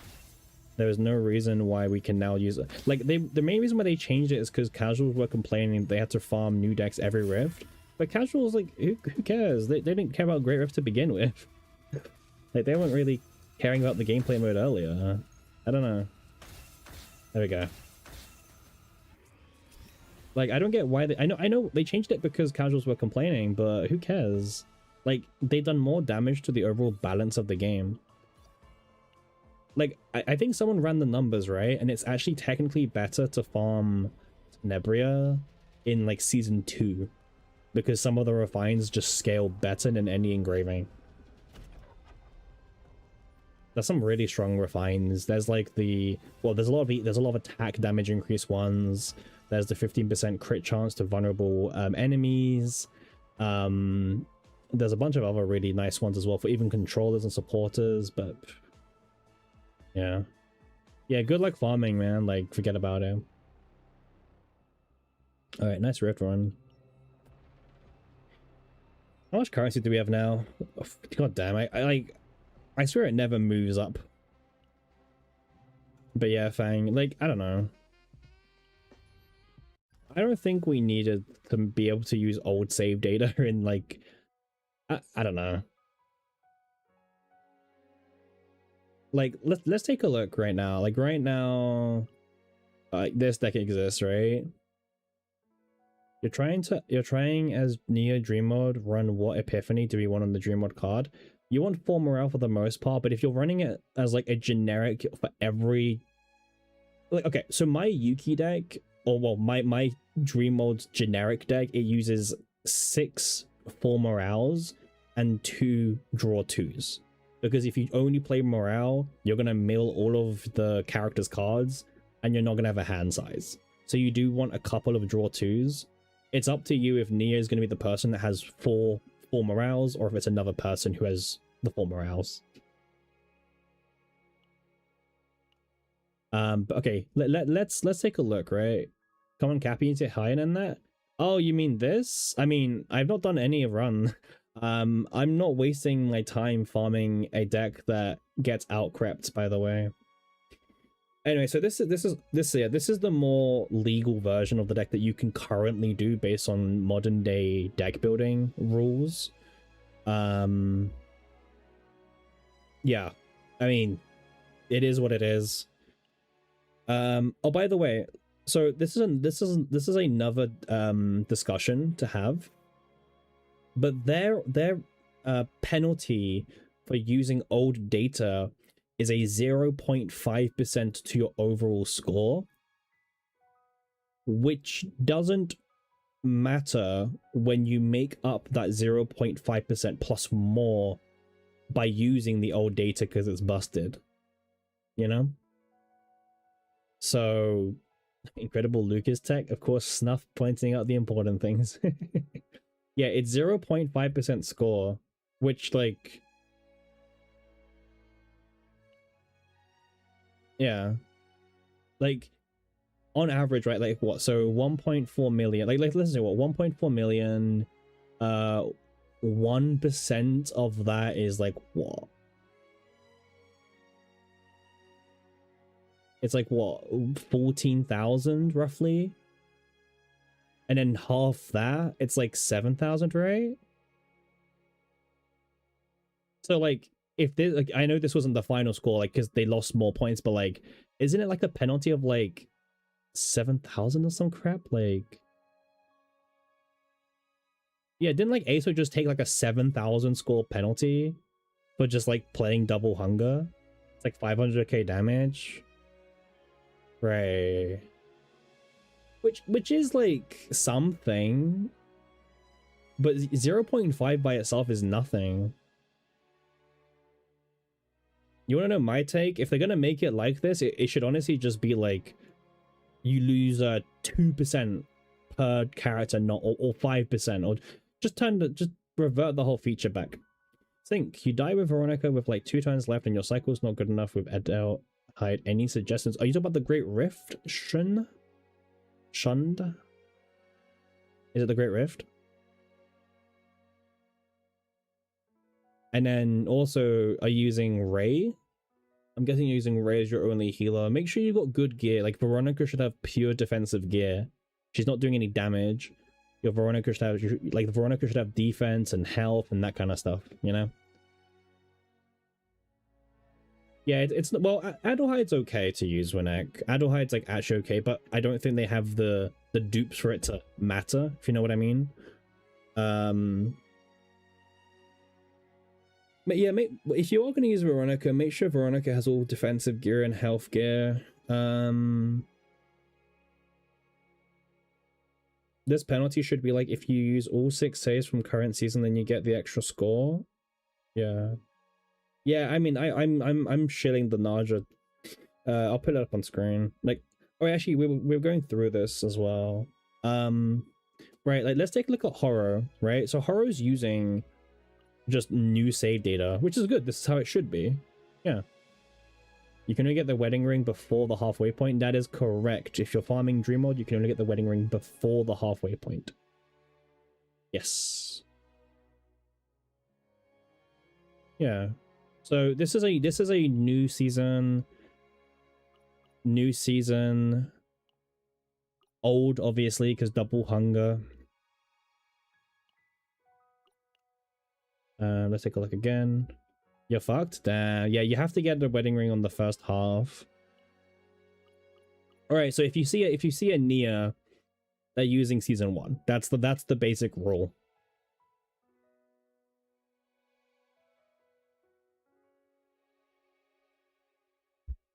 You're unrelated, but you just calculated gear damage, passion versus attack by recording a 10-turn tower turns. TLDR, passion 5% worse. Well, thanks for the percentage. Yeah, I mean, I'm guessing that also increases if the unit has higher base attack, right? Because, you know, attack becomes more valuable the higher the base. So yeah, attack on memory slot 5 is usually better for most units. What's the wedding ring? The wedding ring is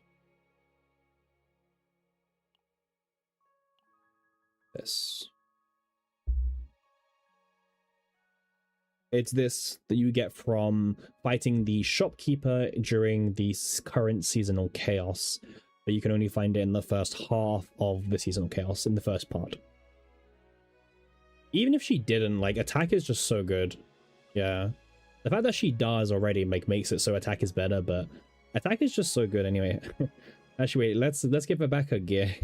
We actually, it's fine. It's on Yuki right now, because I'm gonna do a Yuki video soon, so you have to get some extra Dream World units. We were looking through my Nia. I've got 1, 2, 3, 4. I've got 4 Dreamlord Nias. I've got 4 Beals.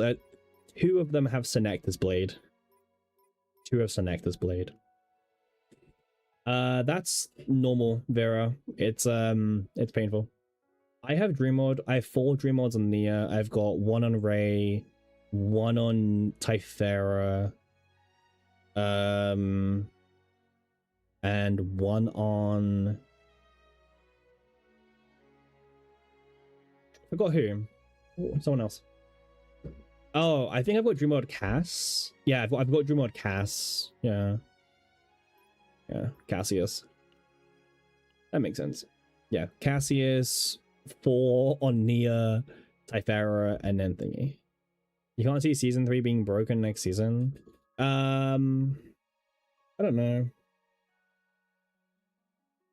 I don't know. I either what will happen is they make some crazy heavy restrictions that invalidate season 3, or because like we're talking about Rift, right? Like, because like who cares if season 3 is OP in Tower, right? Like we're talking about Rift, to be more specific, right? Like, who cares if Tower is dominated by season 3? Like, it's Tower. I mean, I think they will win it. I generally think they will go higher and higher, and they'll shill more and more. Yeah, we'll see what they do. Yeah, I kind of agree with what Sebi's saying. I think they're gonna they'll fix the problem in the wrong way until they get it right the next time, but then they create a new problem somehow, you know, somewhere else. I mean, I thought the whole seasonal mechanic thing was fine. You know, you can only use old seasonal decks in the like, okay, Nebula Distortion has it correct because you can't use old data still. Like, for some reason, Nebula Distortion is the only mode that's doing it correct. People demanded old season saves be usable. Yes, correct, Vera. But then, like, this is the problem, right? Because they want them to be valid, but they are still usable in Tower. They're still usable in Basin, and Basin's getting changed very soon. They're gonna make Basin have like what, 2 more stages, and apparently it's gonna be a lot harder, allegedly. Again, harder in this game usually just means hard for casuals and easy if you play the game and have decent game knowledge. They want their bad decks to be valid. Yeah. Like, devs don't have a good vision of the strats of the game, sadly. It's kind of funny because if you ask the people who grind the game the most, would you be upset if you can't use your seasonal decks in the next Great Rift? They would just say, no, not really. Like, the decks did their job, they got the medal, they got the trophy, they got the rank, and time to move on, you know? It keeps the game fresh. And it's funny because these are the people who grind the game the most. Yeah, devs balance late game around people that don't play the late game, yeah. Imagine if we had nothing to do in season. Well, like, my biggest gripe is also preseason. Like, in preseason this time, they tried to make it more interesting because they gave us a sneak preview of season 3's persona mechanic and engravings. I didn't farm it, by the way. I did not farm in preseason. I knew it was going to be terrible. I knew they were going to add quality of life the moment the season began. I just didn't bother. I generally did not bother farming in preseason. And I probably will not farm in preseason again. Top players are too OP. The fun of the game itself is deck building, right? Like, that's the point. Yeah. Like, the fun is figuring out. Yeah, we can go look at the bus. Yeah. We'll go to the bus. So what do we have here, right? So obviously, shilling, increased damage by passion by 50%, increased damage by basics by 100%. The rear guard team specifically will have a maximum card creation limit of 7 cards in a single turn. This is intended to box out the Hyde creation build. For the rear guard, when a base 3 cost or higher Quietus card is activated, applies 1 safeguard to the boss monster. Safeguard is a permanent 10% damage reduction, 9 stacks. Obviously, the only 3-cost Quietus card Dreammod? Oh, that as well, yeah. Good point. Good point. Hey, welcome to the channel. Be back, by the way. Yeah, good point. First time chatter, but also really good point. But yeah, is there any other 3-cost or higher Quietus card, or is it literally just Dreamworld? There's a Quietus Persona? Sure. I guess. Yeah, but Winnek, I saw some people in the main Discord saying today that when they were using the 3-cost Persona, the Persona wasn't triggering Safeguard.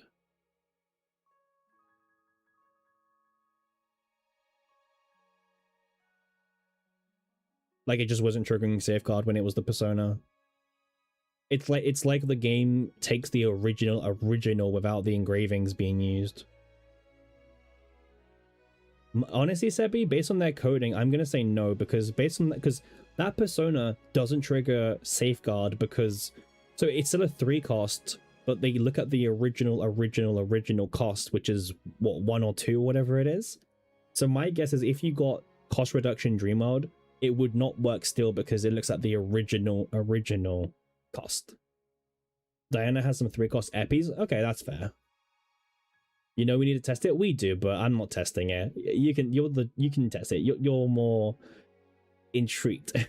Okay, this effect, by the way, plus 0.5% score, same seasonal save data score bonus.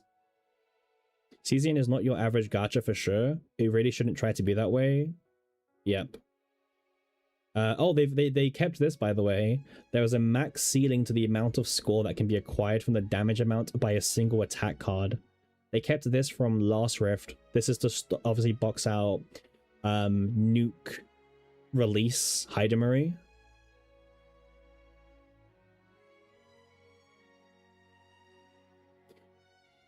Yeah, and then basic, yeah. Obviously, there's extra mechanics inside the boss, obviously. You know, the whole action count thing as well. Viewback, allowing old save data to be used, but encourage using save data editing currency because it is now long term. But doing that in the same patch, you would add the shop for it is, yeah, sure. I think it's a balancing nightmare for them. I think my only concern about them allowing old save data is eventually it's going to get to the point where like there's going to be this one rift where the best deck is probably none of them from the current season. It's like just a mix and mash of like the best seasons prior, unless they keep power creeping the seasons. You know what I mean? Because like you could like there's an argument already that the best Tenebria deck is actually in season 2 because the refines you can get in season 2, they don't add Fate Memory anymore, and also they're more impactful in a way. Dream Mode bans this rift makes no sense to me because like Dream Mode probably wouldn't even be the best deck. Like, you could technically get a 10 card starting hand with Dream Mode draw 2, but you can kind of get something very similar with the Naja anyway, right? This is a guaranteed draw 5 at the start of every single turn. This build right here, once it's past turn 1. Gonna get weird, yeah. I mean, I guess we're gonna keep seeing more of these cards added, by the way. Now that the season is coming to an end, can we talk about this for a second? These 3 banned cards. Now, Wanderer of the Void makes perfect sense, I guess. Sure. No problem there. Right? Absolutely no problem. So, the only reason why this card was probably impactful was what, like, Adelheid having draw power? Like, why is Belligerence here? What's the tech? I'm clearly missing something. What's the What's the dev reason for? Is this just because to stop Adelheid having draw power? Because that's the only reason it could be. Yeah. Right.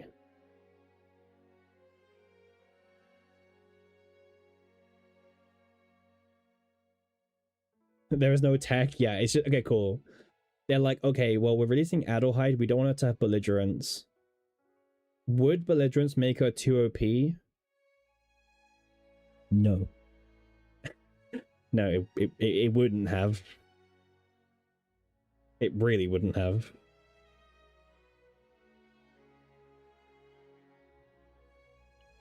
You're banning one card with...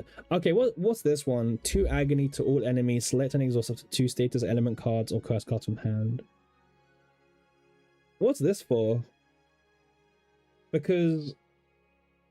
I'm guessing it's to stop you from exhausting the status alignment cards that the season 2 boss, like, sorry, the second boss gives you. But like, sure. I guess that's the reason. Because they want you to get, because like they punish you for taking too many actions with the debuff card, and technically this could remove, I don't know, it's really... Banning one card would be look bad, so they banned more. Yeah, this makes sense for the second boss. Which unfortunately kind of suggests that they had a foresight on what the second boss would do. Putting Dream Mode as the card that triggers Safeguard would look bad, so they changed it. Yeah, exactly. Yeah.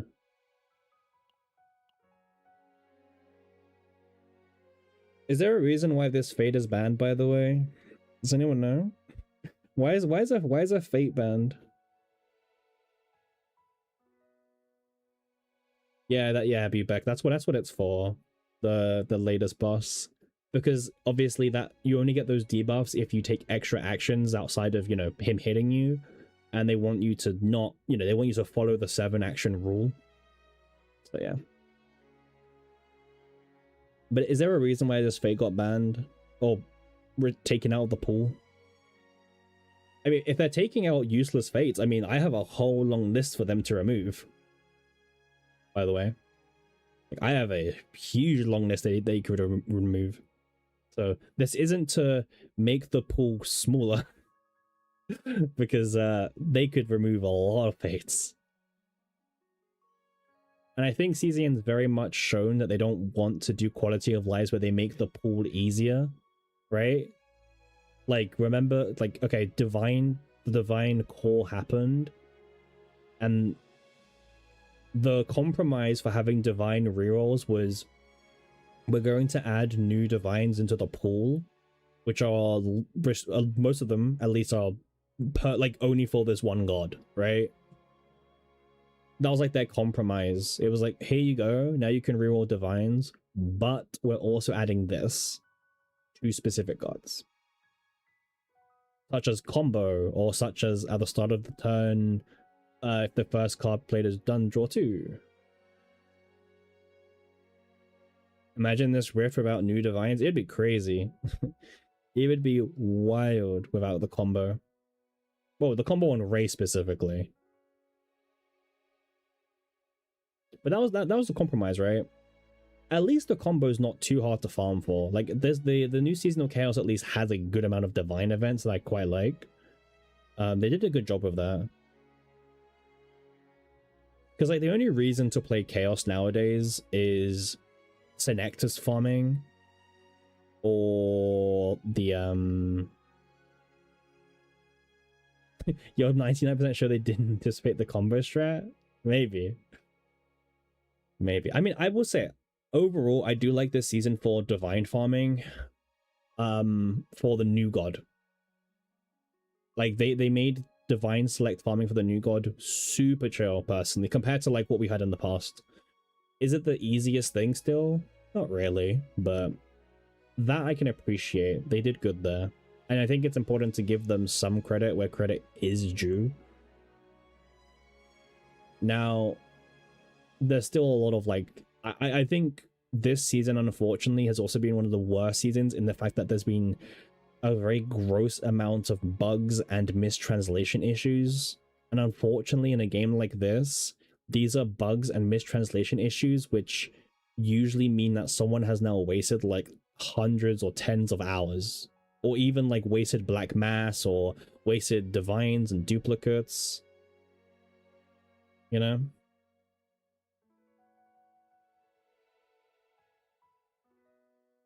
Gospel's still not fixed. What do you mean? It's fixed. It's been fixed for a while now in terms of the correct text. It's been fixed since the Adelheid patch. Unless you mean it's it's been it was fixed for Adelheid's patch. The unintended 3-cost base safeguard is kind of telling they didn't test it enough. Yeah, that thing was stupid. We were here literally day one. We were like, right, so we can't play her best build, and they literally fixed it whilst we were on stream. But like the problem is, I remember there was people who had, again, you could say this is their fault, but also not really, right? But like there were people who had farmed Gospel on all of their controllers for the season because they thought it was like the new best thing that you could get. Well, obviously Clover, but yeah, that's besides the point. Only to realize that, you know, they had a breakdown when they realized yeah,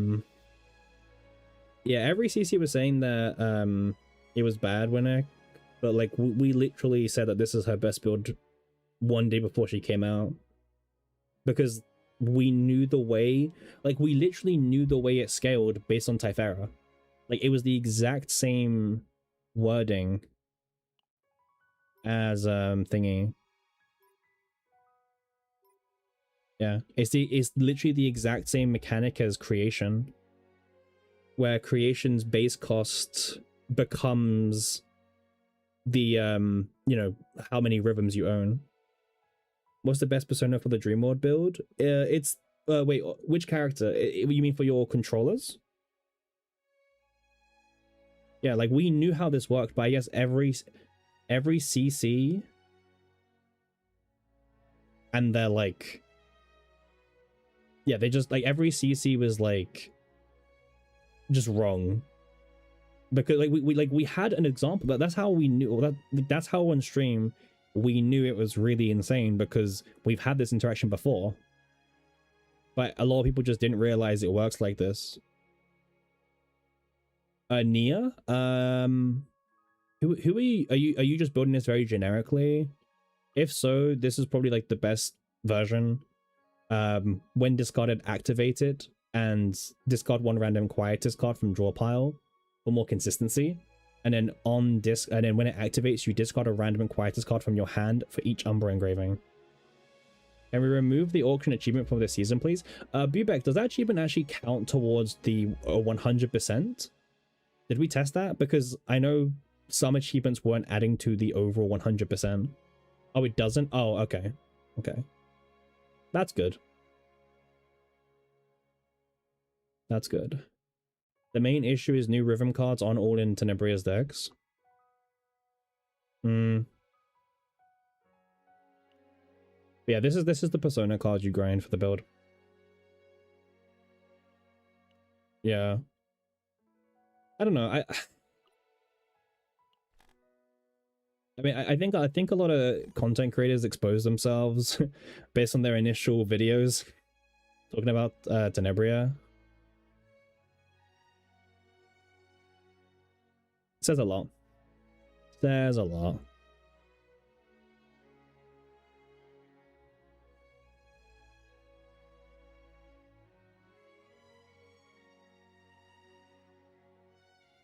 Yeah.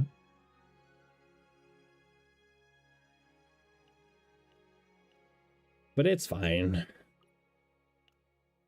I mean, listen, the whole game of a CC for most people is get a video out ASAP. Like, it doesn't matter if you're right or you're wrong. Obviously, you prefer to be right, but what matters is the speed. You know? You don't want to like... You don't want to like be the last content creator to make the video, essentially. Yeah, I mean, to be fair, a lot of CCs got it wrong. Cars got it wrong, Misery got it wrong, Sue, I think, got it wrong, WG got it wrong. But those are the main ones I know. Our good friend Judge got it wrong as well. And it's not a call out, it's just generally stating like a lot of people just got it wrong, like because they just forgot how this scales or how it would scale. You didn't watch any videos about her decks? Good for you. I don't really watch those videos personally. I'm not those videos I don't think are for me either. WG was doing propaganda even after. Oh really? Does Chizuru's Sword of the Moon bind stack additively, or does the bind stats get added to the base damage? We can pull it up. Chizuru, Shadow of the Moon. So what's your question? Does it bind stack additively, or does the bind stats get added to the base damage? This looks additively to me. I mean, correct me if I'm wrong, but this looks like it's just additive. He said Ray can work because she has his snack time draw too. Oh man. The problem is like I actually like the personality of the content creators. I actually like I have very minor interaction with WG, but he's been very nice every time we have. I've known Cosmic for like literally 8+ years. By the way, like very nice guy. Misery, also super nice guy as well. Stu, I haven't had much interaction with, but again, he's like a super nice guy. So it's not a problem with the personalities. It's just it's the content creator grind, right? That's like sometimes for a certain player. You know, like certain players will just be told certain things and it might be wrong. So, but yeah. The plus before the 80% indicates additive, huh? Yeah. Plus means additive. If it didn't have a plus, that means multiplicative for the most part. Fun facts, Kairon had a mistranslation for 8 months in the game. Where Kairon, good old Kairon, his E4 didn't have the plus, but it was coded as being an additive all along. So for 8 months, you would assume that Kairon's E4 was a multiplicative buff, but it was not the whole time. Yeah. They did fix it after 8 months, however, so good on them. But yeah, it took a while to fix, unfortunately. But yeah, it's fine. These things happen, right? Kairon and Rin, less played characters? Yeah, exactly. These characters are less played. Turn to be one of the worst E4s in the game. Yeah. Like, it just lost any relevancy it had from the get-go. But yeah. I don't know. Content creation is a very weird thing in CZN. The one thing I will say that I like about content creators in CZN is I think they all offer something different. Like, if you're more of a you just want to know about the news, just follow WG. Like, WG reports on everything and anything.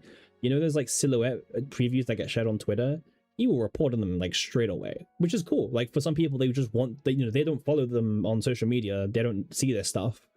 Cosmic's just recently done, he's like, big, it's like Sprouts, but it's like from Cosmic instead. Which is, it's cool to have another resource in the community for people to like look at and get build suggestions based off of as well. Misery, I think, provides really good content with high, they actually do the maths a little bit as well on a few of the things. And I think that's pretty cool as well. So yeah, I mean, our good friend Judge, he does maths videos, very in-depth math videos on the game, and they do really well for him, and they've done really well, which is great to see. ASO's been uploading content more, her Rift runs, and again, that's really great to get insight to how the rank 1 Rift players actually playing their runs. So yeah, like I could go on, right? Like, I like how like there's a each content creator kind of has their own thing going on, and depending what kind of player you are, you can benefit more from some than others, right? Like I watch all of them from every now and then. I'll tune into a WG stream. I'll tune into a cos stream on the background. I'll tune into, well, Misery doesn't stream, but you know what I mean. You used to like Rin until you found out about her best deck and then you lost your interest. Oh really? How come? He has bad takes on propaganda. Hmm.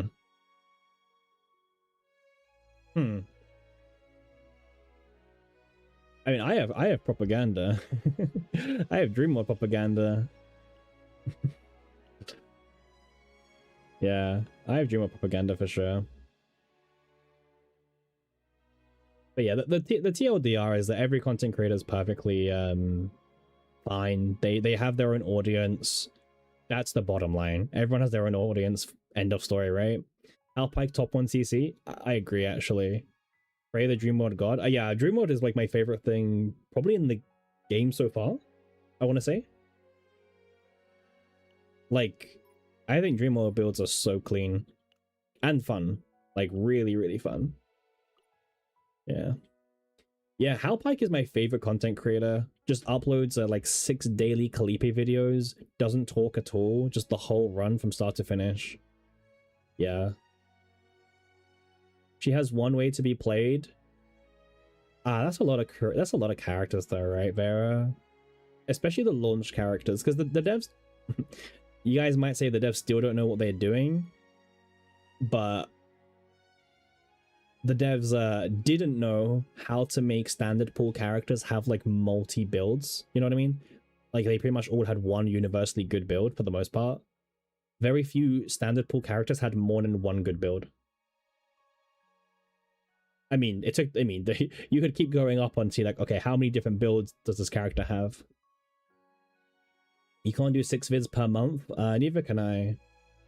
However, due to monetization, there is more of a effort to pump out videos, but it's fine. They need to be. I still want to upload like good vids. You know what I mean? I don't want to like upload daily vids just for the sake of making $2 per 1,000 views. You know? The new characters should be better. They're just making more problems for themselves. Yeah. Yeah. I mean, Ida Marie has like so many different builds. It's insane. But honestly, I think a limited character should have this many builds, right? The problem is if they don't give limited characters multiple builds, they just fade out the same as every other standard pool character, right?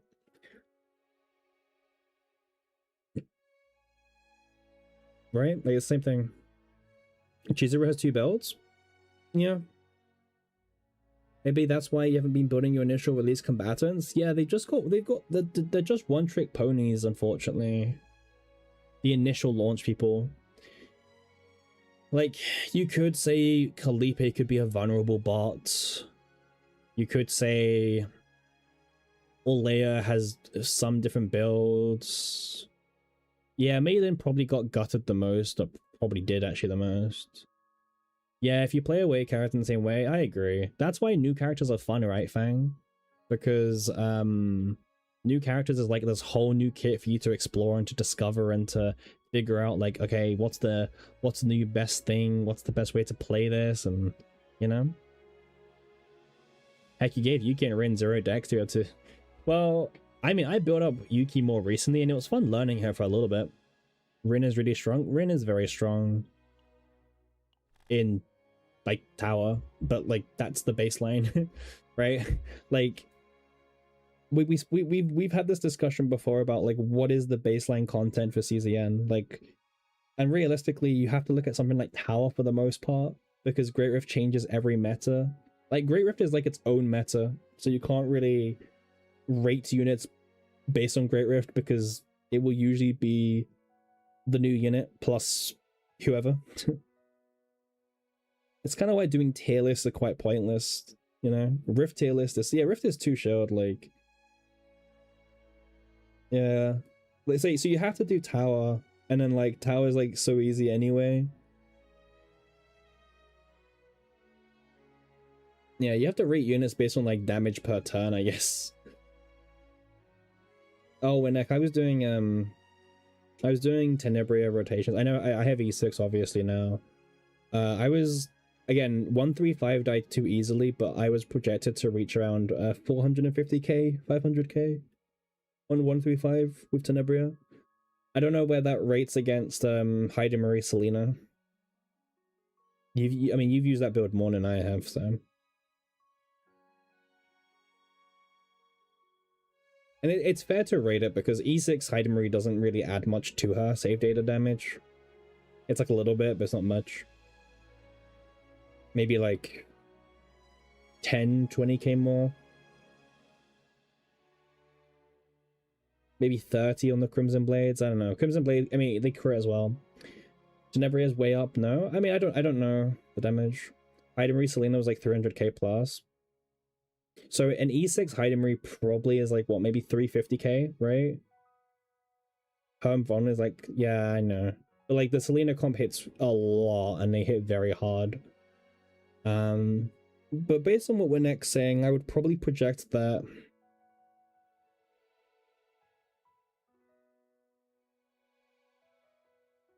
you didn't use Mark? What? So wait, what? So what are we saying? Like what? 400k? Is that what you think? Or less?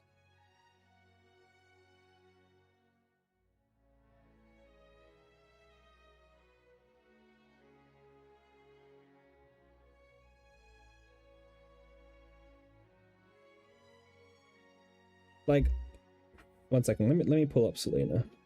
I haven't used the team once, by the way, Renek. I just didn't care to use it. But I do have a Selena. Let me pull it up.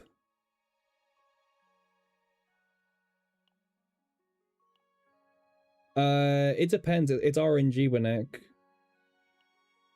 It's RNG. It's 30% RNG. Because remember, one mark is always going to be 5 hits, even if there's only 1 mark remaining. But the extra hits are just, they're RNG. It's 30% chance, so you can work it out like that, right? But for every 10 hits, probably 3 procs on average, I guess. Oh yeah, I've never used this deck, by the way.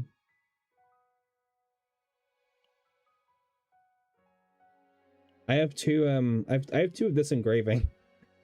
I just never used this deck for anything. I've never touched this deck, by the way. I actually didn't use any black mass on this build, by the way. This whole build is 0 black mass. Wait, is this deck missing a card? It is, right? Yeah.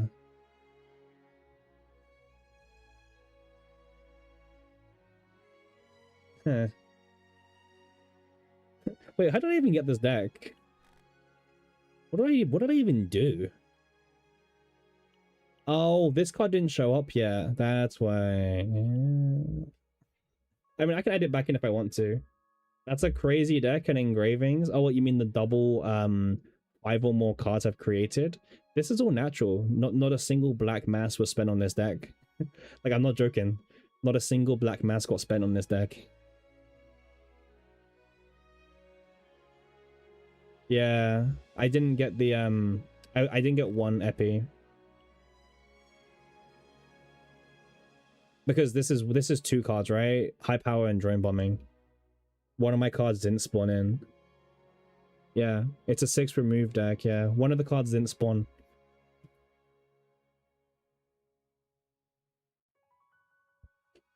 Yeah. That engraving basically makes up for Sniper's Domain. Well, I could put Sniper's Domain back in this deck, right? Like it's not that hard, right? I could just do this if I really wanted to. But I haven't used this deck ever. Maybe I should. Right? Maybe I should.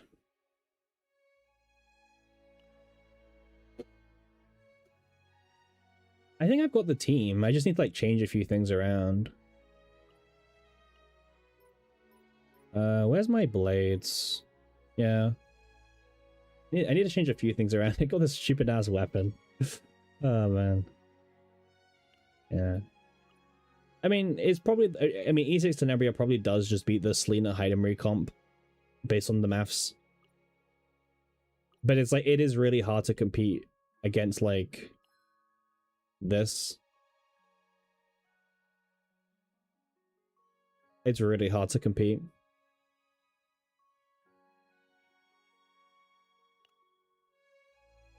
Yeah, it's fun to lay the mark, yeah. Hey, I'm all quick shelling, but pff, I'm not farming a deck that I don't care for anymore. But yeah, quick shelling is the one mark is just huge with this build. Because you can go really far with it. Yeah. In a perfect world, you'd have like as many quick shellings as possible. Shelling. Quick shellings as possible, and you'd be taking advantage of the one mark proccing like 5 times per every hit. But yeah. I think it's important for people to be informed about these builds, find you. But yeah, I didn't make a video on this build because there's like so many videos anyway, right? Like everyone spoke about this build. Like everyone and their mother covered it. So I'm good. I am perfectly good. Shilling quickly? Exactly. Do you think the Naja Faceless Woman deck could be like used universally? Yeah. As long as you play Sylvia. Yeah, I mean, it's literally a start of turn.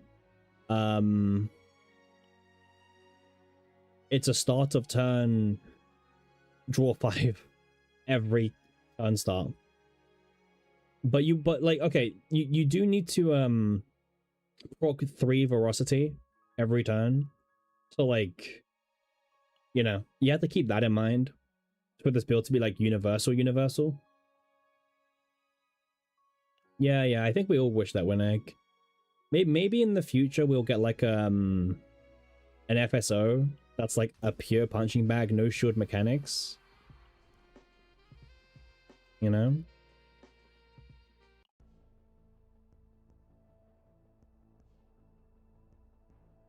You're trying to making a 3 Eternal Flame Rita? Good luck. The Faceless Woman Naja is sick. You want to farm for it? Yeah.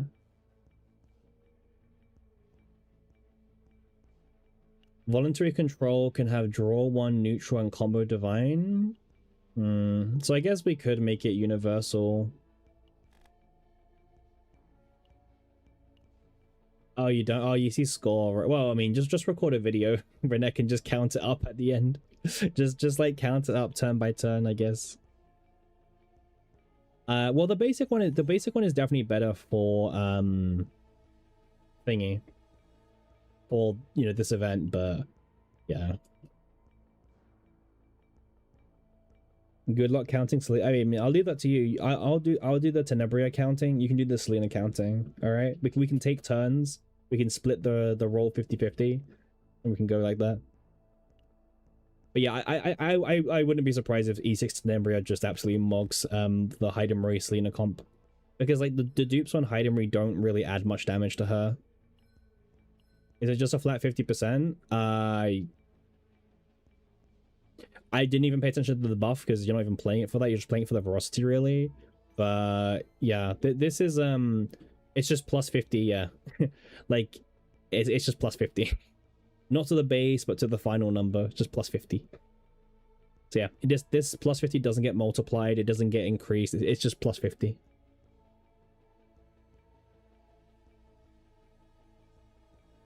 So yeah, this is gonna add like 0.1% damage to Tenebria. Well, it's in the deck for Veracity, consistent Veracity proccing, as well as upgrade and stuff. Yeah. I mean, in Great Rift, you have to play it, right? It's like the best one for Great Rift. If you're talking about outside of Rift, then you just need to like have Veracity somewhere else, like this one. Like, yeah, we'll have the base draw 1 combo, right? Someone mentioned that. It's not as consistent, but hey, it could work out for you.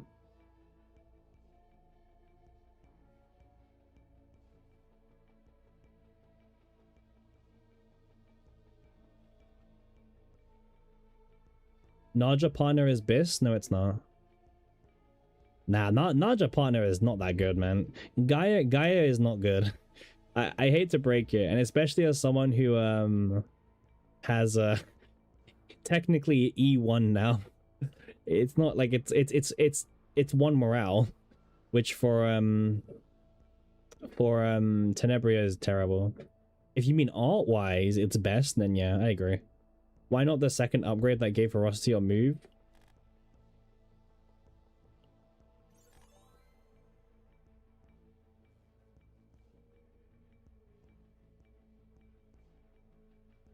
You mean the one that gives predation, not ferocity?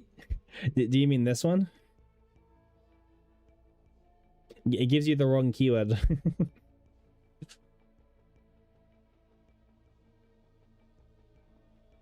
This one. Because this is also an upgrade card. We like...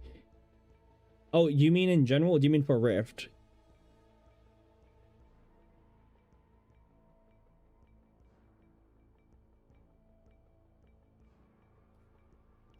No, it's...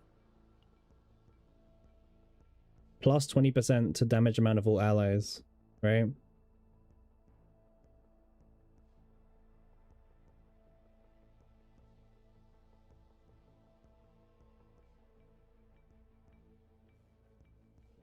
But yeah, the skill is like another action. So for Rift, we don't want to... If you're talking about outside of Rift, making this deck more universal, you could do.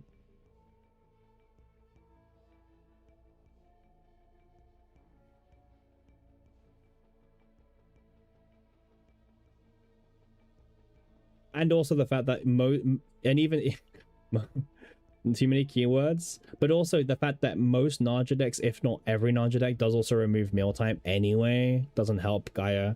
Unfortunately, Gaia is one of those partners that suffers from the fact that its main value, first of all, isn't high enough, and second of all, it needs to be, it only triggers on a specific card, and that card most decks remove anyway, right? This one's kind of cool. Like, this one's definitely kind of cool, but Coco was saying Gaia is OP. I think Gaia looked good at first because people saw this, but people realized very fast that to get this, which isn't even that great anyway, you then need to like play everything else.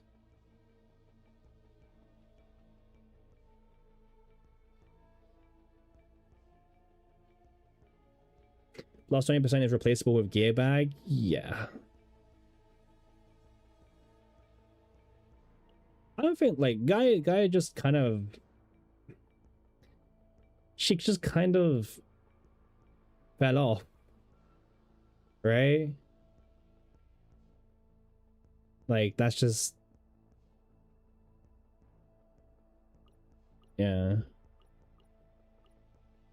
Oh, you thought Gaia's a damage dealt multiplier?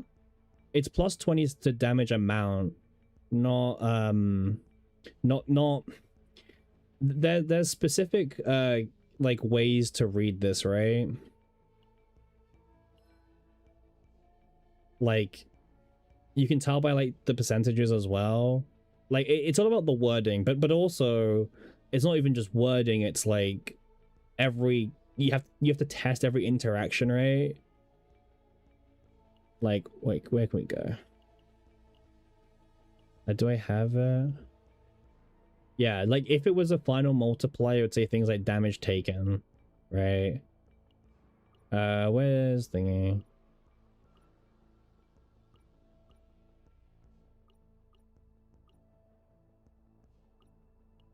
Like, wait, where is she?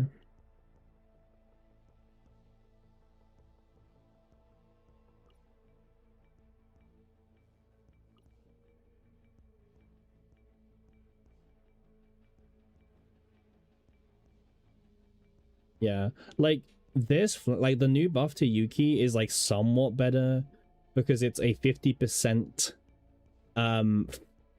buff to the actual card.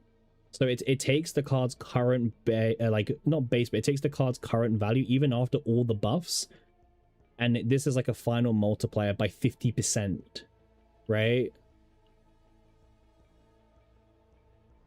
Not like plus 50%, right? So if you have this flash slash buffed up to, let's say 900, it will do 50% more of 900, so 450. So it'll do 450 damage. Yeah. So yeah, this is strong. But Gaia's like plus 20% to damage amount to all allies.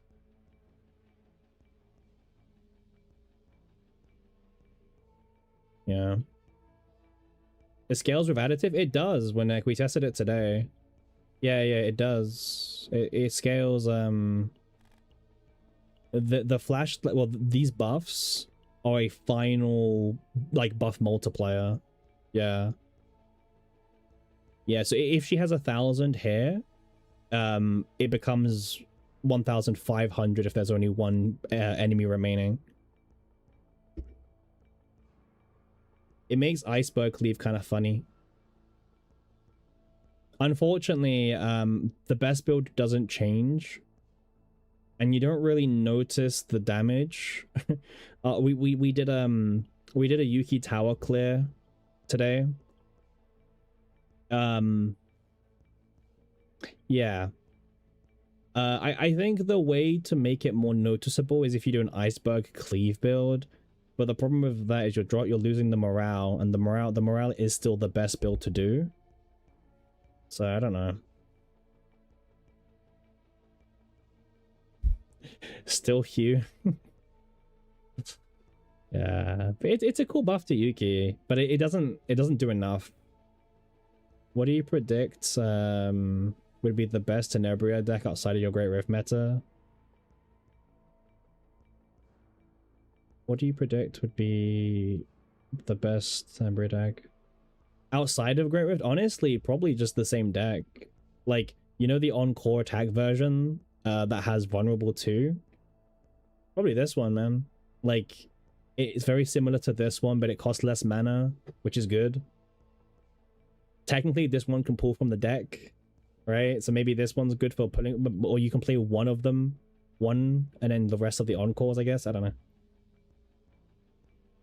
Now we have Tenebria. Well, yeah, see, that's the thing, right? You look at all these like other buffs, right? And then you just like be like, oh, right, Tenebria. Yeah. Right, you're hitting for like 6,000 bajillion damage, right? Yeah. It's like one of the weird things. How much Black Mass did that Tenebria deck took? This took me 5 divine rolls to get... It was either 5 or 7 to get all 3 with vulnerable when I think it was 5 divine rolls or 7. It was like 5 or 7, but I think it was 5. Scam? Actually, no, it was 7. It was 7, Winnick. It was 7. I remember. It took us, we got the first one first time, we got the next one the third time, and we got this one like 4 times after. Yeah. Single scammer. You can see we still got 2 left, right, in the bottom, because we actually brought 9 in total, and we went through oh no, we bought 10, and then we got the 3 spotlights, and we did 1 more encore, and we got reduced cost on encore. That's why I've still got 2 remaining. Yeah, we purchased 10 at a time. That's what we usually do. Yeah. But I wanna farm the encore build. When you was rolling vulnerable, how long are you gonna keep those cores? Oh wait, what cores? Which one's Vera? Share your Great Rift setup? It's not ready yet, unfortunately. I'm still waiting for I'm still waiting to see how the Rift meta evolves.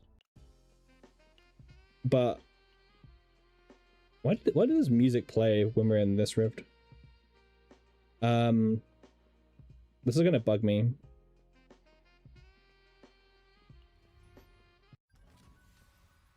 I would pay very strong attention to Horo's build. I'm a really big fan of the Naja. Like a really big fan of this Naja. I think this Naja might be the correct way to do things.